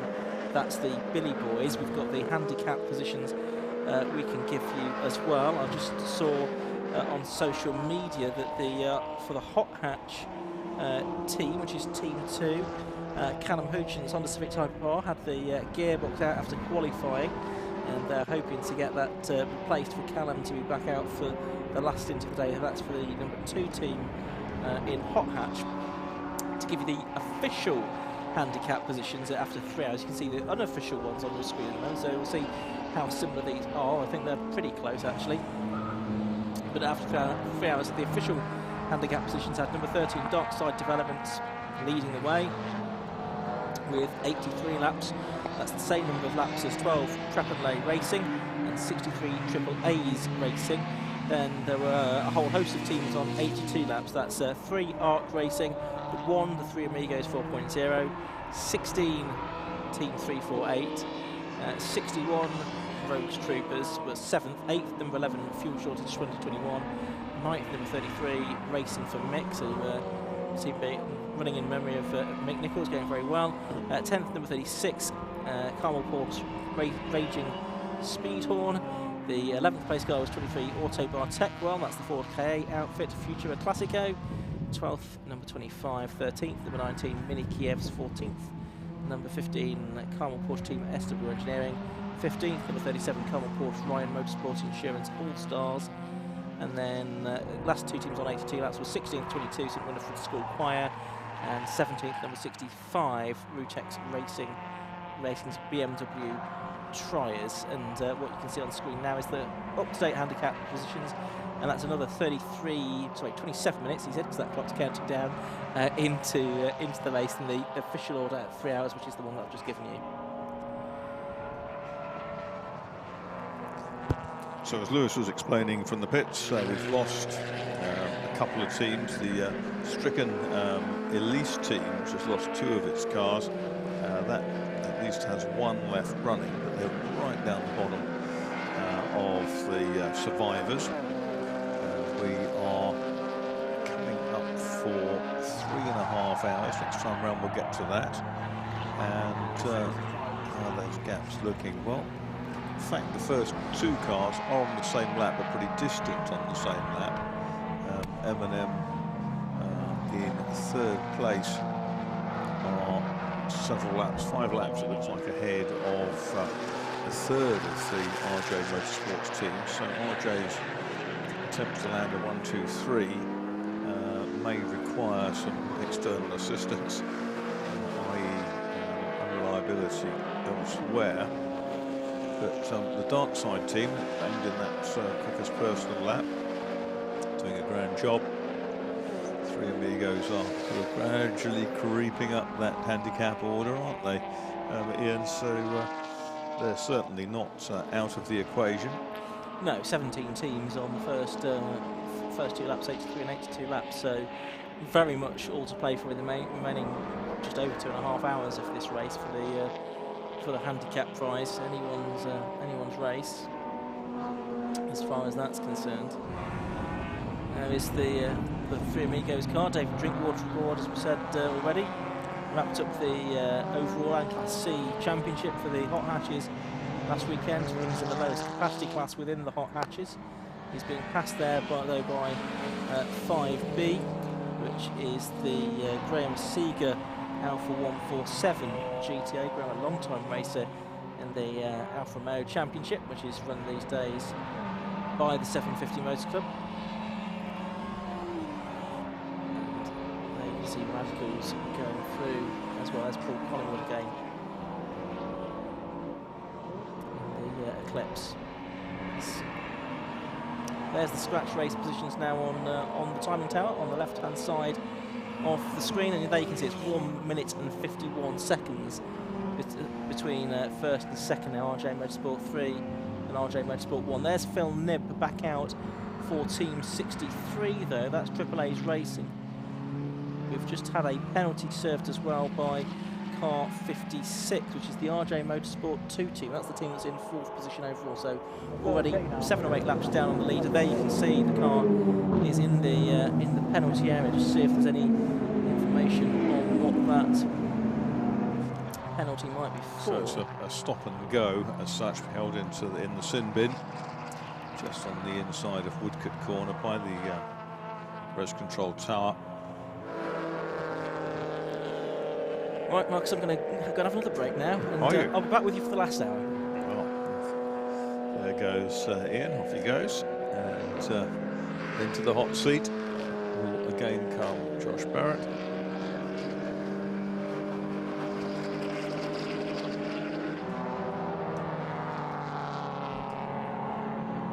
So we are now down, we've had 3.5 hours, and at 3.5 hours it's still the 57 team, RJ Motorsport 3, which leads the way.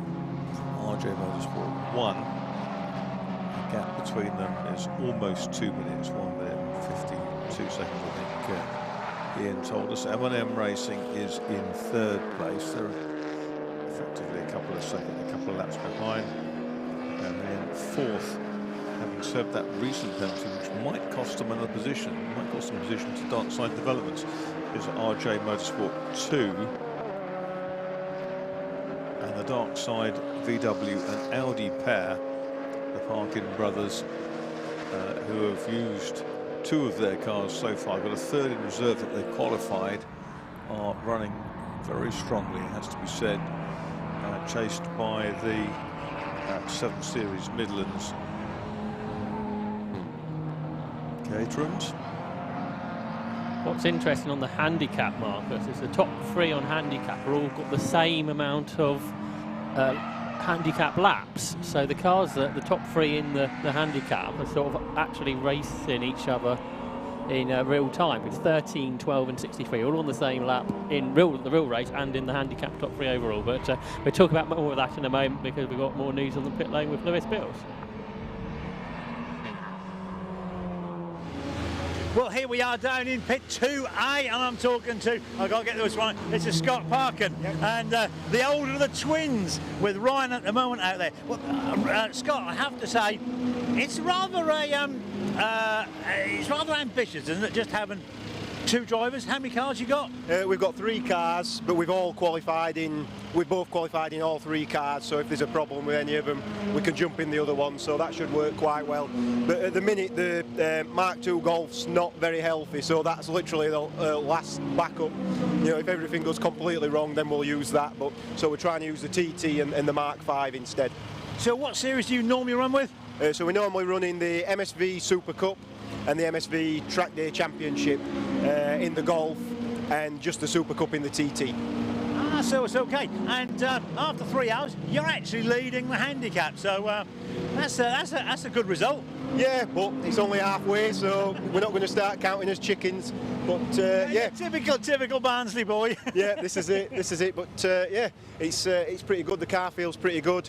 We're a little bit down on the stint time. We were expecting to get at least an hour and 30 minutes in the Golf and over an hour in the TT.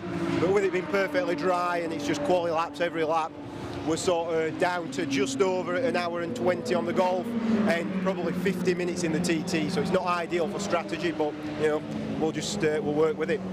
Are you going quicker than you anticipated then if you're using more fuel? Maybe a slight little bit. We were sort of expecting to be in the low 224s, and I think I just dipped into the 223s, but not much quicker. I just think because it's so dry and we're just on it constantly, it's just using that little bit more fuel. And the TT, we've never run it for longer than 45 minutes, so we had no idea how long that were going to last. And we're limited by how soon it surges, so we've still got quite a bit of fuel in the tank, but it just starts to surge more and more, and then you have to come in. Yeah, if you surge, you can then detonate the engine, can't you? Because it could, you know, you end up with no fuel in it. But always best to call in, and especially at the Birkett, always best to call in, isn't it, and do a quick change. Yeah, this is it. This is the beauty of the Birkett. You know, if you have a problem with a car, if you can get back, you can get another car out, and then you've got time to fix it while the other car's out there. So that's why it is really good for cars that are not normally designed for sort of like endurance racing, which we're doing 45-minute races normal, which is still quite a while. We know we're trying to do double that stint, so you know you're going to have some strains on the cars. All right, Scott, thanks very much. I'll let you get back, so I take you're going to put your helmet on and get ready to go out again. Yeah, just sit in the car and hope there's no problems. Yeah, thank you very much. Okay, hope to see you at the end of the event. Yeah, thank you. Cheers. And you'll have to tell me, are you the handsome one or not? I think Ryan would say he was the handsome one. Okay, good to see you, Scott. Cheers now. Cheers. Thanks very much. So there we are. That's our current leader in the handicap, Scott, and his twin brother Ryan. And like I say, 2 cars, 3 drivers. Sorry, 3 cars, 2 drivers. Very ambitious, but that's all to play for. Back to you in the studio. Yeah, thanks, Lewis. And now they're in 4th overall on scratch as well, because the RJ Motorsport 2 car has been deducted about 20 laps. They're now in 66th overall on scratch, RJ Motorsport 2. So they weren't very close to start with to the top 3, but now they're nowhere whatsoever. And I wonder if that Stephen Lake car, the A Motorsport car, with one of the RJ Motorsport cars, because it looked quite similar, didn't it? And it's been deducted so many laps, it's almost like it shouldn't have been timed as that car. Anyway, it's now very much not in contention. So we've got the Free Radicals out front, and then Darkside Developments now in 4th on scratch and leading the handicap as well at the moment. And they're only half a minute clear of the 7 Series Midlands, aren't they? And the Caterham's lapping on a very, very similar time scale at the moment. Yeah, they're not got the same number of handicap laps, though, importantly for them. They're really racing against the AAAs, which are on the same number of handicap laps. And are a minute behind, minute 5 behind. But on the last lap was 3.5 seconds quicker, because they got the Seat back out there, haven't they, which is the quickest of the AAA cars in the 63 team, who have overtaken 12, Prep and Lay lately. So up to 2nd, I guess that would be on the handicap positions, unless somebody on a different number of laps has got closer to them. But it's interesting to have three people right up there on the same number of overall laps as well as handicap laps. That's proving to be a really, really good contest, and of course we've had stable conditions which really help. We haven't had a safety car situation yet. Again, touch wood, as Ian Seymour did earlier on. On 82 scratch laps, you've got about 15 cars at the moment, from 17th down to sort of 30th. So there's lots of really similar paced cars, aren't there, in the middle, sort of the mid-pack here. All contact there between the Cameron Elder Civic and one of the Nissan there. They just touched as they went through the second part of club corner. Just a little scrape, wasn't it? And the Nissan dives out, finds a radical there, and pay attention. It seems to be quite easy to do at that corner through the AA Fecto Club. Very, very easy to do. He's got past the Civic now as the Nissan driver. Team PSQ, they're up to actually for position. They're 24th and 25th on scratch. So that was a battle for position. So into the Nissan was in front at the start of the lap, but the Civic got through obviously before we saw them, and now the Nissan's back ahead again. For, as I say, 24th overall, 69 Team PSQ and Team 2, the hot hatch team. And here they come down towards Brooklands. A Nissan ahead, well, a bit of a bigger gap now, so I think perhaps that car's got a bit more grunt. Yeah, it was just a graze, wasn't it, by the looks of things? Oh yes, down the side of the door. Yes. It's a tyre-shaped graze. Yeah, I think it's Cameron Elder. He was involved in the 40-plus hot hatch grid at Snetterton last week, which was obviously pretty frantic racing, so he's probably not unused to having a little touch here and there. And Neil Primrose is back in the Ginetta, isn't he? Yeah, that's been out for quite a long time. I think it's probably been out for the last hour and a bit, whatever. Yeah. I don't think it's necessarily stopped and come out again. We saw one G20, didn't we, for a little bit, but obviously Neil Primrose has come back out. He's 14th on the scratch, so doing really well. And here comes the Nissan and Honda battle for 23rd and 24th overall.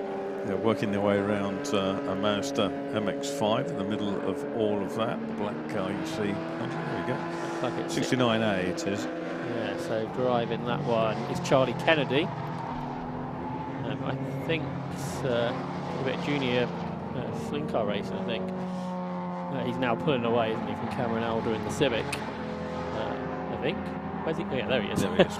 Taking a wide approach to Stowe Corner. Then only 3 seconds behind the Civic is the Mini Kiev's team, and actually they both passed that on the last lap.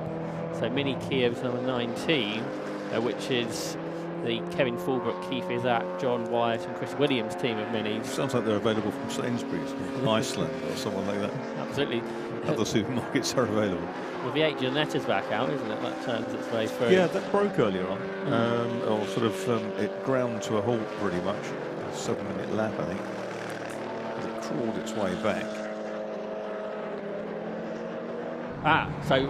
So Team 56, driver D has been disqualified from the race, so all his laps have been deducted.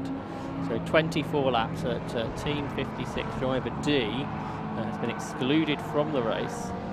So that is the Jason Green. Let's see if we can find out what he did.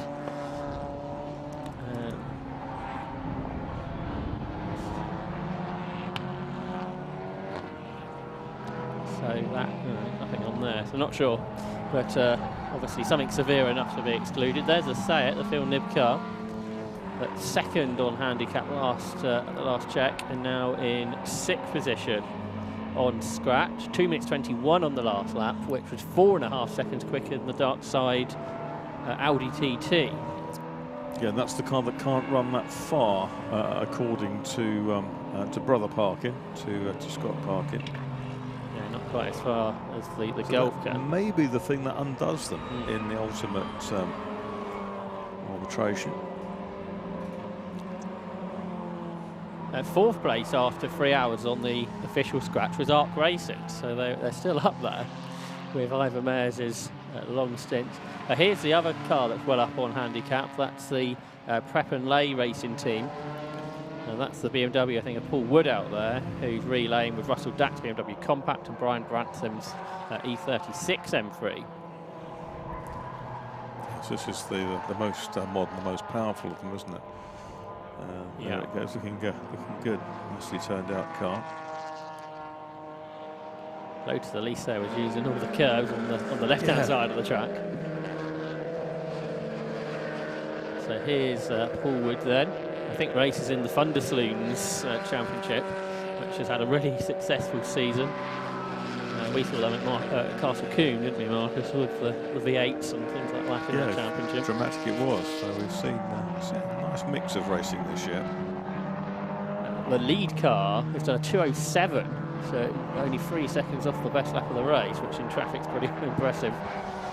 So that's the SR10 Radical, Simon Freeman, who is 1 minute 54 seconds ahead of the teammate car.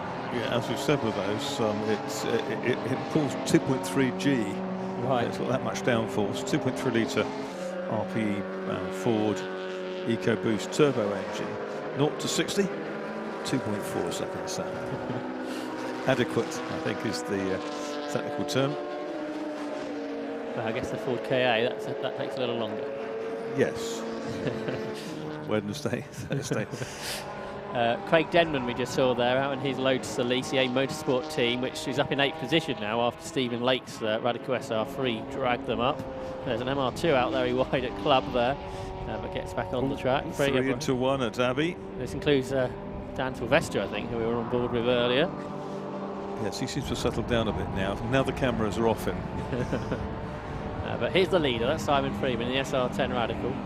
Then you've got the Mini there, 51D. That's the Norfolk Mini Racing Team, Neil Clark. Quite a few Minis in the race, isn't there? Yep, there are Minis, saloons and estates. You've got 2 similar shaped Civics there, going past Sylvester. Yes. 2C is one of them. Yeah, so the first one's Cameron Elder, and then the second one I think was Ben Griffiths, who looks a bit quicker. There's the leader, Simon Freeman, into Luffield corner, and then accelerating out of Luffield up towards the line. You can hear the very different note to that car to regular Radicals with that Ford EcoBoost engine that we've mentioned. And the lead gap out to nearly a lap. That was a slower lap with lots of traffic, 2 minutes 11. And we're down to, we've had 3 3/4 hours. So we've got 2 1/4 to go. Quick looking black Peugeot 205 GTI we just saw go through the screen. That's 100 laps done now by our leader in that 3 3/4 hours. So that's a milestone to get to. One of the Porsches here, in chase I think by an MG ZS through the Beckett's complex. 38B is Angus Archer in the Boxster, and that's Cole Green out in the MG ZS, who was a winner here in the summer in the MG Car Club's Cockshoot Cup. He's had a good season, battled for the championship there. So that's the MG ZS making its way up the Hangar Straight. He'll be soon to pass the Daniel Sylvester MR2, who's just been lapped by the Porsche. And then they make their way down into the van, hard on the brakes into there. Very different Silverstone circuit nowadays, Marcus, of course, with these much lower corners, which wasn't really a feature of the track at all at one point. No, in the old days, back in the 60s, it was just a flat-out blind from Copse to Beckett's, flat-out blind from Chapel down the Hangar Straight as it is now. Hangar went a little bit further. Didn't go on to the infield deviation, which took you down to Vale, but just another slightly dipping straight to Club, which is just on your screen there, and then up to Abbey, and then you kind of had a quick corner there, which took you back towards Woodcote, where at one point they put in a chicane, but saw the likes of Ronnie Peterson in a Formula One Lotus coming through that chicane, arriving absolutely flat out, throwing it in, sliding the car, and going through. But lots of evolutions of the circuit between then and now. Yeah, that chicane, you see lots of pictures of last lap of Formula Ford races where track limits weren't in rules then, were there? Exactly, and lots of cars in the fence. Absolutely.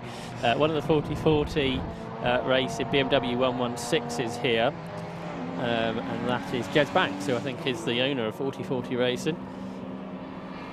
116 trophy, had a grid of 30 cars last weekend at Snetterton, featuring Harry Newey in his rather change of route in motorsport. Well, he had a go, he did Brands Hatch, didn't he? And they had a problem with the fuel system on that car very early on. It was one of several cars to have a problem. Same thing.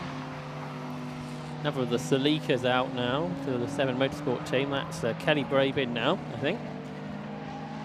So good to see this team of Toyota Salikas, 37th on scratch positions, just ahead of the Three Amigos, the reigning champions at the Birkett. And the rest of the field flow their way then down into Copse Corner. There's Jez Banks in the 116. How are they getting on? So here's the Salika then making its way through. Like I say, just ahead of 116. So Team 348, they're 63rd position on the scratch positions. Team of 3 BMW 116s. Jez Banks out at the moment with Louis Woodward and Mark Burton as their co-drivers. Here comes Jez Banks then out onto the Hangar Straight. And on the latest lap he did a 2 minutes 52, which is only a few seconds off the best of that team of cars. A smoky looking Honda Civic here, Ian. Yeah, that's not looking healthy, is it? That's the 8E car, which is Richard Harmon. Yeah, exactly. And that's the CESCC Tin Tops team, which are running 11th position on scratch, which is pretty impressive running from that team. But I suspect this car is bound for the pit lane. I think we've got now the handicap unofficial positions on the left-hand side of your screen, where you can see Dark Side Developments now leading by about 100 seconds over the Prep and Lay racing team. The Three Amigos now up into the top 3 positions. Is this Civic pitting? It is. It is, thankfully. It hasn't laid too much load on the track.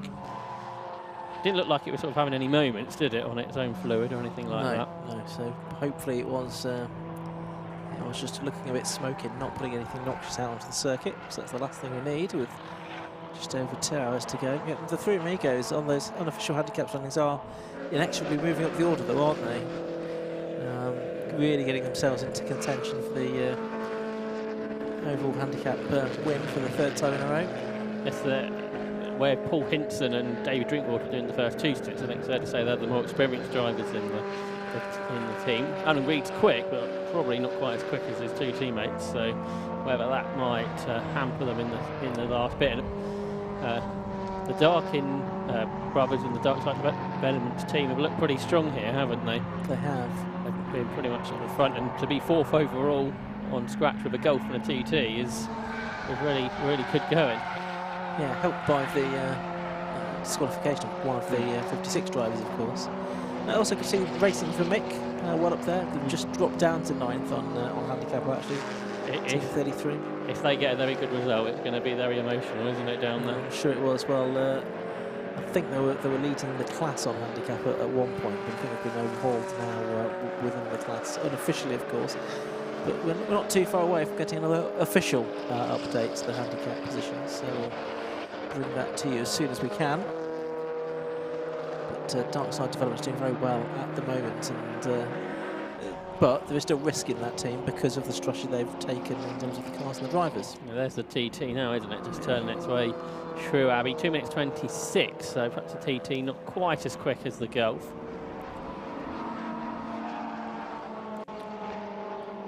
It looks like RJ Motorsport 3 have now got a whole lead lap over RJ Motorsport 1 on scratch because of a pit stop for the 2nd place car. Okay, so that's putting the 54 car further up contention. We had, of course, drama as well, didn't we, for M&M Racing earlier, Team 45 as well. The long stop for them, which dropped them a couple of laps off the pace. We know with the lead car, though, we've got the 2 slower cars to come, haven't we, to complete the race. Simon Freeman's in at the moment, which is the quickest of the 3 cars, then Charles Graham and Alistair Smart. The Ginetta looking a little on the slow side. That's the 14A car, so that's Chris Everall. We've seen this before. Yeah, so I thought we had. It was this part of the track as well, pretty much, where it slowed last time. So it's limping its way around. This is the realistic Rockstar Racers. Chris Everall, Dan Ludlow, Stuart Dayburn, whose TVR is Order Combat, from overhearing a conversation in the pit lane a minute ago. Ben Scrivens and Stuart Emmett. There's Ash Hicklin just going through, so he has got back out there in the car which lost a wheel when I was last on. So that's the car that's in second place, Team 54, there he is, just turning his way through the loop section. And not appearing in shot is the Ginetta. Oh, Adam Reed's out now, isn't he, for the Three Amigos? Yes, so I suspect he will do a stint, and then maybe Paul Hinton or David Drinkwater will do another stint at the end, I would think. Absolutely. And they are now 38th on scratch positions. Oh, they've just had a 3:07, so presumably they've just made a pit stop. Yeah, that would make sense, wouldn't it? So yeah, Adam Reed last year only did about a lap, didn't he? Because he had an engine failure or something. That's right. A lot of the work was done by his two teammates. You can see, not on screen now, but on one of our other shots, that Ginetta is still crawling around, hoping to get its way back to the pit lane. There it is. Barely at walking pace, is it? Yeah, last time it was just down the bottom here where it pulled off into the cut-off. Where are they at the moment in the positions, Josh? I imagine not as high as you might expect that team to be. And they failed. In the right number would help, wouldn't it? Yes, it would. Yeah, down in 31st. Okay, so yes, you might have expected them to be a bit higher up than that. Had all gone to plan. In the previous lap, they're only a few hundredths of a second off their best lap of the race. That's sometimes the way, and then the car breaks down. Yeah. Haston on this occasion.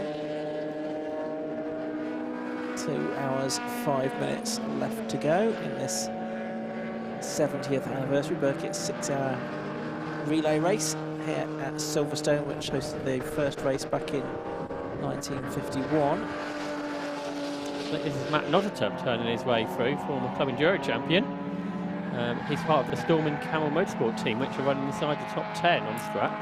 Yeah, they had a good last stint with, I think it was the last stint, Julian McBride. I think hauled them up inside the top 10 with a good run there in his M3. There's the Auto Tech Motorsport car. They were well up on handicap earlier, but they're not in the top 10 on handicap on that unofficial running order that you can see at the moment. Yeah, they were 11th on the last hour, so yeah. Right, that was the car driven by Andrew Howe, 23C, and they're running 65th on scratch now, so it shows you where others have had problems. Oh yeah, it looks like Arc Racing might not be running anymore. They've only done 59 laps. So poor River's exhausted. So they were 4th on handicap on the or 5th on handicap on the last hour, but that's obviously gone adrift now. A great shame, because we were hoping to see the Arc Sprites, weren't we? Action in the pits. The lead car's in. Simon Freeman in the SR10 Radical is in, and you can see the team waving out the next car, which is Alistair Smart's Radical PR6. So that goes back out on track. And I'm interested to see if RJ Motorsport 1's Ash Hicklin's on the lead lap or not. We'll find that out. Well, there he is. Ash Hicklin is just going to be on the lead lap, isn't he? Just ahead of Alistair Smart. Yeah, only just by a matter of a few yards, really. 3 cars, I think it is, between them. But what lap times has Hicklin been doing? The last one was quite slow, 2:18, but he had been through in sub 2:10s, which is pretty strong. Very strong indeed. Anything in the low 2-minute bracket is exceptional, really. And the Silverstone Grand Prix Circuit. There's Hicklin now. It's on his way past the MR2 and into Stowe Corner. There is Alistair Smart, who's that far away from lapping Team 54 now, that 57 car. Or lapping the team once again, I suppose. Aaron Cook back out, the MR2 champion by the looks of it. Z cars, they were running quite high up at one point on scratch, still inside the top 20 for the 66 youth team, which is pretty impressive because they're pretty standard cars, aren't they? Yeah, absolutely. Ed Giddings, Callum Bates and Kieran Powell, the best of the Z cars teams, the 3 of them that are here. And very welcome they are too. They have their own separate competition run by another club. I think all of them are here, aren't they? certainly a good proportion, Josh. It was a car off. That's Jim Benson, isn't it? He's taken the wide line down into the loop. Well, once you find that tarmac runoff, you think, well, I might as well just carry on using it because it's probably just as good a surface as the actual racetrack. So if you run a bit wide, it's pretty safer to carry on using it and rejoin at the corner than it is to veer back onto the circuit through the farm curve. So much tarmac surface here at Silverstone. MR2 driver dwarfed by the Gulf there, isn't it? Absolutely, so there's Benson, and he's got the MG just behind him as well. Yeah, it looks like that's the Mark Bellamy car, possibly. The ZR, now for the Cockshoot Cup competitors are in that CMC racing team. No, good that competitors from the Cockshoot Cup, the MG Car Club, Northwest-based competition. Although these days it runs pretty much all over the country. Good to see them supporting us. Especially with talk of them going to Brands Hatch next year. That's a bar Lytton Hill. That's about as far away as you could get from the Northwest, isn't it? Absolutely. But anyway, it's going well, that championship. 20 plus cars all season. And good to have, as you say, some of them here racing in that all MG team. You've got, I think, an MG Trophy competitor and an MG Cup competitor, and they're all joined up. Here's the Primrose Ginetta that keeps on going. It's more reliable now than when it did the championship races earlier in the year. Does seem that way, doesn't it? 13th Neil Primrose is running in the Pedro team. Not quite sure why it's named that. I think it's best not to ask. Colin Benham is down the pit lane again, 10B. And he's had at least 3 drives already, I think, today. There's that Primrose Ginetta once again, the bewinged Ginetta. 19th, by the way, for the Sport Specials team, the Run Baby Run, I think, trio of cars that are left. Yeah, they're doing pretty well, considering, I would say. The best lap 2:23, which is sort of well up there. Same kind of pace as Dark Side Developments have done, presumably that being when Paul Collingwood was in the car. Exactly 2 hours left to go in this race. Now, quick rundown on the order. 57 RJ Motorsport 3 leading by the thick end of a lap from 54 RJ Motorsport 1, 45 M&M Racing are third, fourth and leading Class B, number 13 Darkside Development, fifth 32 leading Class A, 7 Series Midlands, sixth and leading Class sorry, not leading Class B, second Class B is 63 Triple A's Racing, seventh number 12 Prep&Lay Racing Team, eighth number 20 AIM Motorsport, ninth number 21 Billy Boys, and 10th number 53 Storming Camel, and there's, as I say, 10th overall. The best of the Class C cars on scratch, by the way, it's 24th overall, and that is number 44, which is the RKC Motorsport team of Honda Civics. Okay, so we just brought up some details of the reason for the exclusion of the driver from team 56, wasn't it? So I know Marcus Pye has been gone down to the pit lane to have a chat and find out what's going on. I'll let him explain all when he gets back. And hopefully get the story from the horse's mouth. For 5th place on scratch, we've had a change, I think, on the last lap. The Triple A's Racing Team 63 are past 32, the 7 Series Midlands Caterham team. So Triple A's Racing now 50 seconds behind the Darkside Developments Audi, and I think 5 seconds quicker on the last lap.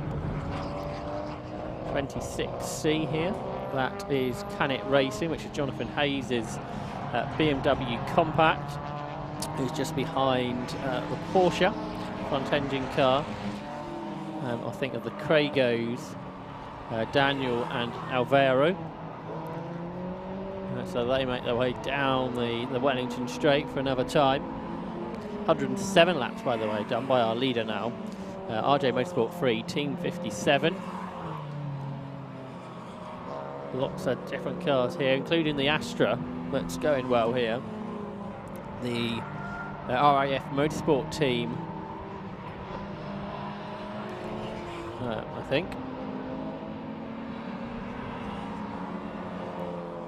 And there's Alistair Smart, race leader, going through there, up towards Luffield corner. So he's got all these cars to lap over the next couple of laps or so. There's Ash Hicklin. So Hicklin hasn't pulled that far away from Alistair Smart, so therefore he's not, well, a little bit further, but not enough really. It needs to come down at a rate. 2 minutes 2 is the gap, and Ash Hicklin's lapping a couple of seconds a lap quicker than the leader. And there is Hicklin. So he's almost ahead of this train, which Alistair Smart's got to get past on the next lap or so. Weaving his way around BMWs and Porsches as he goes. Then heading along up the Hanger Straight towards the right-hander at Stowe. And there in the background you can see the Honda Civic, which is 8A, which is the Andrew Windmill. So it's he's been a Tin Tops race winner in the past on the CSCC bill. Yeah, so he's relayed that car we saw smoking earlier on, and they're 11th on the scratch positions. Again, that is a good effort, isn't it, for a team of Tin Tops. There'll be quicker cars out there, but they've done a good job to be running that high up on scratch, I would suggest.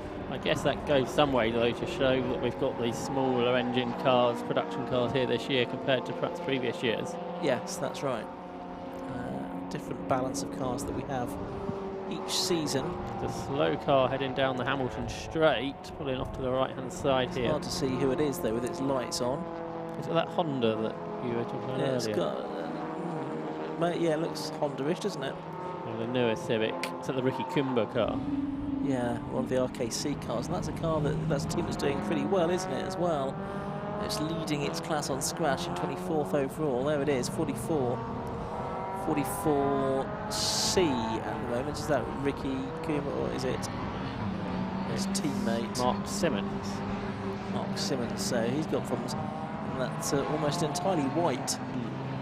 Civic, apart from the roof. It's red mirrors. Very smart looking thing, but not going particularly fast at the moment. No, so that's down for the pit lane, I think. I would think so, and they've got the Hutchins Civic that's hopefully still going that can relay it.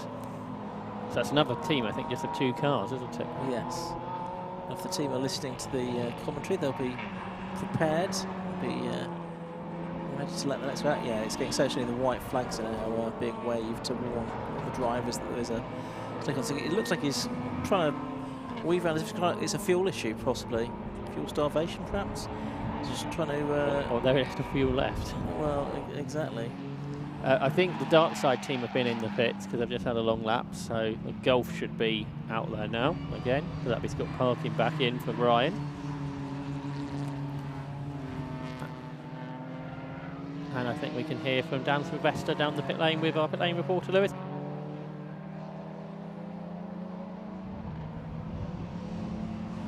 Well, here we are at the top end of the pit lane, and Dan Sylvester has just jumped out of his MR2 Roadster. Dan, good session? Yeah, it was hard. Yeah, I've not done anything like this before, so pretty hectic. So what do you normally do? Just a little bit of sprint racing? Championship sprint racing, 15 minutes. I've just done an hour, but it went like that, straight away, so yeah. Yeah, good experience? Yeah, wicked fun. Yeah. First time you've done the Birkett? First time I've done anything longer than 15 minutes, yeah. So I'm sweating. It was good. Yeah. Doing a longer race, does it give you more time to sort of get into the flow and sort of pick up speed that way? Yeah, I mean, you can start to learn the track a bit better, but obviously it's a bloody long circuit, so, there's quite a lot of track to try and learn, but yeah, I mean, like I say, it went really fast. The laps just went by and suddenly the pit ball was out and it was an hour already done, so yeah, it was good, but difficult. Yeah, we're inspecting a little bit of a little the maybe during the session. There was definitely a bit of contact. Yeah, these, I don't know what they are. The radicals. They're really fast, but they're very rude at the same time. So if the radical only wants to come and apologise, I'm in garage 12B. Right, we can have a word after if he wants. Yeah, I think we call that a love tap, don't we? It's fine. I mean, the car's had a few this year already, so no harm done to me. Probably more harm done to him anyway. So. But other than that, a good session. Yeah, brilliant. Really enjoyed it. Yeah, and how's the rest of the team doing? better than me. Yeah, I was struggling with the car. I don't think I had a clean lap. Every lap I was all over the shop a bit, but yeah, it's been good fun. The team's going really well, so we'll see how we get on. How did it go during the season in the MR2 Championship? It went really well. I had a lot of DNFs though, unfortunately. Quite a lot of mechanical failures and other things like that, incidents with other people and stuff. So it went really well though. I finished in the top 10, so I was happy with that at the championship. Oh, well done. And back again next year for the MR2s and the Birkett? Most likely, yeah. Okay, Dan, thanks a lot, and hope the rest of... Do you have another session, by the way? Yeah, got another session later on, hopefully taking the flag at the end, so... Okay, we'll look out for you. Okay, and hope to see you at the end of the main. All right, cool, thanks. Thanks, Dan, thanks a lot. And back to you in the studio. Yeah, thanks, Lewis. So a new experience, I think, for Dan Sylvester, isn't it? We've got a Weavy Radical heading down towards Cops there. That's 45, isn't it? The M&M racing team. So whether that's a car out the pitch recently, trying to get its tyres up to temperature, and it's still weaving down towards the Beckett's S's. But he's not going to be able to do that. Well, I guess he's weaving through here, but through the corners rather. Yeah, but yeah, you've got to be careful doing that with a busy circuit. That's the team that's in third position then, the M&M Racing team. They are 2 laps behind RJ Motorsport 3, our race leading outfit. I think that's Joe Crook back at the wheel, who started the car earlier on. We heard from him at the beginning of the programme. It goes up the inside of Cameron Elder's Honda Civic in the hot hatch team. It's running inside the top 25 on scratch positions. Yeah, so making its way through behind that MX-5 that's trying to be a Ferrari, isn't it? with its livery. I think that was the Aldo Reety and John Statcher at MX-5 Team 59, which is actually called Team 59. It's almost like if you've ever done a pub quiz and you all get together at the start of the pub quiz and think, what shall we call ourselves? And the originality failed to strike on that occasion. Got some more original team names. I don't think I've not noticed anyone with anything too obscene this year, but maybe it's just passed me by. Oh, that's the Primrose Jeunesse that's possibly in a bit of bother. Seemed to be a little bit slow. It's just been passed by Colin Benham's CB Fury there. Yeah, it's not accelerating off the corner very quickly. So Primrose in trouble. Civic getting past him as well on the exit, so that might be one for pit lane as well for Team 58. But it's speeding up again because it's coming back alongside the Civic. Maybe it's a gearbox issue, not got all the gears. I wonder, see what it's like through the slower corners at the hairpins coming up. That'd give us some proof, wouldn't it, one way or the other? Okay, so it's coming down to hairpin. That looks to carry enough speed into the corner. It's resolved, whatever the issue was. Yeah, okay, maybe it was just something intermittent. It's got back past Colin Benham again. But run off on the track by doing so. Might lose a position yet, going to lose the place again. Yeah, nothing if not exciting. 13th position for the Janetta, and Colin Benham is where? Oh, they've dropped back to 27th. A 4-minute lap last time, and it's really close around there because you've got loads of cars on pretty much the same lap. About lap 95, isn't it? Yeah, 96, 95, 94, lots of teams around that. And so an extra long pit stop can really cost you, but we know they're short of cars in that team now, so it's probably not helping their cause. 1 minute 48 is the gap now between the two RJ Motorsport team cars, so it is coming down. I guess if it comes down at that rate over the next 2 hours, we could have a grandstand finish with a scratch victory. Could well do, but a long way to go before we get to that point yet. Yeah, that's right. I don't know if we've got the latest official handicap positions yet. So just double check the unofficial ones on screen. No, not yet updated. As Luke, there we go, that's better. Yeah, last time the handicap results took a little while to come out, so whether that might be might continue. But it does seem like with the last one, it sort of a few teams are starting to stand out as favourites, but sometimes that all then changes, doesn't it, right near the end? It does, it does. Now there's the Hutchins car, so that did come out for the car we saw slow in earlier. Oh, that was the other Civic, wasn't it? The newer car that was slow. Yeah. The RKC team. There's the first of the Z cars, which is 18th and just done a personal best, 2:29.92. And just 17 seconds behind Team 7, the 7-7s, and just a few seconds ahead of BS Motorsport, Team 31. We just saw a few seconds ago the Z Cars A youth squad. They've just done their personal best lap of the race as well at 2:29.92, 19th position overall, which is an excellent effort. Yeah, that's what I just said. All right, we do this occasionally, Josh. We don't really listen to each other. We spot something interesting, think, oh, I should mention that. And while we're spotting that, the person's saying it. That's right. There's a car at the beginning of the lap that hasn't come through lately, 36, which is Cap Speed Horn. Yeah, it's one of the Carmel Porsche teams, isn't it? Right. Adam Southgate, who I spoke to earlier, Ed Hayes and Andy Porter. Yeah, a long lap for them, wasn't it? 5:26. Right, yes, they've come through now in 16th, but that's lost them some positions. Yes, that will have lost them at least 3, 4, 5 places, won't it? Looking at it, because that's sort of a lap and a half that they've of extra time that they've lost on that lap effectively. It's Callum Bates in the Z4 who did that lap time. He comes up across the line. He had his wind wipers going, but I don't think there's any rain out there, is there? Doesn't seem to be. I mean, it's overcast, but it's cool. Looks like Aaron Cook there in his MR2 continuing on his way. 36th now for Rogue Troopers, and Cook's just on his personal best lap at 2:36.5. That's another car going quicker than it has all race long. Just at the back of your shot, here it comes into the background of your shot, Aaron Cook, who is still just 1 place ahead of Three Amigos. So those two teams that have been together pretty much all race long still are. There is Cook then, 61A, in the team of Rogue Motorsport cars. Rogue's Troopers, and he makes his way down the hangar straight, sharing that team with, or relaying that team with Alice Topley, Sean Traynor and Daniel Sylvester. So Aaron Cook turns his way through at Stowe Corner after just doing his personal best lap. There's quite a few cars actually, 1, 2, 3 cars I think on the last lap that have done their personal best. So whether that's a sign the track's getting quicker or not, I'm not sure.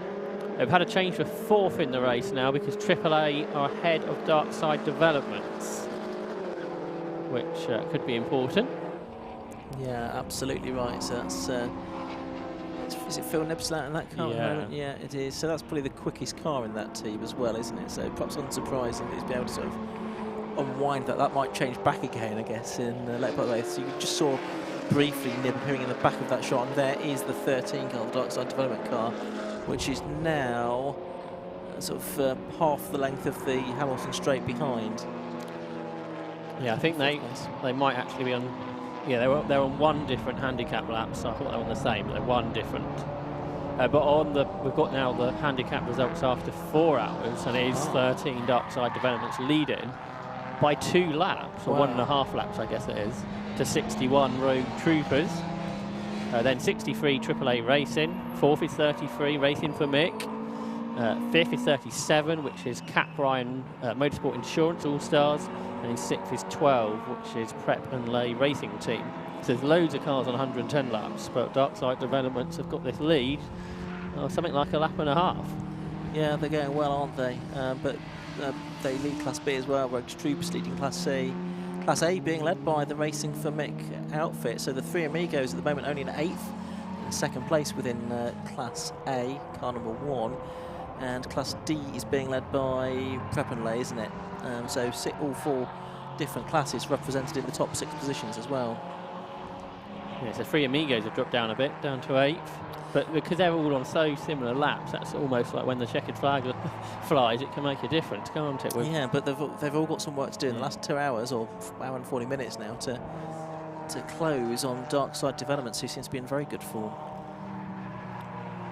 Yeah, so if Dark Side Developments continue how they've been going, you'd think it's going to be difficult for anyone to catch them, but plenty of time to go, 100 minutes of racing. I'll be back in 40 minutes. I'll hand you back to Marcus now, who's going to tell you the story of what went on with car 56, if you can. Okay, so we're here then from Marcus Pye to tell us all about this significant penalty for RJ Motorsport 2. Yeah, it was a series of flag infringements, I think it's best to describe it as. The driver concerned overtook under a yellow and missed the inboards, etc. So several times. So a larger and larger penalty accrued until his laps were taken away and a 5-minute stop and go imposed. So yeah, that put them out of the running very safely. Let's hear from the pit lane with Lewis Beals.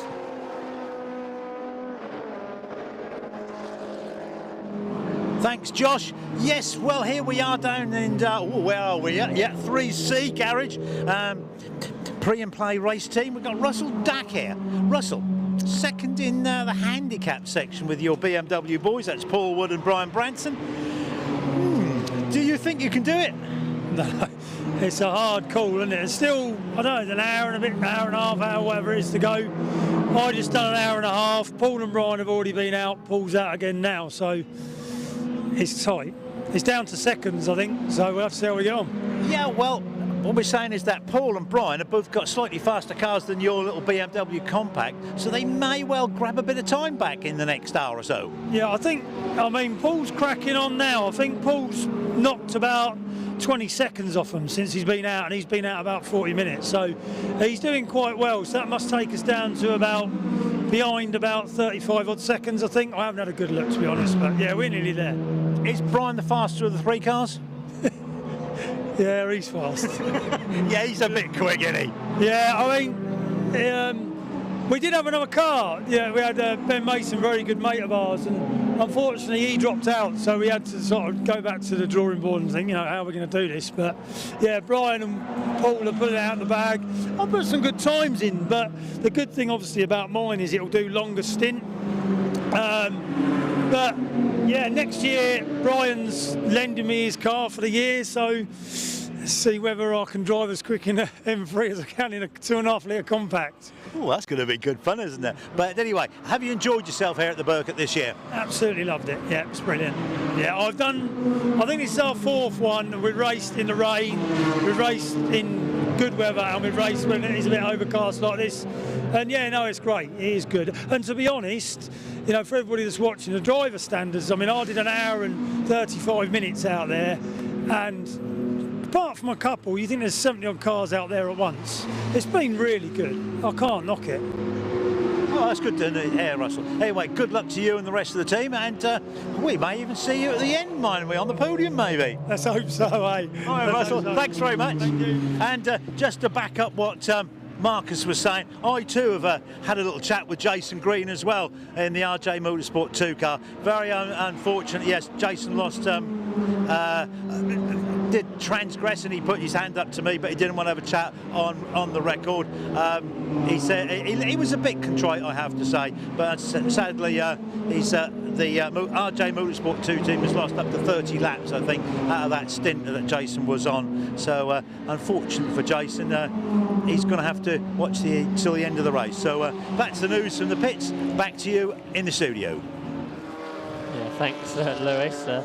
Flag infringements certainly aren't taken kindly upon, are they, in race control? And absolutely, that should be the case, because that's how we're able to do these local yellow flags rather than needing to go to safety cars. So yeah, that's absolutely right, and it's getting really close, isn't it? It's close in the handicap. Up front, it is what? There's effectively. I think it was a minute and a half, yeah. which means it's coming down, because when two-thirds of a lap. When Ash Hickling came out the pit lane, he was just in front of Alistair Smart, so he is catching at a decent rate, and we think that Simon Freeman might be done for the day now, don't we, in the SR10? Although Hickling's car's smoking here, every time we say he's going well, it goes wrong. So Ash Hickling's car, it's leaking fluid, I think, is it? But is there some fluid? Looks like it onto the exhaust. Yeah. So Hickling would catch in at a rate, but he's carried on. He's not come into the pits. He sees his pit board that goes out. That's pretty bad. It's getting worse, let's say. So in the earlier stint he was quick until the wheel fell off. They fixed it. He's quick again. Yeah, that was. Did we actually find out what caused that? No, we haven't heard. So I think Lewis will have plenty to talk to Ash Hicklin about when he gets back to the pit lane, because he had that wheel problem in his first stint. Now he's got a smoky car, which turns its way through the Birkett's section. Last week at Snetterton in the F1000 race for other bike engine cars, one of the cars leaked coolant for a couple of laps, and he went on to win the championship by staying out there, Lee Morgan. So well, everyone else fell off on the coolant. Absolutely right. So I don't know if that's a similar problem here. It's a, sort of a similar amount of smoke that's coming out the back. Just bounced over the curbs on the exit of Stowe.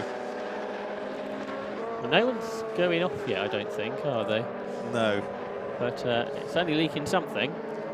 And he won't see that necessarily in his mirrors, because the mirrors are out on the wing pods. He backed off now. I think he's realised something's up, hasn't he?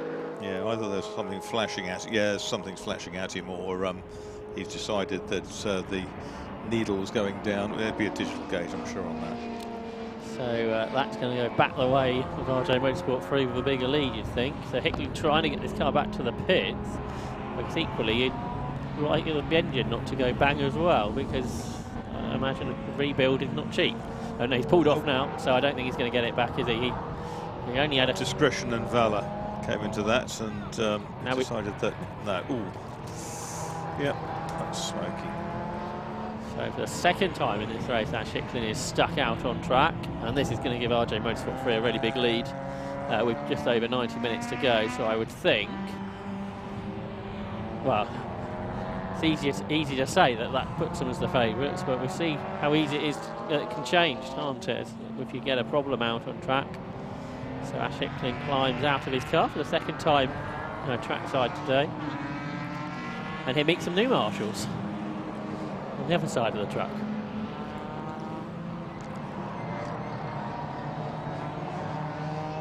Gets back in, I think, that direction of the marshals.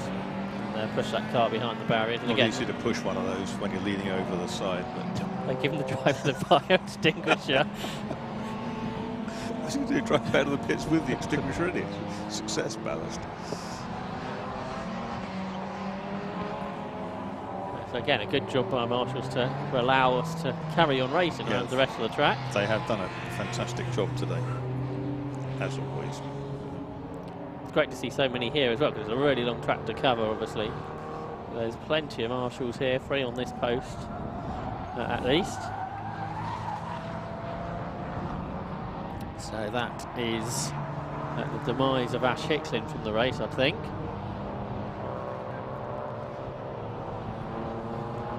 So same order in the top 3, then AAA's racing now 4th ahead of Darkside Developments and pulling away.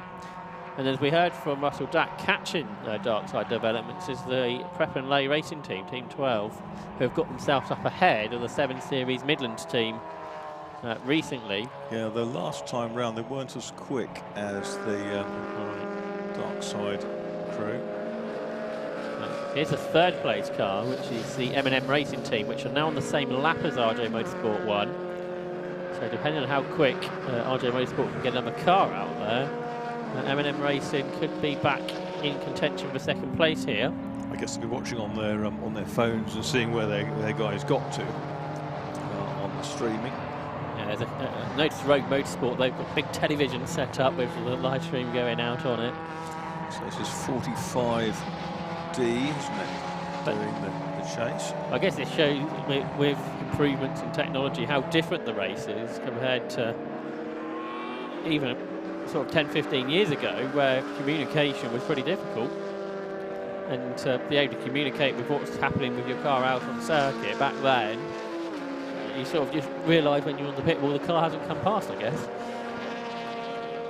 Whereas now you can watch it on the screen and see your car's in the gravel or whatever. So a big group of cars, including a couple of Caterhams, coming down towards Abbey Corner here. I think the Billy Boys team were involved in all of that. Team 21, with I think Billy Naird at the wheel of his 420R Caterham now. The top class of Caterham. Quickest Caterham out in racing nowadays. and that team up in 8th position, but a couple of laps behind the 7 Series Midlands crew. Here's Louis Woodward's BMW 116 in sort of factory BMW colours, making its way up onto the Wellington Straight, Team 16, which is Team 348, because 116 plus 116 plus 116 equals 348. So let's see where the handicap leaders are lying. 5th, 6th and 7th is the answer overall, and it's 56 seconds now between Crabbenlay and Darkside Developments. Yeah, on the latest handicap, I don't know if it's where the handicap's been adjusted slightly, is Darkside Developments have got 1 extra bonus lap, so they were leading by a lap and a half on handicap. And in terms of scratch, yes, there's not much between that top 3, as you say. Yeah. So be interesting to see when we get our next bulletin going into the final stages if it's still Darkside Developments at the top. But they've had a slower last lap, 2 minutes 28. Now, when we heard from Scott Parkin, he was saying that basically it's qualifying laps all the time, which in a production-built car is actually easier said than done. That's sort of the new philosophy of endurance racing, isn't it? GT3 drivers and such saying you drive flat out all the time. They've been reading up too much about Le Mans, haven't they? Well, these days the prototype guys just go absolutely balls out from lights to flag. Yeah, that's right. Some of these cars probably less likely to take it as well as some of the modern factory-built cars. It's what you want here, isn't it? A factory team of GT3 cars. Take on the radicals. Well, maybe not. Here's Phil Knibb then, his rider who's in 4th place in the AAA's racing Sayat. Going around the outside, I think it's Julia Penfold's ZR. And puts a lap on her. I think it's out of the pits. And he's now 19 seconds ahead of Darkside Development. So now that Phil Knibb's been back in the Sayat, he's been able to get himself up into the top 4 and pulling away. Lots of tyre squeal up at Stowe Corner by the sounds of it. And got another of the Sayats here, 47 on the inside is Mike Moraes. And in the older Leon Cupra. There's Maxine Nichols in the middle of this lot. Still doing well, isn't she? They're right up there she is. They're right up there in the handicap positions in 4th place. So I was saying to Ian, when you're out of the box here, Marcus, that's going to be a very emotional result if they're that high at the end. Absolutely. No, it's a brilliant story. So she keeps on her line and lets the quicker cars go through on the inside. That's absolutely what you need to do, isn't it, Marcus? Not wave them through, but just keep on your line. Stay where you are and don't deviate from your line and let somebody quicker find a way past. Just like someone did when I was doing the Wilhar 24 Hours here. Yep. I was in the Mazda RX-8. I got hit in the middle of the night by one of those massive V8 powered Marcoses in the middle of the Beckett's complex when he could have waited probably 5 seconds and scorched past on the straight. But his car broke and mine didn't. That's the thing, isn't it? So that group of cars make their way down, including one of the radicals. That is 56, I think. So that's yes, I think it is. The car that's a long way down the order. In 66th place. We figured that Arc Racing are no longer going, Marcus. So I think Ivan Mayers has had enough laps for one day. So RJ Motorsport 2 is the last of the running cars. And in 65th now, I wonder if this car's running anymore, is the 14, the Relay Istic Rock team, Team 14, the one with the Ginetta that broke again when you were out the box. So I wonder if they've not got any cars left. There were quite a few cars in that team, because they had TVR Tuscan and a Honda Civic Type R as well. Yeah, we haven't seen the Tuscan for quite some while. No. And I don't really remember seeing much of the Civic today either.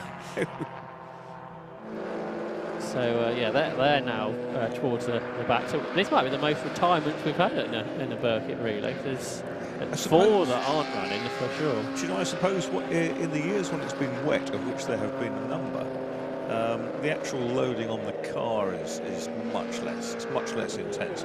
Yes, you may get ingress of water into electrics, or certainly the older type cars, but you're not going to wear them out, put it that way. You might spin off, you might crash, but if you keep it running smoothly, scale your speed back, and you will probably get to the end. Scott Parkin had his hand out the cockpit driving down the Hanger Straight there. To signify what, one wonders? Whether he was trying to get air into the cockpit, but that's probably not an easy thing to do, is it, with a tiny little the perspex window they have on that.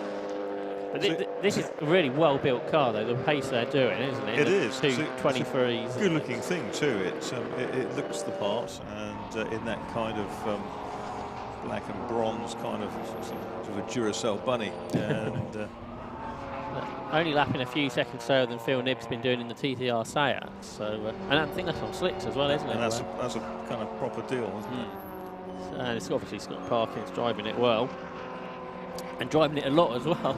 Here's a little PR6 radical charging along, which is smart, isn't it? Yes, and of course he's got a full lap lead now after those problems for the teammate car. Sean Train is out there now, so he's relayed. Here's another to the TCR cars. This is Gary Wardle's version that runs in the VTEC multi-car team, Team 29. They're becoming more accessible, aren't they? The prices of them come down as the years go past. Yeah, Giles Grimbriff was telling me that one was bought recently for 35 grand, which is a lot of race car for the money.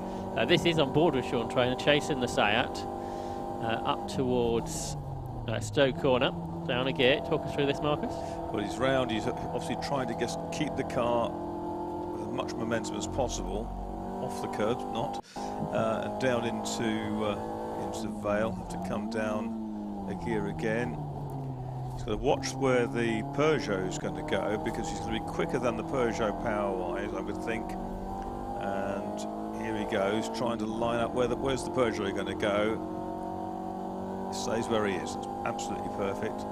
And you can see he's chasing the Seat, probably with little chance of catching, but nonetheless it's still a very good exercise to have someone up ahead of you finding a way through some traffic.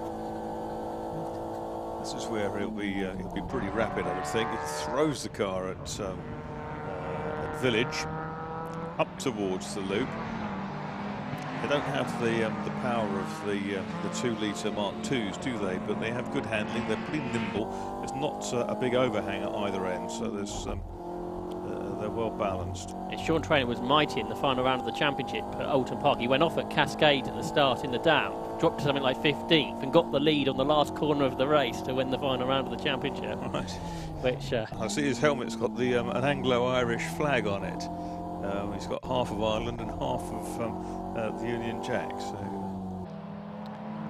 it's great to have these onboard cameras at the Birkett for the first time.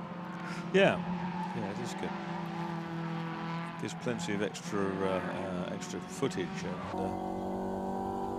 gives you a real impression, particularly when there's a lot of traffic around, as to what the drivers are up against. I think it's got a Caterham not far behind him, so we'll probably see that pass maybe on the run down towards Beckett, so through Cops Corner. Yeah, lots of commitment through here, Marcus. Caterham's still a bit back. It's plenty of commitment. That's Sean Trainer for you. I mean, that's why he's won the championship in the past. He's always there or thereabouts. That's the whole point, isn't it? Yeah, full-time champion. But he's been beaten in the last 2 years by Aaron Cook.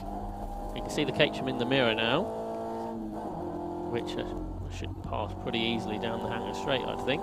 Yeah, the trouble is one Caterham looks much like another to when you're sitting in a car like this, and whether it's got a 2.4 in it or it's just a little humble 1600, you'll still have trouble from it in the corners. Yeah, I think like one of the smaller engine ones, isn't it? 'Cause it didn't really catch down the Hanger Straight, but through the corners, lighter, of course, it can go through. Yeah. But Trainer's hanging on, isn't he? He is. He's not giving the place up, is he? So Trainer stays in front, in fact, going down into the Vale. And that is 50A, I think. Yeah. So that is John Curry, who's a pretty quick driver himself in a Caterham 310R. Oh, well, that should be quick then. Yeah. That should be fast. But anyway, he's through now. And once he's through, he's left him standing. flung his way there into Abbey Corner, didn't he? All over the curves on the approach. Yeah, there comes a quick Seat. Now 31 seconds ahead of Dark Side Developments. Not sure if that's an indication they've pitted recently or not. 31 seconds ahead. That's 6 seconds quicker last time round. This doesn't look like a stoppage. Whether it, well, it could be traffic easily, couldn't it? Yeah, very much so.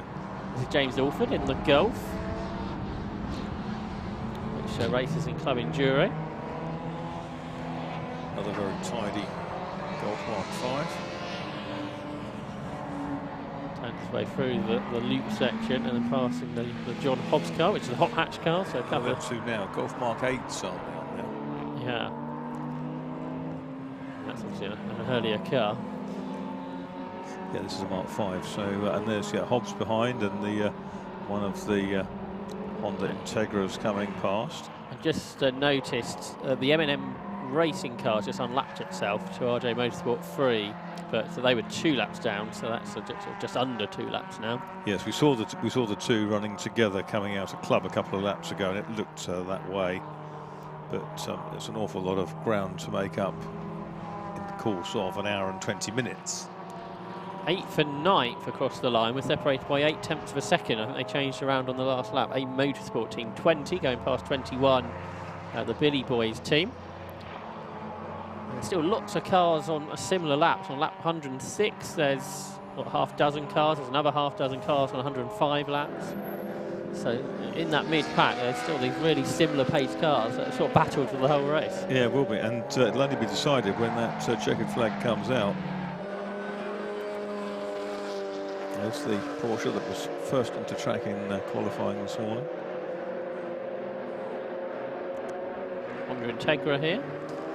And that is Alexander Smith in the RAF Motorsport team, who went well at Mannery Park a couple of weeks ago in the final round of that championship. As always, the armed forces supporting the Birkett well. Yes, the winners on handicap a few times, haven't they? Yeah, it's not going a decade or so in ago. The days of Ian Fletcher and his Fletcher Hornet. There's Sean Traynor. Which had a big V-twin in it, didn't it? A Suzuki TL or something like that? Yeah, that's right. I haven't seen that car for a few years. No. No. So here's Traynor down into the loop section. And they are about a minute on scratch ahead of the Three Amigos, and if you remember back into the first hour, they were battling then as well. So we haven't seen such a big group of hot BMWs this year, have we, no, Josh? There's not many M3s at all, is there? No. We got the team we heard from, the Prep and Lay team, which got the Branson and Wood cars, but that's about it really. Not too many other M3s for whatever reason. That's right. Woods is the sort of the hottest, isn't it? And then the Brunson car is an E36. Oliver Smith's cars here as well, which went well in that first stint. But again, that's an E36. There were years when we had 4 or 5 teams of really hot BMWs. Yeah, just 6 M3s in the whole race here. It's been like that in Club Enduro as well. We haven't had the M3s have sort of disappeared away from the championship, which is a bit unusual, really. There's still a few of them about, obviously, but not as. But when it started, the Club Enduro Championship sort of had half the grid were BMW M3s. There's Alistair Smart, the race leader, turning his way through Cops Corner, a lap and a half or so ahead of the teammates. RJ Motorsport 1, and then M&M Racing another 2/3 of a lap behind them. One of the Lotus here coming through. That is 20C, which is Daniel Plant, Lotus Exige. And he's going to be lapped by the leader down the Hanger Straight. The Prep and Lay Racing team are just on their personal best lap of the race, a 2:18.83. And at that rate, they will catch Dark Side Developments pretty rapidly, because on that lap they were 8 seconds faster. So I wonder if that means Brian Branson's out there now, who they were saying is the quickest of the team in his E36. He's joined up with the Lucky Kira clan this year, and I think they've developed that car a bit. Oh, the Ginettas back, the G55's there, so they've got that fixed again. It only took half an hour ago, that was slow. It had the slowest lap of the race about an hour and a half ago, didn't it? So that's 7 minutes and something. It sounds like it's restored to its full glory now. The last lap was 50 minutes, so I think that's the only car that's running for that team now. And they are in 66th position, the last running team. So they've wrested last place from the Radical that got all the penalty laps. That's right. They both might pass the KA team though, because they're only a couple of laps behind them. If the cars keep running, which I guess it might be a big if with that car. That MGB's been out quite a few times, hasn't it? The Peter Samuels car. Yeah, that's right. So he's making his way here up towards Birkett, just behind one of the Porsches, and turns his way then into the S's here, with an Alfa Romeo behind. Keeps up with the Porsche well through the corners, and I'd suggest that the V8 power should help it down the hanger straight. 39C then, Peter Samuels. He's in the team with the Corvette and the Mustang. You tend to forget how good MGBs were, even in their sort of small engine versions, and even these days, a really well-driven MGB can get into the top dozen or so of something like the Spa 6 Hours. Yeah. Purely by hanging in there to the end. If you get a really well-prepared car with 2 or 3 quick drivers, then that can easily happen. I think the team of MGBs won the Birkett a few years ago. Yeah, here Tom Smith, James Cottingham, Michael Johnson and Bob Luff in 2005. James Cottingham, who won this year's Spa 6 Hours with... not in an MGB. Not in an MGB, but he did one in 2003 in an MGB with Ollie Bryant, and they won in a GT40 this year. Yeah. Ollie Bryant has also a history in this race, having competed 3-4 abreast, one in the Great Circle route through the gravel. Yes, Ollie Bryant, some of his early races were done in the AC Cobra here, right? With the AC Owners Club teams. And his dad Graham got him into racing for early stages of his career. I guess he was doing British GT at that time as well, because he started in that pretty early, didn't he? He's now, I mean, unbelievably, he's now in his later 30s, and he's been racing for 20-something years. Just watching there, Luke Plumbers in the Ginetta G20, so he's relayed Neil Primrose. And we've got a Plumber and a Plumber, haven't we? Yeah, that's right. Isn't Plumber a plumber? Just as a matter of interest. Let's do some Formula 4. Yeah, that's right. 13th they're running, so the G20 team's still well up, which is a good effort. That's the leader then. Yeah, last time round at 2:17, 2:11 for the chaser. I guess now they can just take everything calmly, can't they? No risks in the traffic. Yes, because he won't go to the end, presumably. No, we'll should have the second run for Charles Graham, who in the SR3. In the red Daytona SR3. The sponsors of the team let him take the flag, I guess, is the thought process here. Well, like Gianberto Moretti when he won the Daytona 24 Hours in the 333 SP Ferrari, he called the leading car in 15 minutes from the end, climbed in to finally get there, having almost won it in 1970 or 71 in a 512 Ferrari. Gianberto Moretti, founder of the Momo steering wheel company, and you saw a Momo wheel on one of the cars we rode it on board with earlier on. Yeah, still plenty of them about, aren't there? But there's the 1 Series BMW, the Stormin Camel Racing team, are running inside the top 10 on scratch. They're sort of the first of those cars which are really close together, just 24 seconds ahead of the CSCC Tin Tops team. You've got lots of cars on similar laps, not far behind. It's back to the Stobart Fun Cup car, isn't it? There. Yep.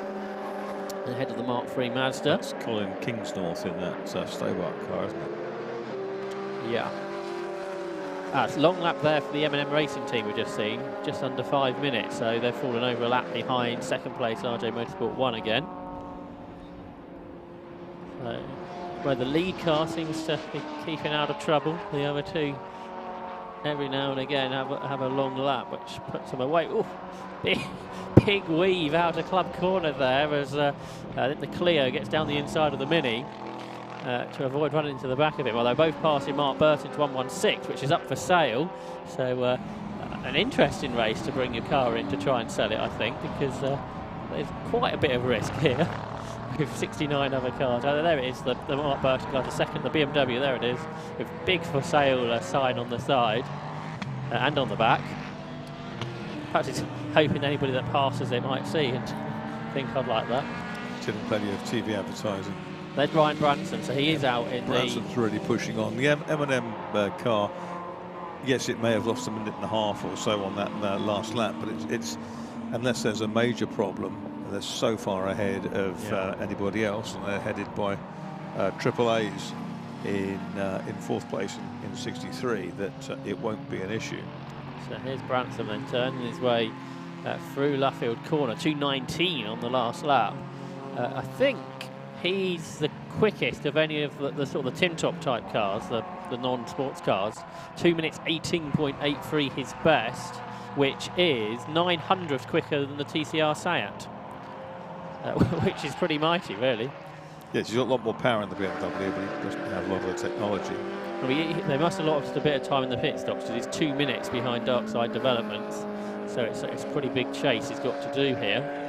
Here comes Branson then in that bright orange BMW, the Norfolk driver.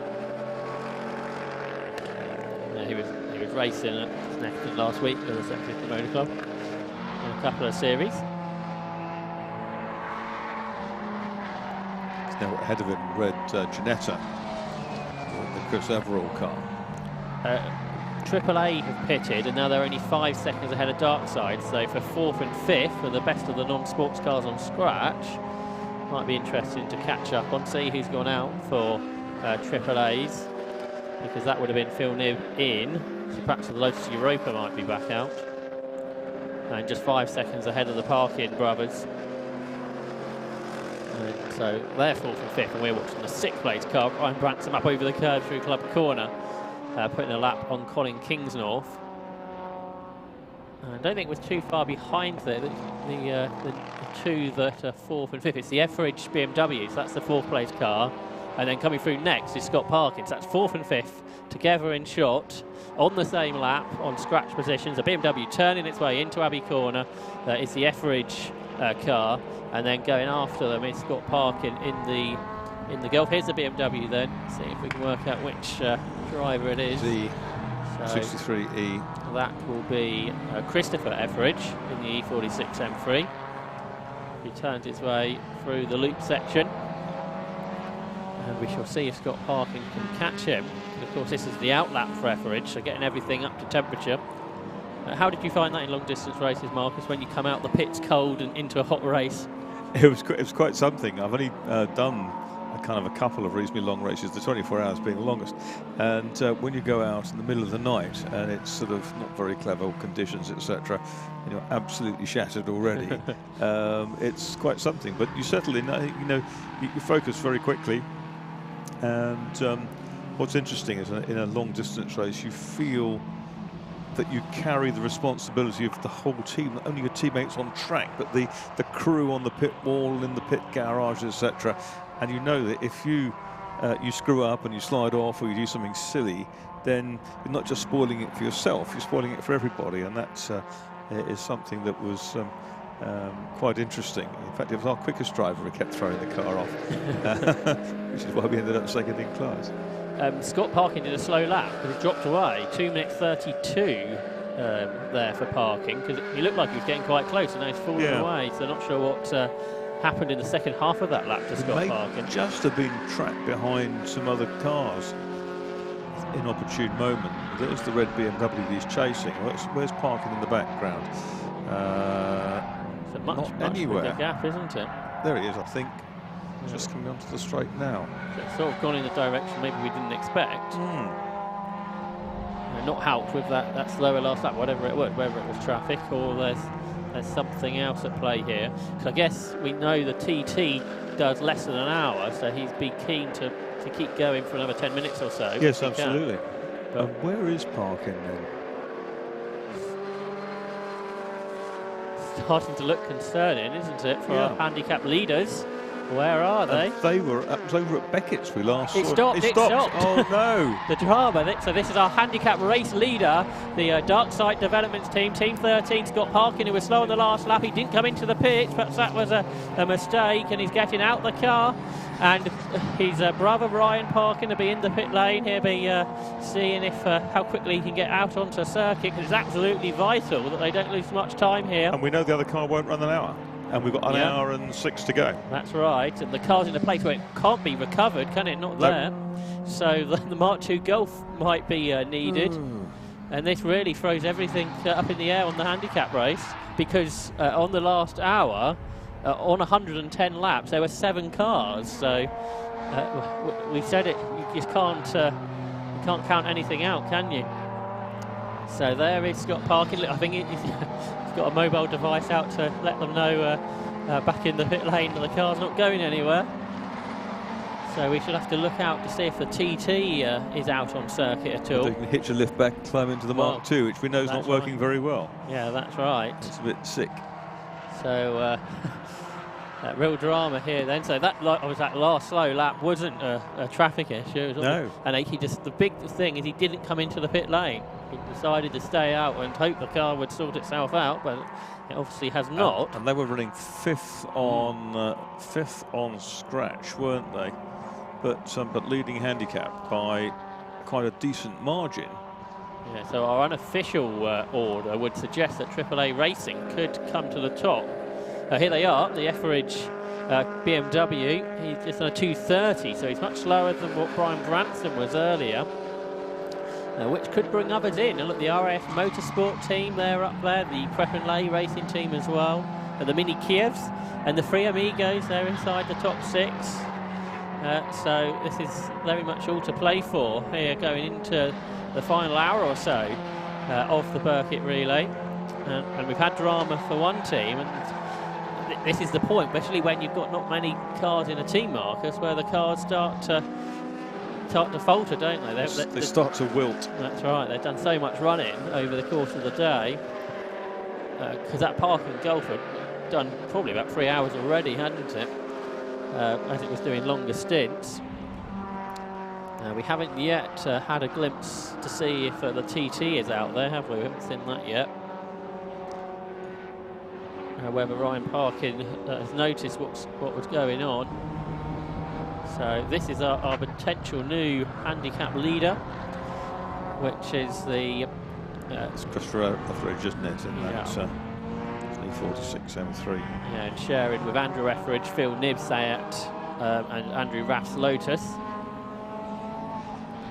So that car turns its way onto the Wellington Straight. See how those big BMWs run an awful lot of negative camber on the front wheels, make those tyres work.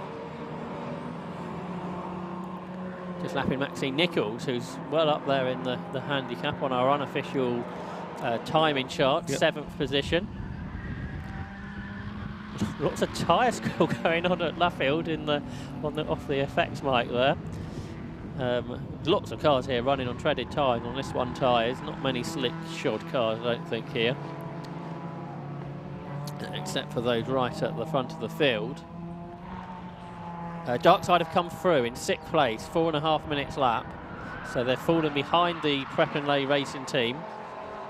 So on the scratch positions, they've only lost 1 place in all of that, but they've lost about a lap, which is the important thing. So they were leading on our last hourly bulletin by a lap and a half. If they've lost a lap, that would suggest that they could still be in there. There's a TT. It's just gone past his brother, who's all parked up. But the bigger... So are they going to try and sort of lift and coast to get the TT through the 65 minutes? They won't do that and not lose out to the BMW if Brian Branson can run... is it Etheridge or Branson they're worried about here? Yeah, so it's Etheridge in the car at the moment, isn't it? Can run to the end, potentially. And then whether we're going to get some of the other teams in. We get the official bulletin out soon for the final hour. But I think now looking all very close. It was 141 seconds and it's down to 21 seconds. Right. So on 136 laps. So that's a real chase then, isn't it? The Etheridge car, which actually on the last lap, Marcus, only did a 2 minutes 29. Okay. The TT can go quicker than that. Yes, it's now on its first flyer, isn't it? So what he doesn't want to see is big red and yellow M3 appearing in his mirrors. If you can see anything in the mirrors through that wing. The other one is a third place car, which is the Prep and Lay car, which is lapping much quicker than both of them, 2 minutes 19. There's yellow flags at Brooklands for something. Okay, so yeah, so the third place car on our handicap, the Prep and Lay car, is the quickest of the three cars at the moment, 2 minutes 19. That is Branson, isn't it? Yes, that's right. So we could have a situation here where third is catching second, which is catching the leader. That'll excite Lewis as a Norfolk man. So there's the Etheridge BMW just going through, 21 seconds adrift off the handicap leader.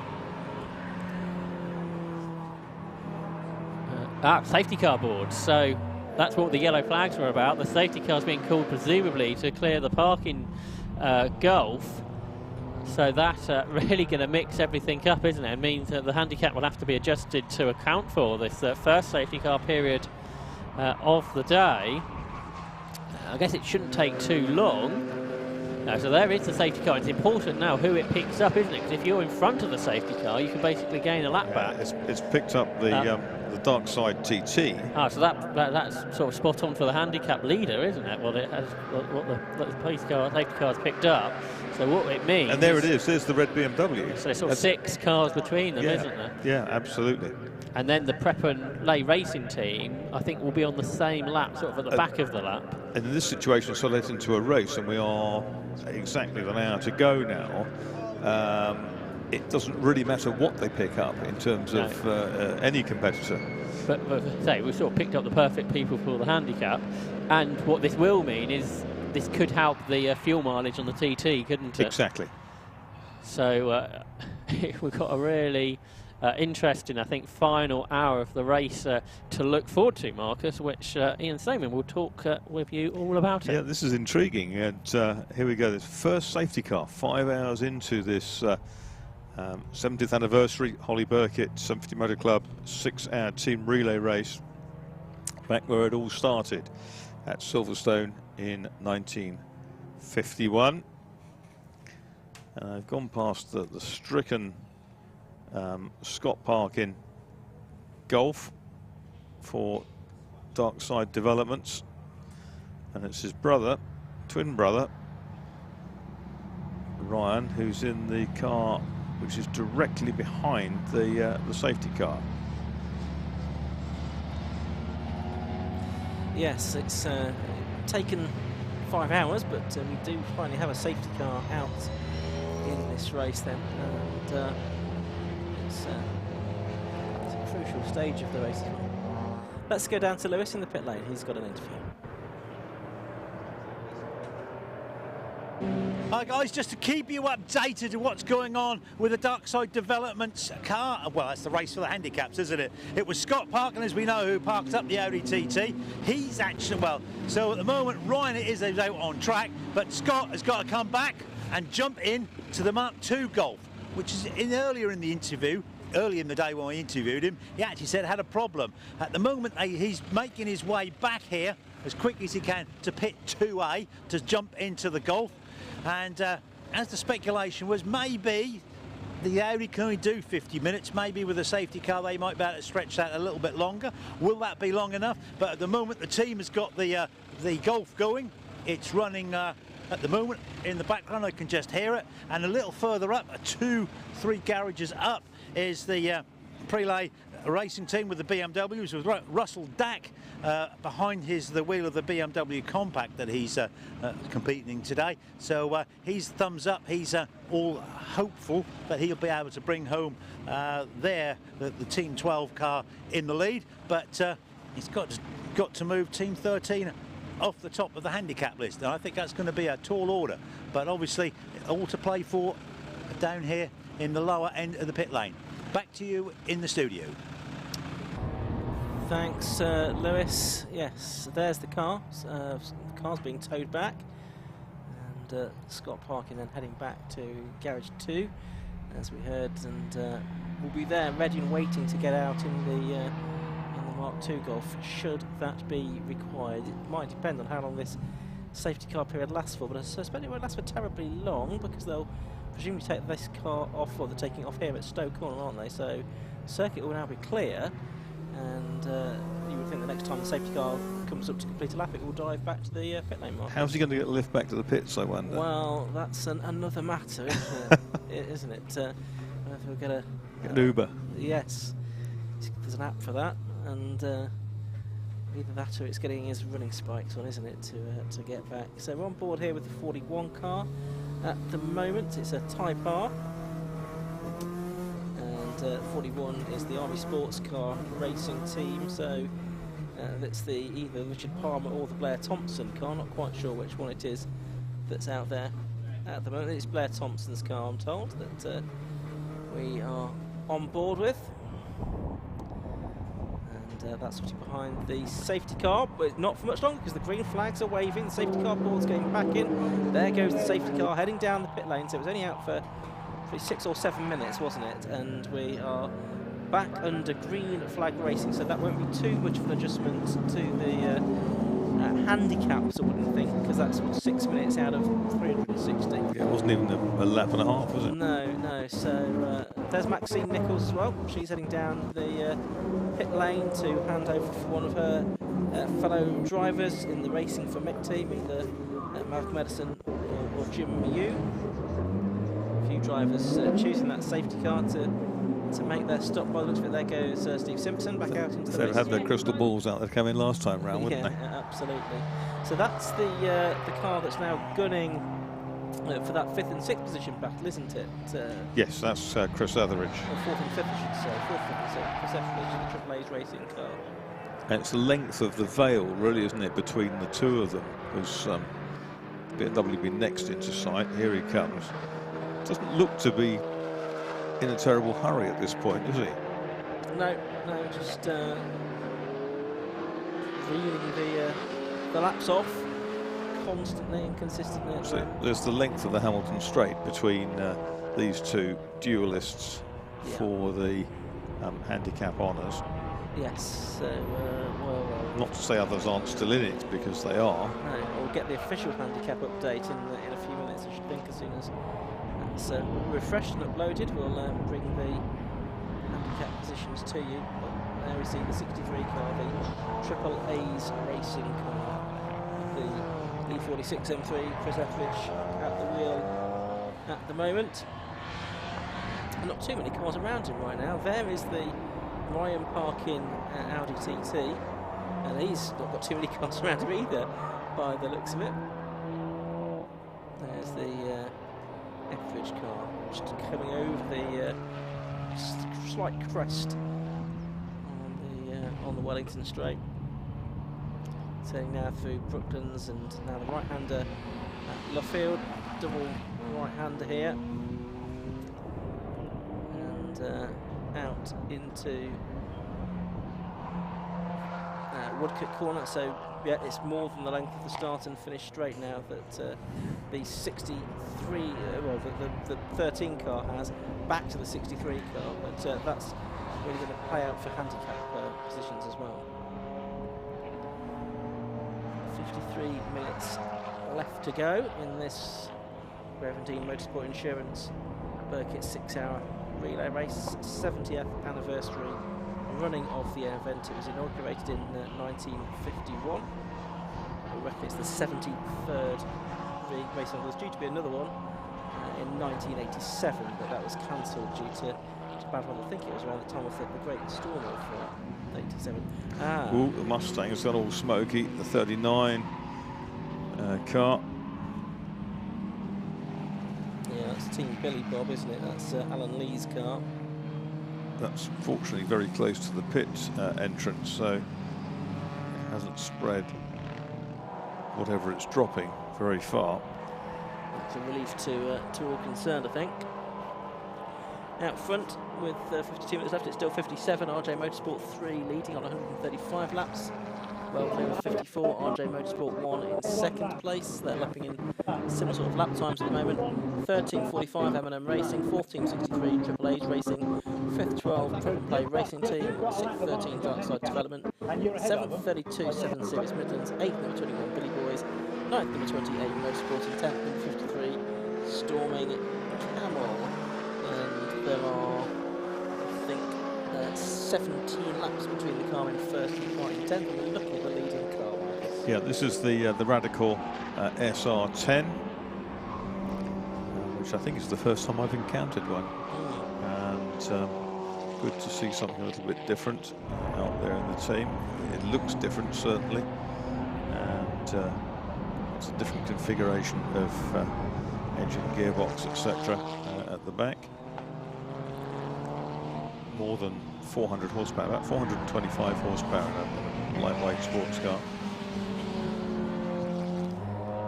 That's an extremely good power to weight ratio, isn't it? But absolutely. No wonder it's lapping in low 2 minutes.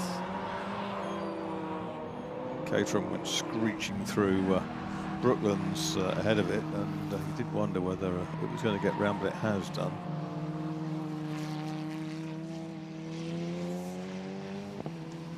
It's got one of those bullet-like changes, gear changes. It's a change gear like a Formula 1 driver. Yeah, and able to pass slower cars with great ease. At will, yeah, exactly. And last time round, a 2:10 for Simon Freeman in that car.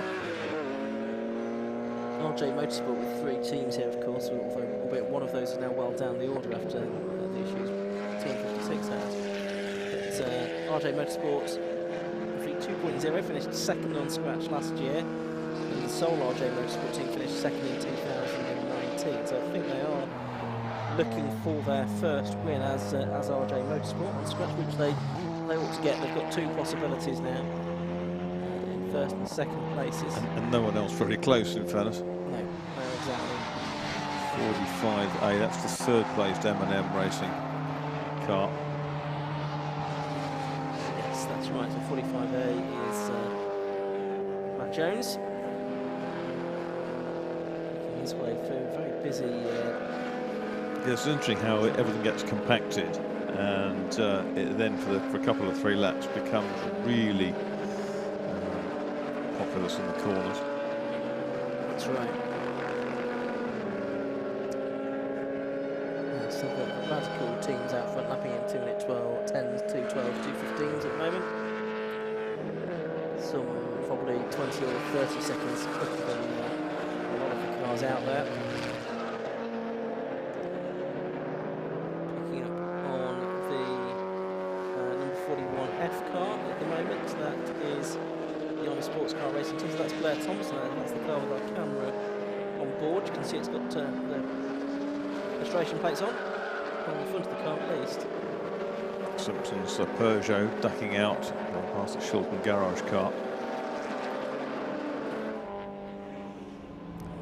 Right, I've got some official handicap positions after 5 hours now, so let's give you the update on those. So at the 5 hour mark, it was the Triple A's racing team on 139 laps out in front. So that's Team 63.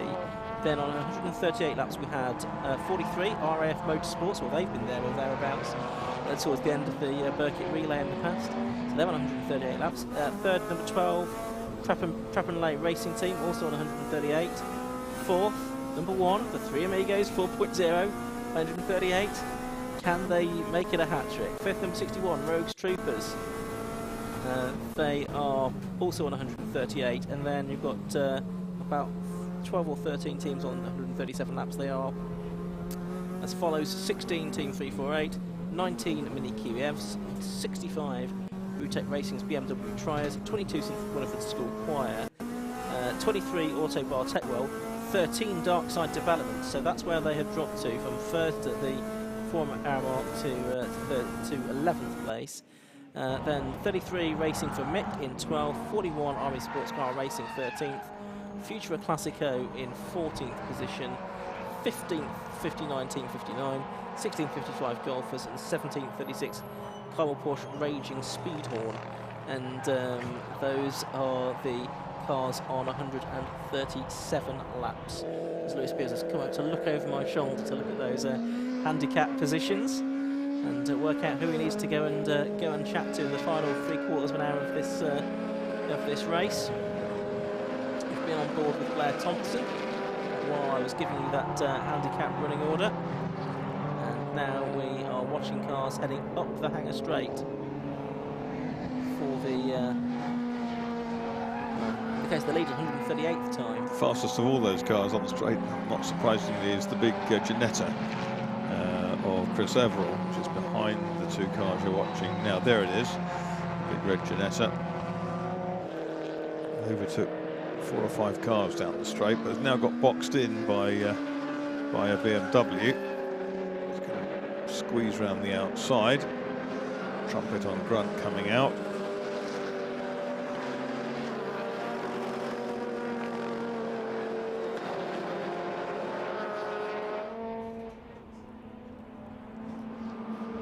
So Ginetta heads into Abbey once again. You can see on screen now the unofficial handicap positions. So we've given you the official positions after 5 hours. We're now another 14 minutes beyond that. It's still showing AAA's racing ahead, but Prepon racing team have moved ahead of RAF Motorsports unofficially. We will, of course, defer to the official positions at the end of the race. Hopefully we'll be able to bring those to you before they go up out. It just depends on how quickly our handicap and timekeeping team can pull all of that information together. There's the Nissan of number 69 D, which is Gary Findlay.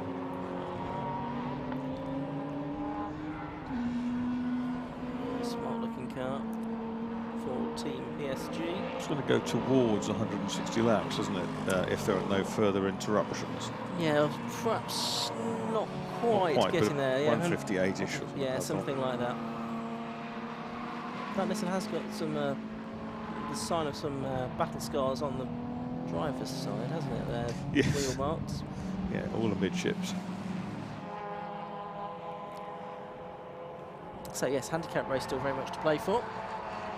Scratch race, perhaps not quite so much, with RJ Motorsport 3, Team 57 well out in front of the rest. You can see the lights on the car starting to take a bit more of an effect now, as that radical comes down the straight, the leading radical. 7 Series Midlands, Team 32, 47 seconds behind Dark Side, and at the moment they're having very similar times, aren't they? What to watch for is the battle for fourth, because Prepon racing team are 32 seconds behind AAA's, but on the last lap they were 11 seconds faster. So yeah, and that's as long as Brian Branson keeps going for Prepon, then they're in with a pretty strong chance of nicking that place.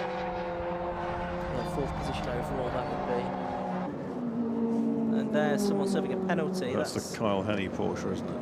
Yeah, so that's in the penalty area. And car 15. About to be signalled back out again. So there's various reasons why you might be called in for a stop and go penalty. It's normally an overtaking at the yellows. It could be, and it can easily be inadvertently.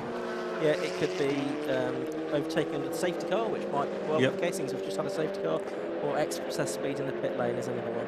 It's overtaking when the safety car pulls off before you get to the timing line. That's another no-no. There's another lovely looking Porsche. That's the 35 B car. So that's Tom McHugh in the 944 S2. We've seen him out in the Carmel Porsche races during the course of this season. And the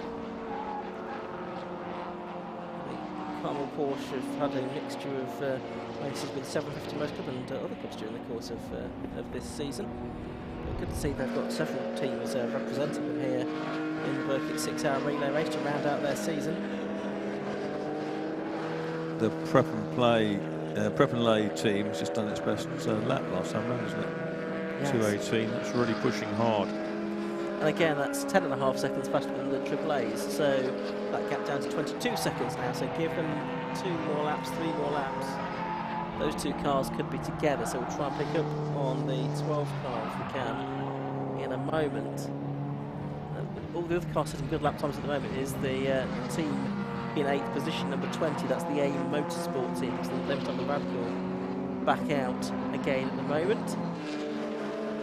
And they are a lap or so, maybe close to 2 laps behind 7 Series Midlands, so the 8th might be about the limit of their ambitions, I suspect, in this race.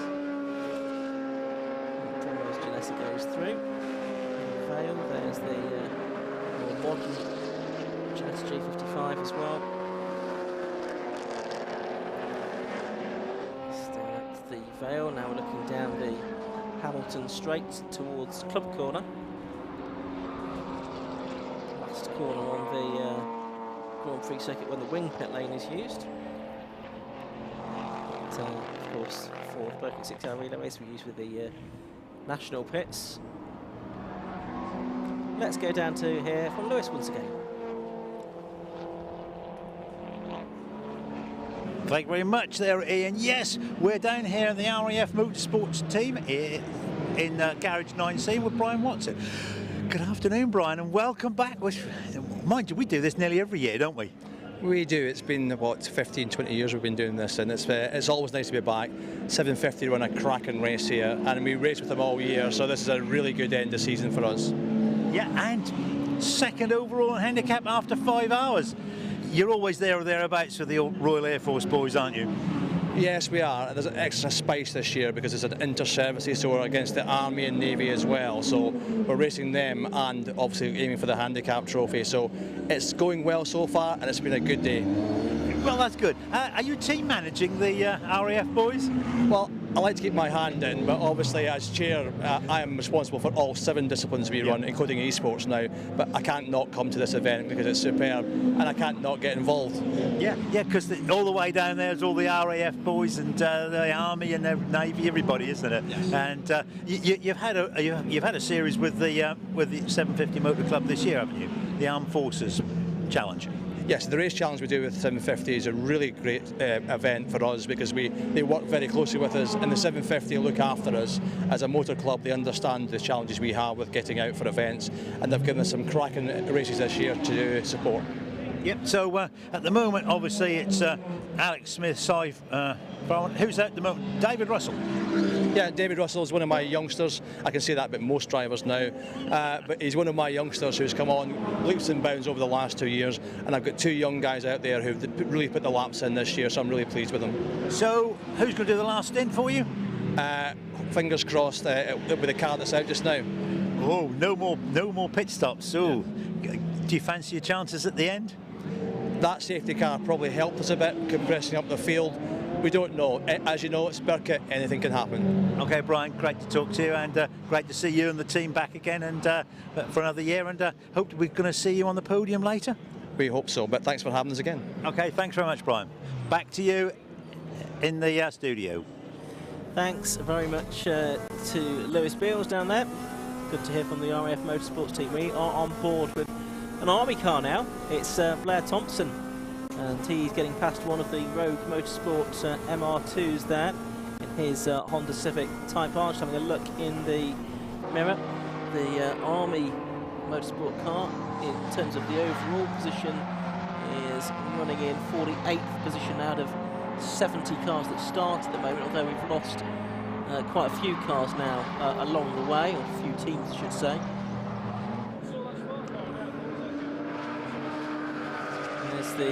This is the situation for, I think, 4th and 5th position now. Yes, it is. That's the 63 car, and they've been caught now by number 12. That's Brian Bransom out there at the moment for Prep and Lay Racing. So this is the battle for 4th and 5th. I'm not sure it's going to be much of a battle, though, because as they come down the Hanger Straight, the number 12 car gets ahead and up into 4th position in the scratch race. Prep and Lay Racing, they're also 3rd on handicap, so continuing to look strong in the handicap classification as well. And this is also the battle to be the first non-radical team. It's been amazing because Branson's taken 10 seconds out of his rivals, 10 seconds again, 5 seconds, and now he's through. And he's absolutely charging in that E36. Yeah, last lap was another personal best as well, a 2:18.03. That's for the team as well as that particular driver. And put that in context, the third place Radical is doing 2:19s at the moment, so it's lapping faster than the Radical, one of the Radicals that's out there as well. He's absolutely flying along. It's a great effort this from Brian Branson. I mean, the 10 laps behind the car that's in third place, so fourth place will be as far as they can get now, I think. But nevertheless, a great drive to get a good scratch result. There's the potential for a good handicap result coming out of this as well. Yeah, very much so. Absolutely superb piece of driving in the last superb stint from Brian Branson. The car that's on the clock's going well at the moment is the Team 36 and 15. That's Carmel, Porsche, Raging Speedhorn. And not sure who's out for that squad at the moment. It's either Adam Southgate or Ed Hayes or Andy Porter. They're 15th at the moment and also doing personal best lap times as well at this late stage in the race. So it's an impressive effort.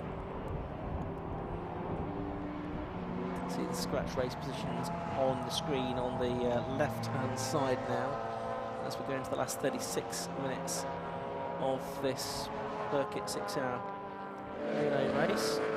4K being bowled around. Beckett's there. That's the 63 car then, the car that's now in 5th position, Triple A's Racing. Of course, Triple A's Racing was the handicap leader after 5 hours. After 4 hours, of course, it was Dark Side Developments that were ahead. I believe their handicap adjusted because they've only used the 2 cars so far. The Golf Mark 5 has expired now, the Audi TT. They were also expected to use a Golf GTR Mark 2, which is not as quick. And that would therefore have earned them more credit laps, but because they've not used that, the handicap will be adjusted as a result. Kind of factored out. Yeah, exactly. And that was the car that we knew from earlier on was actually not very well. Yes, only there for emergency use, I think. And it may still get out there, I suppose, if the Audi TT can't... runs out of fuel with 2 laps to go. Exactly. And they said it would run 50 minutes and then sort of probably start to splutter. But because of the safety car, they might get 55 minutes out of it, something like that, 53 minutes, somewhere in the middle. Yeah. Yes, the Dark Side Development squad are in 6th place overall on scratch. And 3rd of the tin top teams. And they're 1 minute and 13 seconds ahead of the next group, 7 Series Midlands, down to Lewis in the pit lane. Thank you very much, Marcus. Here we got racing for Mick, driver Maxine Nichols. Maxine, how's your day gone today? It's finished on a high. I think we're doing all right. So I had a few tears at the end, obviously racing for Dad, who sadly lost at Cadwell. But the day's just been so full on that we're in a team of 3 that I haven't had time to think about it until the safety car came out, and then I was just like, but. Were you on track at the time when the safety car came out? I was, yeah. And I was thinking, oh, I'm having so much fun. And they're going to call me in because I could see on my timer that it was kind of in the threshold where they were going to call me in. But the first stint, I was hot, I had a headache because we've all done an hour. And I felt like the slowest thing out there. Everyone was just shooting past me, but I was in an unfortunate place on the circuit. And I thought, I can't do this again. And then the second stint, I've loved it. So, and yeah, it got cut short, a little bit short, but it is what it is. Yeah, so you're going to end the day with a smile? Yes, hopefully. I keep getting told, you're this, you're first in class, you're third in class, so I don't even know where we are, to be honest. I don't suppose you know, do you? Does it really matter? No, but they're all going, oh, it'd be really nice for today. It would, but I've got through a race season without Dad, and now we've done the Birkett, so it's a step up the ladder done, but yeah. And Mum's here, and she's done amazing as well, so. Well, that's good news. Yeah. Anyway, so you enjoyed the day. Are you going to come back again next year? If I'm allowed, yeah, if they'll all have me, if Rogue will have me, and if Mum will allow me, yeah, I'll do what I can. I've had a good season in the MR2 Championship as well, so... So where'd you finish?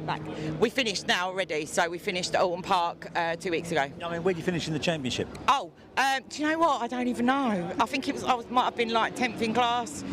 It's nowhere that I'm like, yes, I'm going to get anything. I've had a really good season. I had a really good race at Brands and things like that. With everything that's happened, to have driven how I have, I'm just really pleased, and I know he'd be very proud of me. So. Okay, Maxine, and I'm going to say, I think everyone else is proud of you too. I think you've done a great job. Thanks very much. Thank you so much, and sorry if I've got all black down my face. You haven't. I was like, oh, a bit crying. But anyway, thank you for chatting, and hopefully I think I saw you last year, so maybe see you next year. Yeah, well, that's the plan. Yeah. Okay, back to you, Marcus, in the studio. Thanks very much. That was Maxine Nichols giving a very interesting interview there to Lewis Beals. Back on track, BMWs aplenty pile into Brooklands, and we still have just over half an hour to go. 31 minutes and 30 seconds in this Grove and Dean Motorsport Insurance Birkett 6-hour team relay. 750 Motor Club staple since 1951. Out front, nothing's really changed. RJ Motorsport 3, a couple of laps ahead of RJ Motorsport 1, 54 and 57, 54 those teams. 45 M&M Racing, a couple of more laps adrift. But AAA's Racing remains in 4th overall on the scratch situation, but the Prepton Lay Racing team is only 23 seconds behind. Yeah. And closing them down. Yeah, it's 19 seconds behind now. Yeah, it's come down another 4 seconds on that lap. Just to say that for Team 54, that's RJ Motorsport 1, Ash Hicklin is prepared to go back out again for a final stint in this race. He's had a dramatic race. First of all, he had a failed wheel nut, and secondly, a coolant pipe came loose, and that caused some overheating. We saw the smoke and so forth spewing out of his radical. Ash Hicklin for Team 54, RJ Motorsport 1 will probably be back out for the final stint in this race as they try, probably in vain, to go after RJ Motorsport 3, which is Team 57, which is the squad, including Alistair Smart, Simon Freeman and Charles Graham. Charles Graham, I think, will be looking for his second win on scratch in the Birkett, if I'm correct. He won it 2 years ago in 2019 with Wade Eastwood and Luciano Birkett on that occasion, so we could have a second scratch win for Charles Graham. Just looking back to make sure he's not won it on a previous occasion, but I think that was the first time as I recall. Yes, Luciano Birkett really enjoyed that race, didn't he? And first time he'd done it. Yeah, he'd reached the sort of heights of Formula 2, hadn't he? Exactly. Single-seater racing. There's the number 44 Civic going through, 44A. Yes, that really is an unusual one. You don't see very many in that spec. It's always the hatchback you see, but that one, of course, has the benefit perhaps of the wing on the boot. But maybe you said that the route's not quite as long, so it's one aero solution. Yeah, that's the Mickey Hume car. It's just in behind that Steve Simpson Peugeot 206, I should say. Yeah, that car gets driven really hard all season, doesn't it? With 750 and CSCC. Yeah. And, it's not easy to pass by the looks of it either. The Civic trying very hard to get through. And Steve Simpson having none of it, it would seem, as they head along the Wellington Straight now. Still, that little 206 is ahead of the slightly more modern Type R. Darkside Developments Audi Team 13 still more than a minute ahead of the 7 Series Midlands, the class leaders at 32. And just news on that team, Marcus, as well. The reason that car stopped, the Golf stopped out on circuit, Scott Bog car, it was a sensor failure that cut the car, cut the power in the car. The sensor's been fixed and the car is ready to go again, so they may not need to depend on the Mark II now if the TT can't go the distance, so sensor failure. They probably plugged the diagnostic in and went, I guess it's one of those. Put the spare in from the box. Yeah, so that's sorted. 22A, that I think is Chris Fantana, is it? That's smoke. A lot of smoke coming out of that. St Winifred's school choir, and not singing a particularly happy tune at the moment, because that's a very smoky looking car. That's bound for the pit lane, you would think. Brian Branson down to 13 seconds behind for Prep and Lay Racing Team. Team 12 chasing down the 63, which is still Chris Etheridge, isn't it? That's right. That Mazda really needs to come in. Yes, well, it's near the pit lane entrance now, just left field to navigate its way around. Does it stay tight to the... It's coming yes, in. it is going in, yeah. So that's good, that's off the circuit. You'll be smelling that from the cockpit, that's for sure. Yes, and it's just going past our commentary box now, so we smell it wafting through the hole in the door to our right as well. So that tussle between 63 and 12 is the one we're all looking at the moment. That's really close. As it's 55 to 36, Golfers and the Speedhorn team. It's only 11.8 seconds between them, 55 and 36 down the order. Yeah, it'd be interesting to know who's out for Team 12 now, because I presume that's a driver change that's happened, and Brian Branson's been replaced by somebody else. In the meantime, there's another BMW. That's Team 25.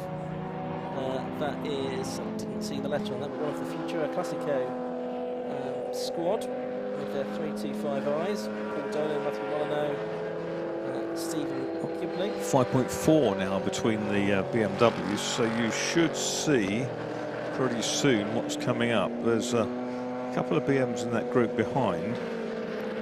That's the 63 car, so that is still Etheridge. Etheridge, yeah, that's right. Now, there's the 12 car in the back of shot, and that therefore is the Paul Wood car that's chasing after it. So on the last lap, Wood did a 2:22.15 and Etheridge did 2:29.73. So within probably towards the end of this lap, those two cars will be together, and we've already seen a change of position between these two teams in the last quarter of an hour or so. But, since then, Team 12 had to drive a change and had to catch and pass, or try and pass, Etheridge all over again. In the background, looked like Paul Hinton out for the Three Amigos to presumably end this race. Three Amigos 4.0, fourth overall on handicap coming into this final hour. So the other class leads on handicap, by the way, were Triple H Racing Class B, Prep and Lay Racing Class D, Three Amigos Class A, and Rogues Troopers for Class C. There's Paul Wood in the 12 car now. It's taken over from Branson, the CustomYard.com car, Deutsch Tech, and he can see the red BMW. You can see his quarry ahead, and we should see both in the same shot very shortly. There's Etheridge, and there is Wood looming large down the inside into the left-hander at Brooklands. I said that to be together by the end of the lap. I wasn't going to be not going too far wrong there, am I? They are almost it may well happen under acceleration. Yeah, it'll certainly happen, I would have thought, into Copse, if not there. What's the gap going to be as they come across the line? There's not going to be much of a gap, is there? There they are, both of them pretty much side by side over the line. I'm going to look to see what the gap was between them, see how close I was. Point something. Yeah, just needs to update itself on the screen. 0.05. Oh, that wasn't a bad guess on my part, was it? Say the two of them would be together, and it is the 12 car that is ahead then as they head into Beckett's on their 136th lap. In their case, the leads have done 148. There's 23 minutes of the race left to go. Of course, the result taken from the last lap completed before the 6 hours is up in the Birkett 6-hour relay race. So not the lap completed at the 6 hour, is the lap completed before the 6 hour. The Birkett. So laps you complete within 6 hours, not a race distance of 6 hours, as it were. So that's the 63 car of Etheridge then, shuffled back down to 5th position, but still being reasonably consistent, I think, and that could bode well for them to hold on to their handicap honours. They led by a lap. We say a lap, but I suspect it was actually a little bit less than that, because the team that was behind them on 138 laps was completed that time in about a minute and 35 seconds less than the Triple H racing team. So if we say a lap, it's probably more like half a lap that they were ahead at the 5-hour mark over RAF Motorsports. The Honda Civic was able to zap past Etheridge's M3 out of entry.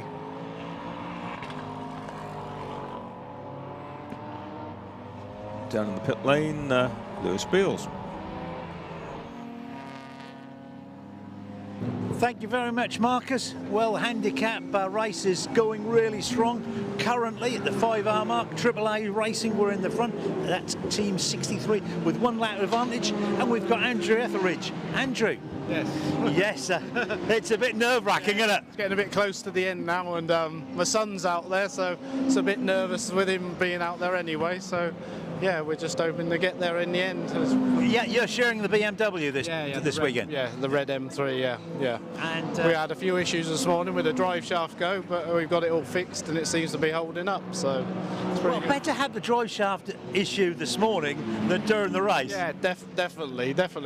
Well, I was the experiment driver to see if we could get it round the circuit, so it seems to have done all right. It's done 2 hours now, 2 hours with a new drive shaft. So how reliable is the car normally? Very. That was why it was disappointing this morning. Very. It sort of hurt, really. You don't really sort of get that, but it's one of those things, motor racing, isn't it? That definitely is. And I take it Chris has fueled up so we can go right to the end? Yeah, he had 90 litres, so an hour and a half we thought he'd run full. I can see the Andrew Raff car here, but no Andrew in it. So he's on the pit wall. But he must be really confident in the car, because he's not in there getting ready to go in case he gets it. Yeah, definitely. The helmet's there. We're all ready to chuck him in just in case, but fingers crossed it'll be all right. So yeah. Have you enjoyed the event? Oh yeah. We did it last year. We came 11th, so we thought we'd have a good go this year. So yeah, it's been really good. Well, the handicap event is obviously there where the Birkett relay trophy's given for. So fingers crossed for the next 20 odd minutes or so. So we haven't jinxed it, isn't it? I hope not. Anyway, Andrew, thanks very much, and hope to see you on the podium. Right, cheers. Thank you very much. Okay, we'll see you. Thanks very much. Back to you, Marcus, in the studio. Thank you very much, Lewis. That was illuminating from Andrew Etheridge. There's his lad, Chris, out there now in the 63. He's driving quite a conservative race now, just to try to get to the end. That's the important thing. Just keep it as quick as you can, as neat as you can. And they're running strongly in 5th overall. That's a long way ahead of Darkside Development's Audi TT. And the handicap very far from sorted with 20 minutes to go. Yeah, the second place car on handicap, the RAF Motorsport, in their 41st overall on scratch. So they're still setting solid lap times, I think, as well, in their own right, so they'll be pushing hard. And we know that Prep and Lay racing teams are pushing hard as well, as they have been, twice passing the 63 car in the last half hour, lapping 6 seconds a lap faster. So it's far from impossible that the Prep and Lay racing team, who are now ahead of them on the circuit, number 12, that they could go through and pinch the scratch honours away from AAA's racing as well. And get a very good overall scratch classification as well. Just have a look. Three Amigos, just need to check on how they're faring, because they were sitting there in 4th, and they're still there as well. Up to 38th overall now on scratch, and last lap time was a 2:39.06, which is about 6/10 outside their best lap time, so they're still putting in consistent lap times as well. So we mustn't write off the Three Amigos 4.0 either, as they continue to circulate. And that's the 15 Porsche for Carmel Porsche Team SW Engineering. That's the Matthew Carney car, I think, isn't it? Yes, the gold car. It's 17 minutes, so it's down to sort of normal 750 most club race distance now. 15-20 minute races. It gets a little bit gloomier here at Silverstone. Had sort of persistent overcast skies all day, but no rain. 14th overall, Pedro. 12 odd seconds behind, but lapping less quickly than the golfers ahead of them. So I don't think that's going to change. No, it's not, I don't think. 11th and 12th, that could be a good little split, because there's only about 3 seconds between Rutec BMW Flyers and the Cord Sports CSCC Tin Top. So that's the Steve Simpson car, the Tin Tops car, Team 8. And they are lapping a little bit quicker than the Rutec BMW Flyers team. That's Team 52. So Jim Benson, Ben Pearson, the BMW Car Cup Racing champion for this year, and Bill Redrock for that squad. There's one of the Z4s, and it's the 66 squad. So that's the youth of Giddings, Callum Bates, and Kieran Power, and they are winning 19th overall, and the best of the 3 Z cars. And car off on the exit of club, one of the MR2 62C. That is Ian. Yes, so that is Rose Wheelers, and that's via Aldridge. That team also including Jim Cook and Andy Williams, with that car off onto the escape road there at the exit of Club Corner. And via Aldridge, by the looks of it, out of the race. That team was running reasonably well down the order, I think. Down here in 58th position. Rose Wheelers. Were they anywhere on handicap? They were not inside the top 30 on handicap meet, so not particularly in contention for anything, I don't think. There's your race leader. 57, working the 153rd lap with a quarter of an hour to go. Yeah, still lapping the 2:06s. Best lap time for that car, 2:04.45.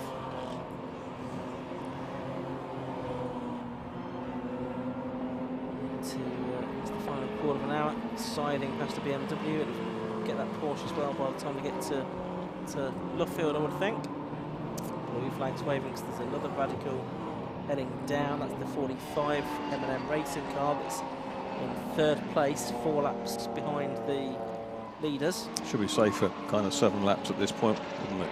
Within that 6 hours. Yes. So it's going to go 160, I think, pretty much. 160. Yeah, I would think so. There is the 63 car, Chris Etheridge.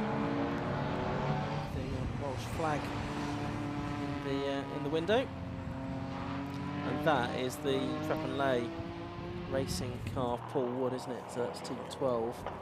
And they are now 23.3 seconds clear of the AAA's racing squad on scratch. Lapping about 8 seconds a lap faster. Not going to make it any further up the order, because they're 10 laps behind the car in front. That's the Radical of M&M Racing.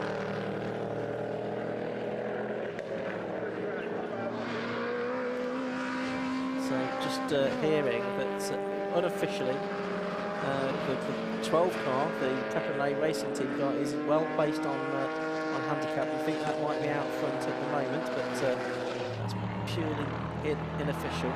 We think then that's going to be ahead of the AAA's racing car. So this good last half hour, so 14-12, could be all important, Marcus. Yeah, it looks like it. Branson and Wood have pulled something out of the bag here in the team's quickest cars. Yes, they have their quickest cars out towards the end. That's the dark side golf back again. So they've changed that sensor. Yes. And that's Scott Parkin back out in it. And so it probably was just about 50 minutes that the TT was out there for, wasn't it? Yeah. Something like that. So that's entirely on course, exactly what we expected.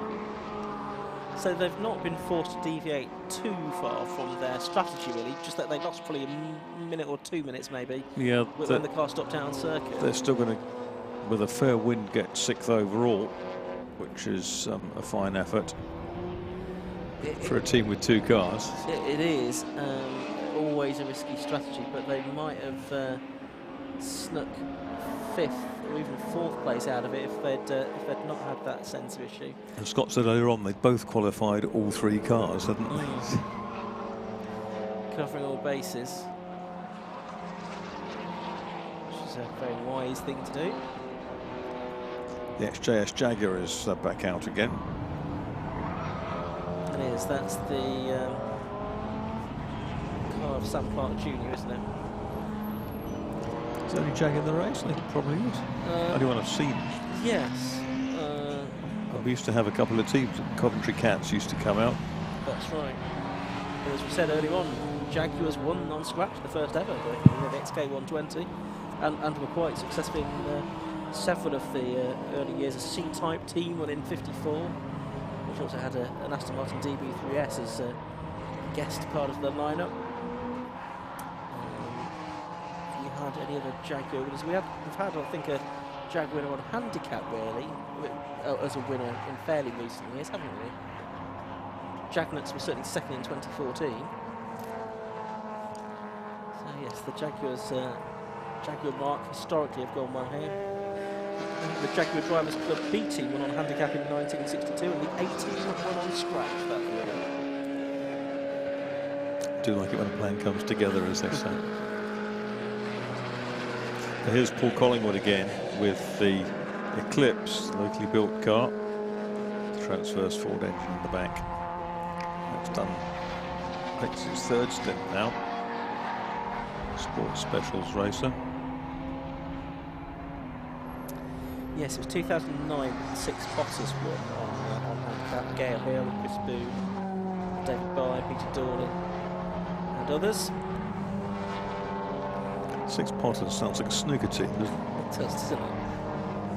And that year, Jeff Steele Racing won on scratch as well, team of BMW 46 M3s as well. That was before we started attracting the radical teams to compete on a regular basis. One of the BMWs now. The 3rd and 5th place car, 63, Triple A's Racing. Chris Etheridge at the wheel.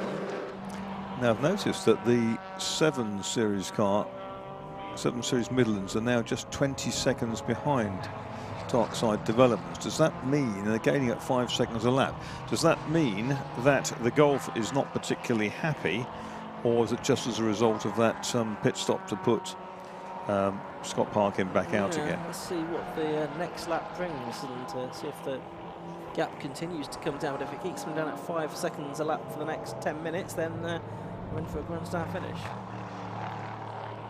In fact, they would be almost together over the line, wouldn't they? Which is would be quite something.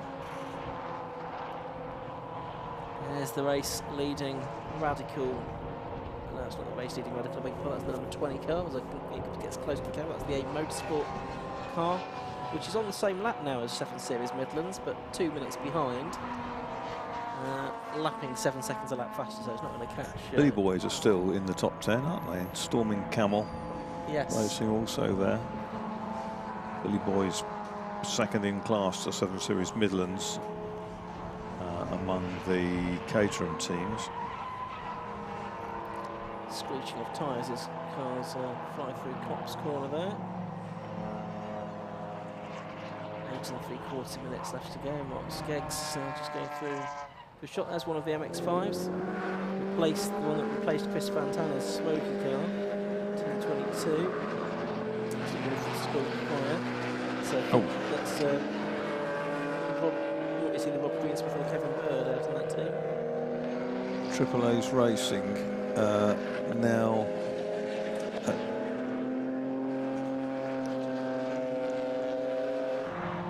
Prep and Play racing team have had a long lap for some reason. Maybe that's a change. 1.29 seconds between them, and yeah, Russell Dack's out there now, isn't he? So yeah. but they've had they've had to make a few changes then, and Russell Dack just ahead. Now that could be crucial, in particular for the handicap race, I would suspect. If they've now lost, because they're about 20 seconds ahead, or 25 seconds ahead. And now they are right together on track. Pretty much just a second or so apart. So it'd be interesting to see what Russell Dack's lap times are like. But this could well be the battle for the handicap race victory that we're watching. 7.5 minutes ago. We won't know that for certain until the official handicap positions are published, probably, well, hopefully within sort of 10 minutes of the checkered flag going out. But frantic work by the timekeepers to get the results checked and make sure everything's correct before they're issued. This is the battle for fourth in the race on scratch, and potentially the handicap race victory as well. We did have another retirement, by the way, and I believe that was team 49, which is out of the race. And Ian, I've just noticed that Dark Side Developments have dropped out of the top 6. They are now represented by the TT, so that's another late change. So it looks like the Golf wasn't very well. So that's been another swap back to the TT again. So Ryan Parkin back out in that car. Yes, the 49 team out of the race is the Kent Kings Speedway squad. So they join Arc Racing, S Motorsport B, Four Corners, and the Track Attackers, who've just run out of buff and out of the race. So that means that we've got 65 teams still running into the last 6 minutes or so of this race. Lap 141 has been quite pivotal. It seems that way. Up at the front, it may real well end up deciding the order. There's Dack and there's Etheridge. And the gap between them was about the same at the end of that lap as it was on the lap before. 1.29 became 1.21 seconds. So not a lot to choose between those two. Traffic up ahead. The M3's quicker in a straight line, that's for sure. And it's down to, I would have thought, about 3 lengths at this point. Yep. Yeah. Stowe, they're together. So, what we could be seeing here is the handicap race being decided. So we won't know until a few minutes after the race has been completed officially. We'll probably have an unofficial idea of what's going on, but these are the two cars that we think are contesting for the handicap honours. But we've got to watch out as well for the RF Motorsports crew, Team 43. We've not seen actually too much of their cars during the race. We heard from their team manager earlier on, but that's Alex Smith, Dave Russell, Simon Frowen, Chris Slater and Daniel Smith. And the other two we need to watch for are, of course, the Three Amigos 4.0 as well, the winners for the last 2 seasons. 10th in 2018, winners in 2019 and 20. And a 5-hour 4th on handicap in 2021. But there's Russell Dack in that compact prep and lay industrial flooring, and here he comes down towards us, and you can see, yep, the red BMW still only just behind us. We've got getting clean one of the Z4s. There's a squeeze there. Between them, it was a bit of a squeeze, wasn't it, as they came into Brooklands that time.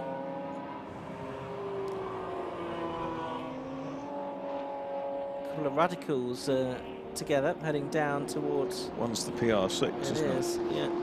Down towards Abbey. That's Alistair Smart. And he's in the leading team, isn't he? Team Yes. 57. Here we go. Whoa! And that's it. Those are the two leaders that are a lap apart, aren't they? And that was precious close into Village.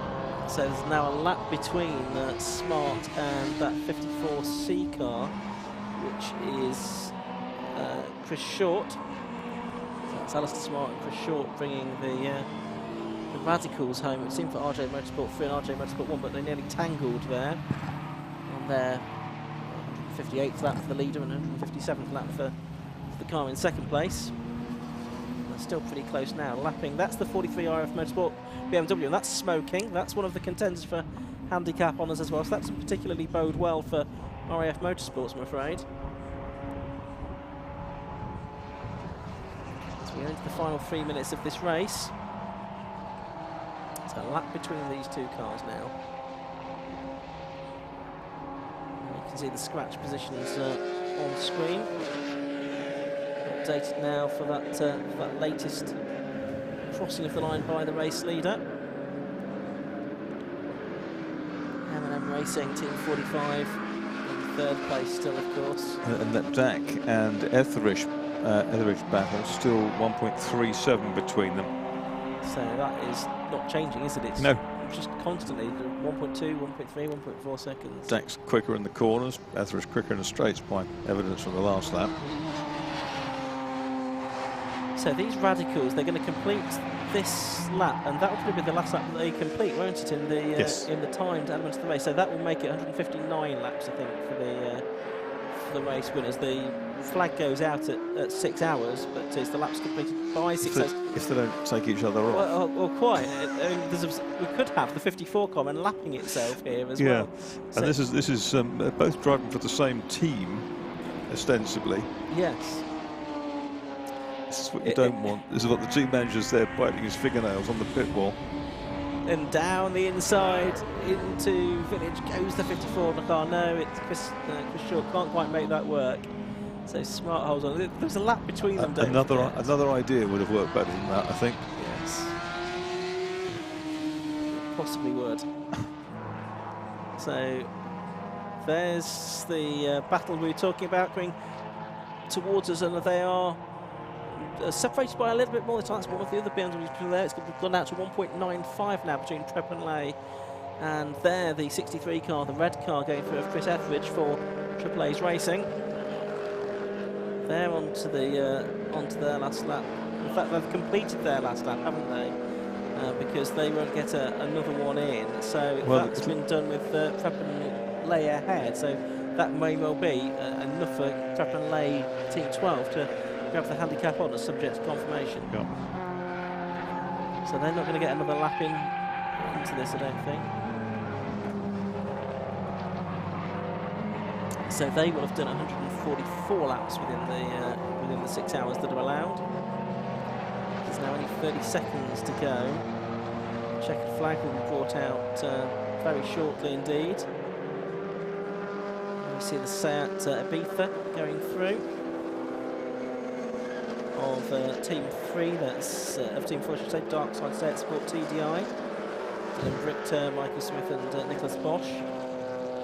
There is the 12 car heading down the international pit straight. We've counted down to 0, so on the national pit straight, I imagine the checkered flag's probably, yeah, you can see the checkered flag on the national straight is now out. So the race coming to an end. There's the checkered flag to bring an end to this Birkett 6-hour relay race. It is RJ Motorsport 3 that take the victory then, with 159 laps completed in 5 hours, 59 minutes, 12.98 seconds. And they've won the race by a lap from Team 54, RJ Motorsport 1, and Team 45, M&M Racing, are in third position. Fourth to number 12, Prep and Lay Racing Team. Fifth to number 63, AAA's Racing.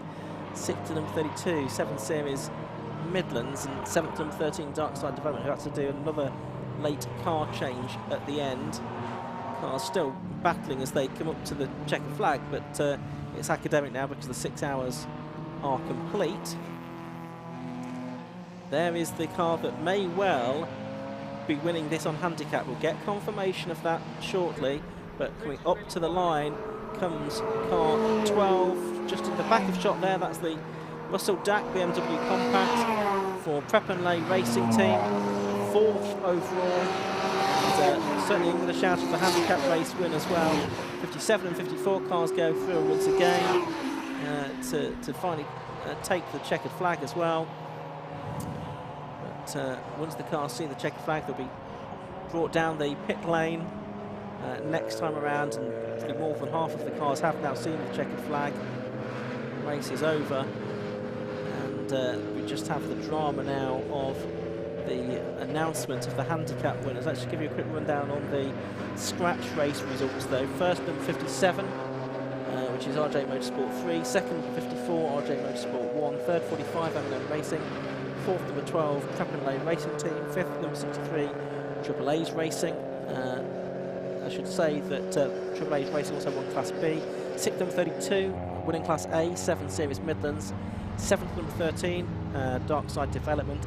8th number 20, A Motorsport. 9th number 21, Billy Boys. 10th number 53, Storming Camel. 11th 52, Rutec BMW Flyers. 12th number 36, Carmel Porsche Raging Speedhorn. 13th number 55, the Golfers. 14th number 58, Pedro. 15th 44, RKC Motorsports. 16th number 767s. 17th number 34, Veron Builders Carmel Porsche. 18th number 66, Z Cars A Youth. 19th number 38, the Archers with Carmel Porsche. And 20th number 19, Mini Kievs. I should have said as we went through. The car team in 15th position, Team 44, RKC Motorsports. They have won Class C on scratch, but it's the handicap race results that we'll now be waiting for, and we will bring those to you if we can before we go off air. But as we go on board with the 41 car once again, that's the Blair Thompson Honda Civic on the slowing down lap. Marcus Pye, it's been another dramatic Birkett 6-hour relay race. It has, and really close in the battle for handicap and for the minor placings. We knew the Radicals were going to run away this year, and 3 of the 4 all Radical teams did just that.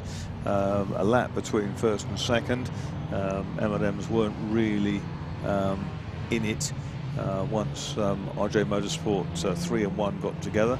But the BMWs really entertained us, and a really great effort by the Darkside Development boys, the Parkin twins. They got robbed by that problem with the Golf fairly late on, but I think it's been an absolutely cracking race. It's been really clean racing. There's been 1 or 2 bits of drama. Ashley Clinton's car throwing a wheel, the Elise catching fire down at Vale, etc. But everyone's safely back, and that's what it's all about. Club racing at its finest. Yeah, just looking at the 56 car, IGA Motorsport 2, they had 24 laps docked to one of their drivers excluded because of a flag infringement. They eventually finished 62nd on scratch with 122 laps. If they had those 124 laps back, they'd have had 146, so they would have finished in 4th position, but only by a lap ahead of the Trappenlay Racing Team, I think. So they would have still finished 4th of the 4 Radical or all Radical squads. You can see a bit of a traffic jam as the cars head down the pit lane.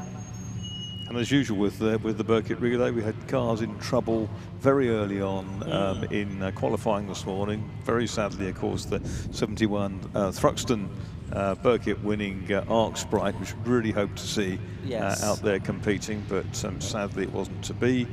And other teams running out of cars very early on, but it's the strategies that people take. If they come here with 2 or 3 people and 3 or 4 cars, then once they lose a couple, they're really behind it. Yeah, I think there were 5 cars or 5 teams that didn't make it to the end. Looking at it, it looks like everyone else did. The 65th and final team being Auto Bar Techwell, which was the Ford KA squad. Team 348, who started on the back of the grid alongside them, the 3 BMW 116 trophy cars, they finished in 60th position, 7 laps further up the road, 124 laps that they completed. Yes, no particular surprise. The handicap guys, the 3 Amigos have put up a valiant fight. We don't know what the result of that is quite yet. I hope we get to find out very quickly, but certainly they were in it with that really good tactic which they've developed and evolved over the years. They know exactly how to win this race on handicap. Maybe they've come a little bit short this time, but it wasn't for lack of trying. We could see we've got 2 of the top 3 teams there in the pit lane for Lewis Beals to talk to. The 45 squad, M&M Racing, and the 54 squad, RJ Motorsport 1. Just hopefully we'll get the RJ Motorsport 3 team, because that's the winning team, and it was the 57 car was brought home by Alistair Smart, of course, who we heard from in the earlier part of this race with Lewis. We might get to hear from him as well. The RAF Motorsport car was still smoking there. They managed to get it to the end. There, though, is Alistair Smart. I think they borrowed something from the Red Arrows and put something into the kerosene in the exhaust. Be good if they did some formation flying. But, there's Alistair Smart, winning team. RJ Motorsport 3 with Dave Taylor, Alistair Smart in the Radical PR6, Simon Freeman with the Radical SR10, Charles Graham with the Radical SR3, the man behind Dave Taylor. Bottle of water there ready for Alistair as well, which I'm sure will be well deserved. Getting plenty of congratulations from all and sundry. Let's head down to the pit lane now, and we'll hear once again from Lewis Beals.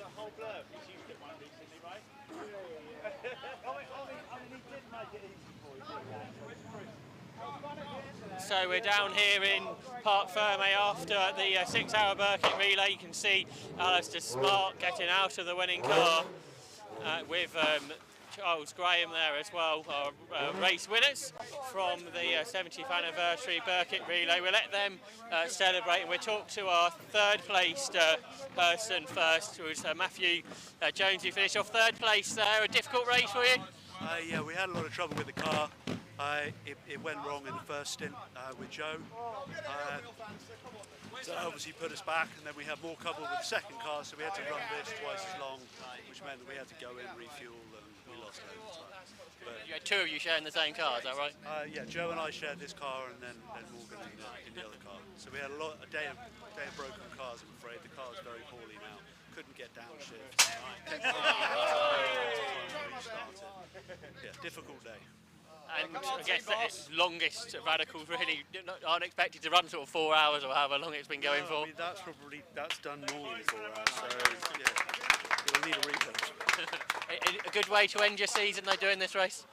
Yeah, I haven't done much this season anyway, so it's always fun. I always like to be quicker, but there you have it. Yeah. And it must be so busy passing all the cars all the time. It is, it's pretty frantic, and it must be difficult for them, so I mean, I'm grateful everybody keeps an eye on the mirrors. And, yeah. Well, thanks for speaking to us. I think we'll head over to Lewis, who's going to have the second place finisher over the other side.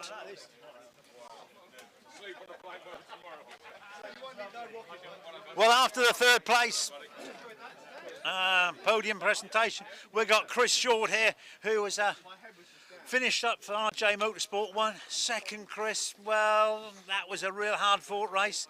And you didn't really have a lot of help from Ashley, I think, who had a lot of problems. Yeah, I mean, we weren't even sure whether we were racing at the end there. Lost radio, so some good fun racing at the end. The team have been great. We had an incident where one of the guys lost his wheel early on, which obviously didn't help. But no, fantastic day. First time doing the Birkett, and it was amazing fun. Really enjoyed it. Yeah, Ashley losing that wheel could have just lost you the race. Possibly. I think we were lap down in the end. So yeah, I mean, you know, but nonetheless, what a day. Great fun, and it didn't rain. You know, they say it always rains at the Birkett, but well, that's often the case. But obviously, a good dry race, and obviously you had a good race and everything. What's it like weaving out of in and out of the traffic? Obviously, this is, as you said to me earlier, this was the first time you've been here. Oh yeah, absolutely, totally different. I'm normally in the Radical Challenge, so.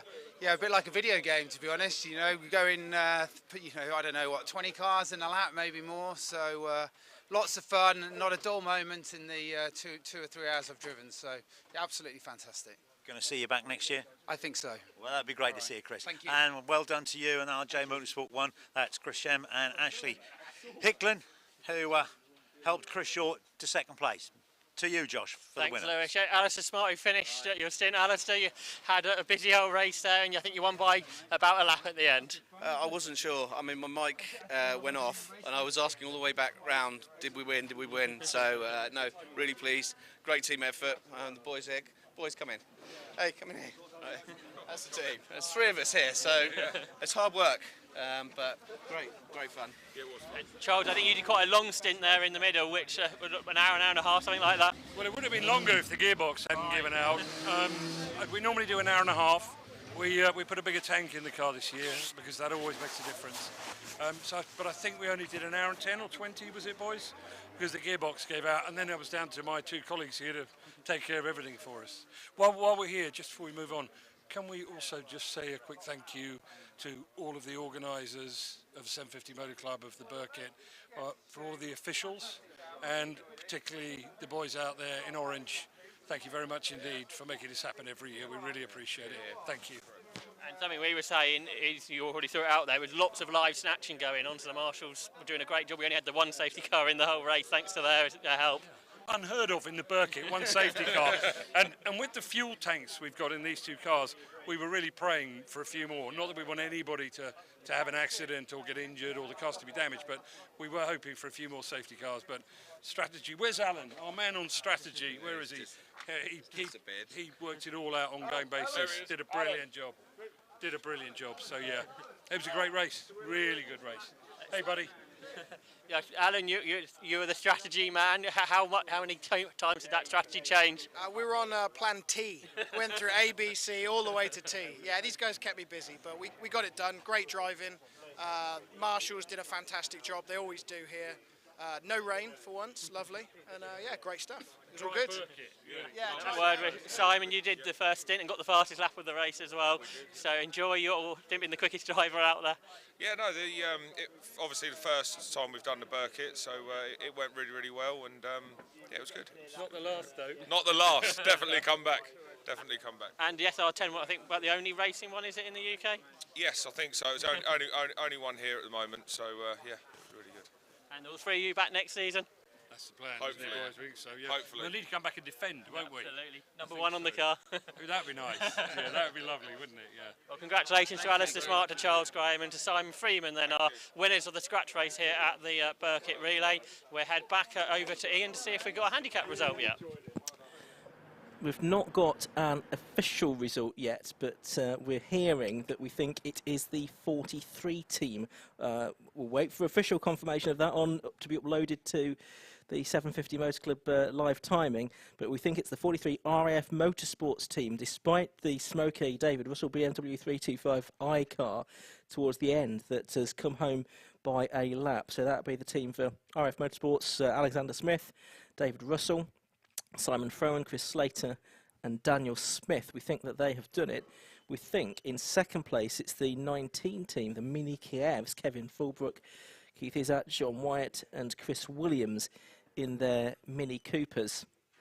And we think in third place it's Team 12, the Prep and Lay racing team, Russell Dack, Paul Wood and Brian Bransom in their various BMWs, who had twice to pass the 63 car of Chris Etheridge towards the end for Triple A's racing, who brought that car home in third position. So that's all unofficial at this stage. And now I do have official handicap positions uploaded, and yes, I can confirm what I have just told you. So it is a win for Team 43 RAF Motorsports from, in second place, Team 19 Mini Kievs, third to number 12 Prep and Lay Racing Team, fourth to number 63 Triple A's Racing. They were all on 165 laps, the RAF Motorsports team on 166. Fifth to number 1, the two-time winners from the previous 2 years, 3 Amigos 4.0. They were 2 laps down on the winning team in the end. Sixth to number 41, that was the Army Sports Car Racing team. 7th, 55, the Golfers. 8th to 16, Team 348.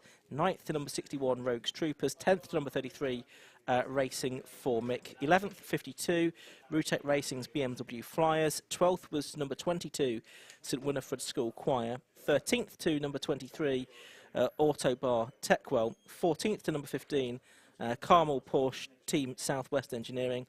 15th, number 65, Rutec Racing's BMW Triers. 16th, number 36, Carmel Porsche Raging Speedhorn. 17th, number 70, Mazda Misfits.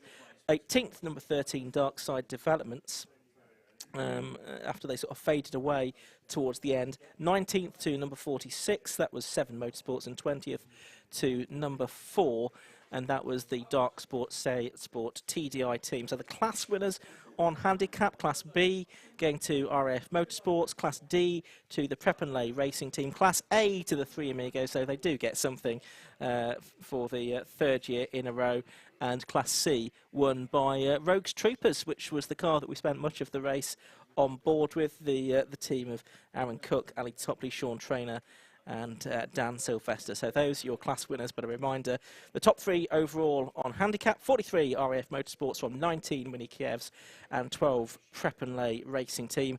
And on scratch, it was a radical clean sweep of the podium: 57 RJ Motorsport 3 from 54 RJ Motorsport 1 and 45 M&M Racing. So that brings to an end the coverage of the 70th anniversary Birkett 6-hour relay race here at Silverstone, sponsored by Grove and Dean once again. Many thanks to Grove and Dean for their continuing support of the event. Many thanks to all of the marshals who've done such sterling work here at Silverstone today to keep the race meeting and keep the race going with just one brief safety car period in the middle of it, or towards the end of it in actual fact. And thanks to all of the other officials and volunteers and organisers of this event as well. 750 Motor Club will be back for more racing during the course of the 2022 season, and we will look forward to bringing that to you next year again, I am sure. But for now, from Lewis Beals, Josh Barrett, Marcus Pye, the whole team at Alpha Live, everyone at the 750 Motor Club Silverstone Circuit, and me, Ian Saban, do have a very good evening and take care. Bye-bye for now from Silverstone.